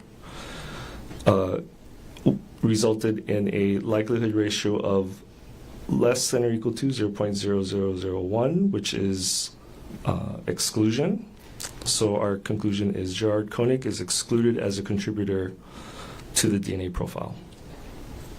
Got it. Next one, could you review State's Exhibit 153 and let us know where that swabbing was from? This was swabs stained from leaf on trail, sample 4105230Q1. Okay. And now publishing State's 153. Can you walk us through your results for this one? So it appears that this result came from the second of the 2 reports. And at this point, we had taken out the manual exclusion part of the probabilistic genotyping table, and it was included as a statement instead outside of the report. So I can still give that result even though it's not in the table. Okay. So that one was Gerhardt Konig is excluded as a contributor from a manual exclusion. And as for the likelihood ratio, assuming 1 contributor, the DNA results are approximately 1 trillion times more likely if Ariel Konig is a contributor than if 1 unknown individual is a contributor. This provides very strong support for inclusion. Okay. I'm going to take this exhibit down. Move on to State's 154. Could you review that and let us know where that sample was from?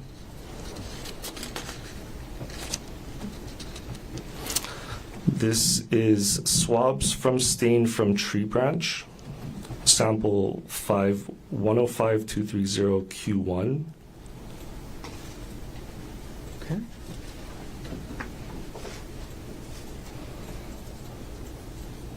1 second here.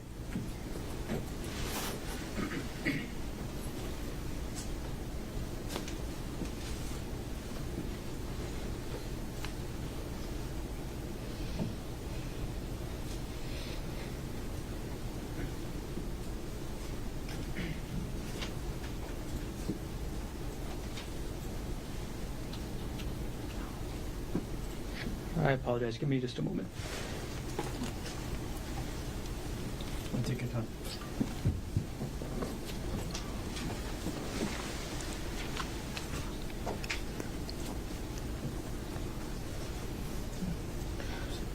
Okay. Thank you. All right, I'm going to publish states 154 right now. Could you walk us through your results for the swabs from stain from tree branch? So again, the situation appears to be a manual exclusion, which would have appeared outside of the table itself. So Gerhardt Konig is excluded as a contributor to the DNA profile obtained. And as for the likelihood ratio, assuming one contributor for Ariel Konig, these DNA results are approximately 1 trillion times more likely if Ariel Konig contributed DNA than if one unknown individual contributed. This provides very strong support for inclusion. Okay. I'm going to take that exhibit down. And last swabbing. Could you review States Exhibit 155 in front of you and let us know where that swab was from? This would be swabs from stain from ground under bush, sample 6105230Q1.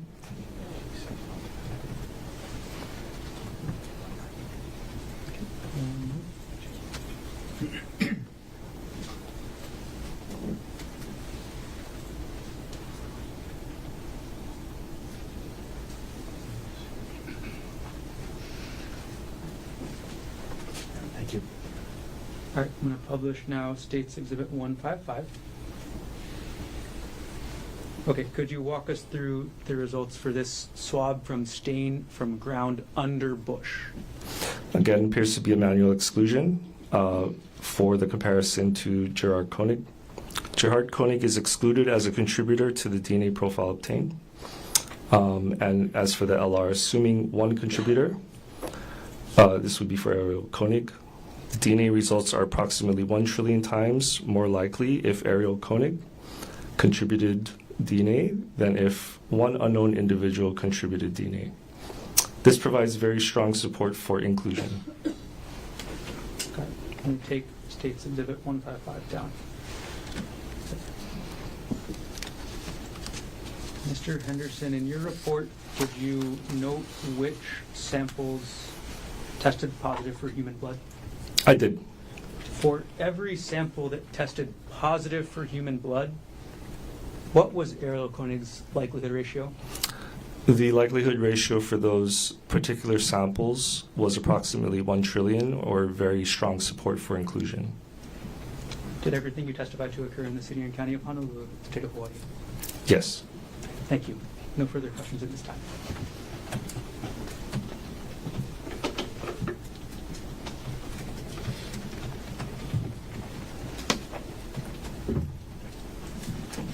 Mr. Otaki, cross-examination. Thank you, Your Honor. Good afternoon, Mr. Henderson. Hi. All right, I'm not going to take a really long time with you.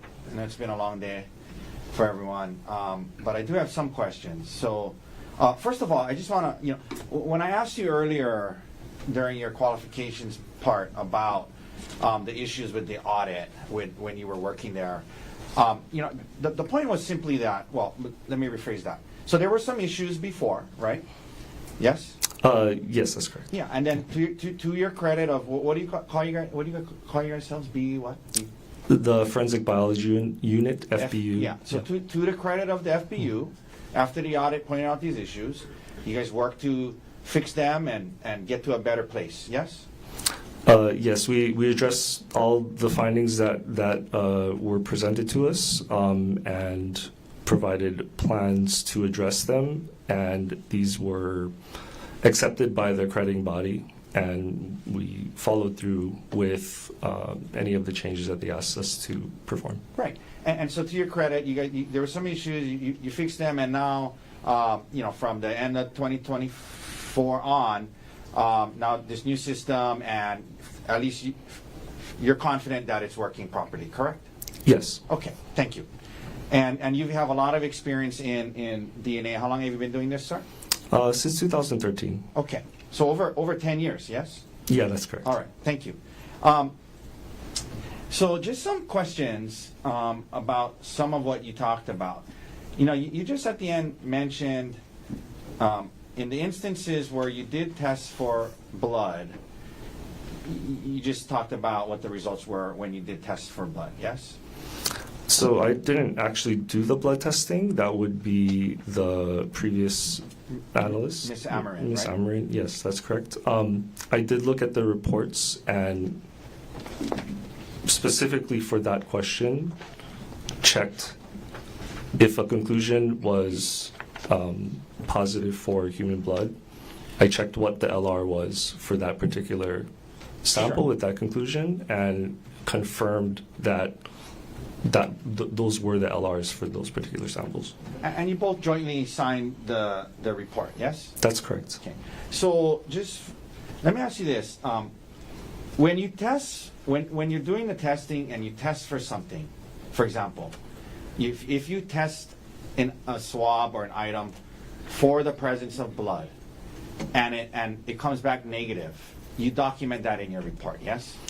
Yes, that would be documented, yes. And so, for example, on the blue-gray shorts, sample 1, 2, and 3, there was testing for screening for the presence of human blood, and it was negative, and that was documented in your report, yes? I would have to check the report. If that would be fine with me. Is that okay, Your Honor? Yes. Is that it behind him? Yeah, the binder behind me. Okay. Wait. And I'm specifically, sir, talking about, I guess it would be a bait stamp. Oh, I guess page 11 out of 197. Let me know when you're there. Bear with me. Yeah, take your time.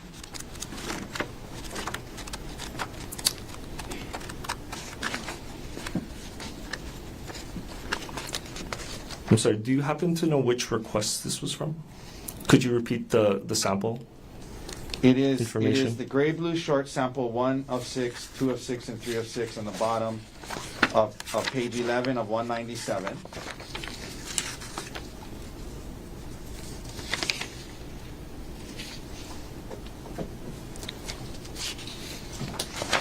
Attendance 197 or states 197? I was able to find it. The sorry. report, Yes. there's 197 pages in the report, Your Honor. Sorry, page 11 out of 197. You see it there? And sorry, you said which sample? Samples 1 of 6, 2 of 6, and 3 of 6. Yes. Yeah. No, so I'm just asking, like, if you test for the presence of blood and it's negative, then you document it in the report, correct? Yes, that appears to be the conclusion on the report. Okay. So then, if you go to, sir, if you go to page 4 of 197, and this is the swabbing from the unstained area on the rock. Let me know when you're there, please. Yes. Okay. So there's the rock, item number 2, yes? Yes. And Ms. Amarin testified that she swabbed a stained area and an unstained area. Okay? And this is about the unstained area. This is what I'm asking about. And it says, for the unstained area, screening for the presence of human DNA was positive. You see that? Yes, I do. Okay. Yeah. And so and she testified, but there wasn't screening done on the unstained area for the presence of blood, correct? I would have to look through the report. I think asking her might be more Right. accurate. But at least here, it doesn't say that the screening for the presence of blood was negative, right? I don't see that conclusion Okay. on the report. Yeah. And as you indicated, if it's in your FBU, practice is if you screen for something and it's not there, you actually write, screening for blood was negative, correct? If a Yes. If a test was done and a result was obtained, we would typically include that on the report. Okay, Yes. and here for the unstained portion of item 2, it doesn't mention a negative blood finding. It just says screening for the presence of human DNA was positive. Correct? Again, I'm not. I understand what asking you you're. what it Yeah, says. I understand what you're saying. Yeah, I'm just asking you what it says. It says screening for Right. the presence of human DNA was positive. Correct?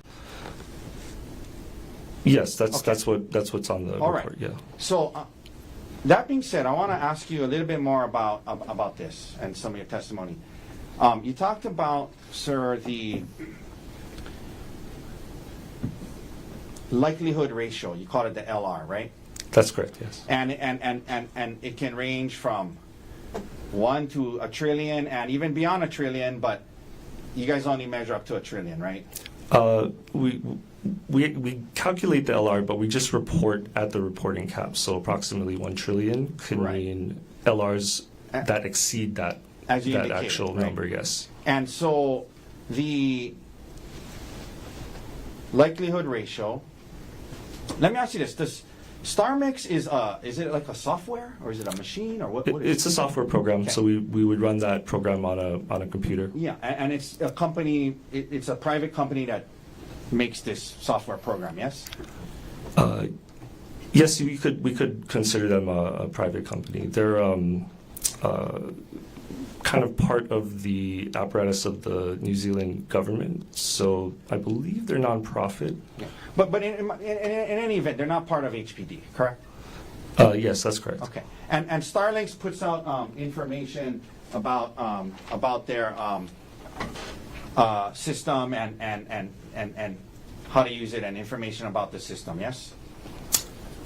Yes, as far as I know. And isn't it true in DNA probability in DNA probabilistic genotyping, like Starmix, I'm calling Starlinks is the Wi-Fi on Hawaiian Air, Right, So yes. sorry. In DNA probabilistic genotyping like Starmix, a higher quality and quantity of DNA sample can lead to a higher and more informative likelihood ratio, yes? Generally, yeah, you could expect higher likelihood ratios with the more DNA that's present in a sample. The more DNA present in the sample, you can expect a higher ratio, yes? Generally speaking, yes. Now, if we could, I'm going to ask Mr. Garner for some assistance here because it's his exhibit. Could we please pull up 142 in the form that it was?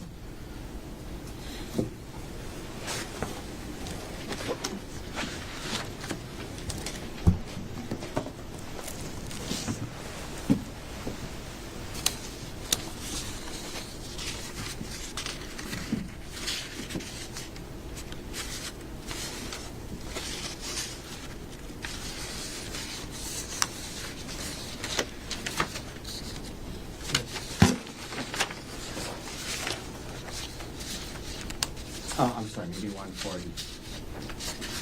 Which exhibit? Sorry, I'm sorry. 142? Yeah. Yeah, sorry, page 2. 1 second. This is page 2 of 2. Page 2 of 2 of 142.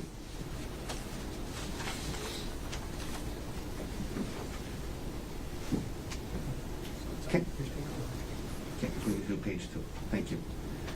Okay, sir, this is page 2. And I'm sorry, maybe we should go to page 1 so we can show what we're dealing with. Okay? Okay. So this is, you see at the top there it says rock sample 2 of 2, swabbing from unstained area? Yes. Okay. So there was a unstained area of the rock that was swabbed by Miss Amrin, yes? I believe so, yes. And that swab had DNA from 2 people, correct? Yes, it was assessed at 2 people. And this was the unstained portion of the rock DNA of 2 people, correct? It was evaluated, yes, Yes. with a number of contributors of 2. Then that sample was then tested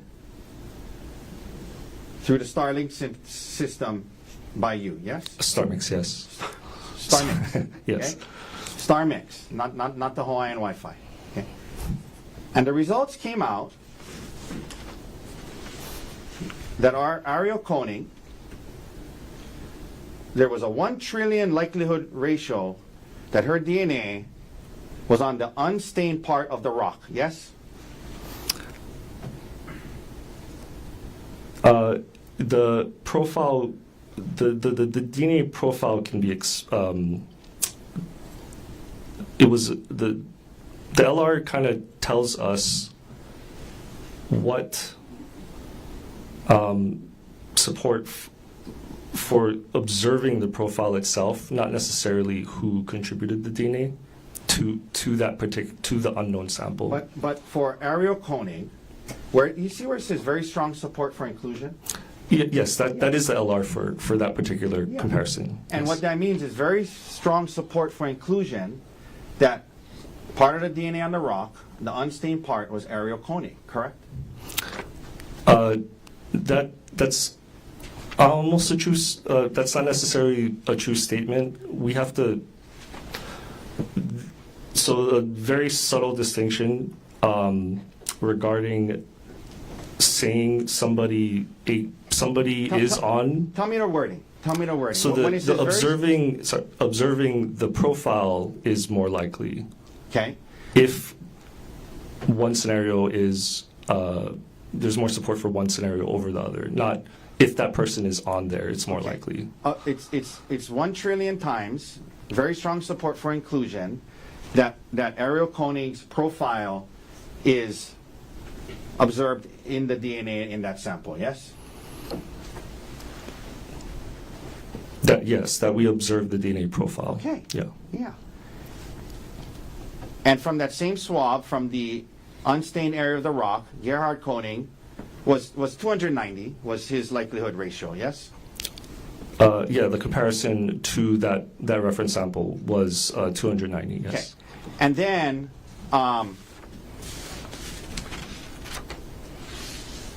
okay. And this unstained area of the rock, as indicated in the report, was not tested for blood. Well, was not, at least the results on the page I just asked you to look for, wasn't about blood, but it was about the presence of human DNA, yes? I did not see a conclusion for the testing of blood. Correct. And I'm asking you about what you did see, which was, this was related to screening for the presence of human DNA, not blood. Well, let me strike that. This was screening for the presence of human DNA, correct? Yes, that was the result that was reported for that particular screening. And Ms. Amron talked about that, like cells and things like that, yes? Okay, yes. Okay.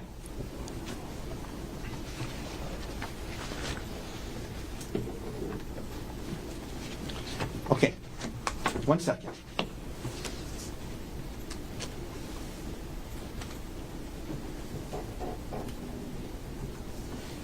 That's all the questions I have for you, sir. Thank you for your time today. Okay, thank you.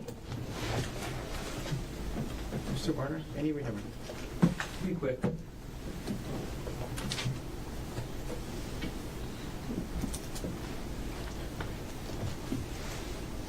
Mr. Henderson, I'm going to take the exhibit Thank you. down as well. 142.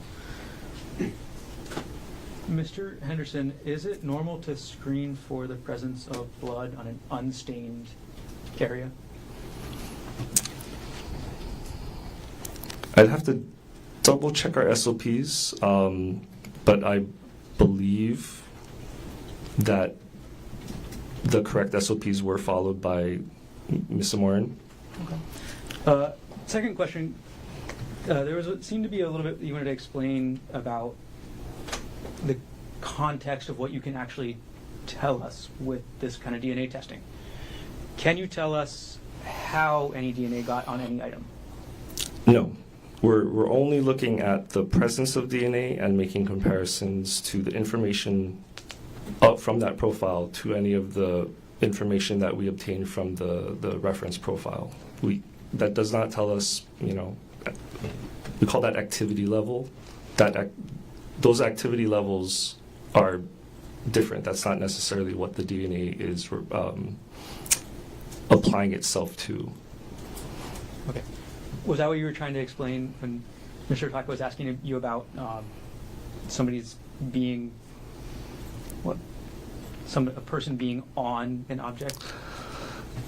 That's not necessarily.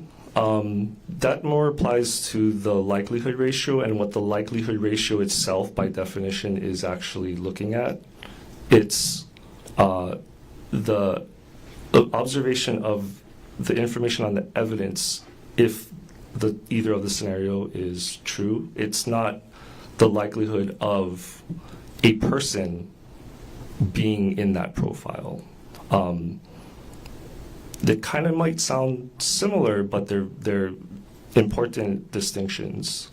So I'm trying to recognize and correct any way that might be presented that could be the incorrect distinction for reporting a likelihood ratio. Why is that distinction important? So we aren't, the comparisons we make and the likelihood ratio that we obtain isn't going to answer if a person contributed to the unknown question sample. That would be what you all would need to determine. So having that distinction and explaining that and making sure that that's a very concrete and distinct thing to understand is important for the laboratory to convey to the triers of fact. No further questions. Thank you. Thank you. Just very briefly, so just so I'm clear, because we spent 6 hours or so on this stuff today, you're not suggesting it's not helpful to help the trier of fact determine, whose blood or whose DNA might be on an object. It's obviously helpful, right? I mean, that's why we did this for 6 hours, right? Yes, well, definitely the likelihood ratio is there to help the triers of fact make that determination, but we want to make sure that the likelihood ratio isn't telling you that determination itself. Understood. And I appreciate That's that correct. ethical distinction, and I appreciate that. Thank you. But the likelihood ratio is helpful to a trier of fact in that way, right? Yes, Okay. yes, that's the intent. Thank you. Thank you. Any other questions? No, thank you. Okay. Ladies and gentlemen of the jury, let's break. It's almost 4 o'clock. We're close enough to 4 o'clock where we should take our break. Leave your notebooks on the chair. Long weekend again, so you're not going to come back until Tuesday of next week. Let me check the calendar. On Tuesday, I'm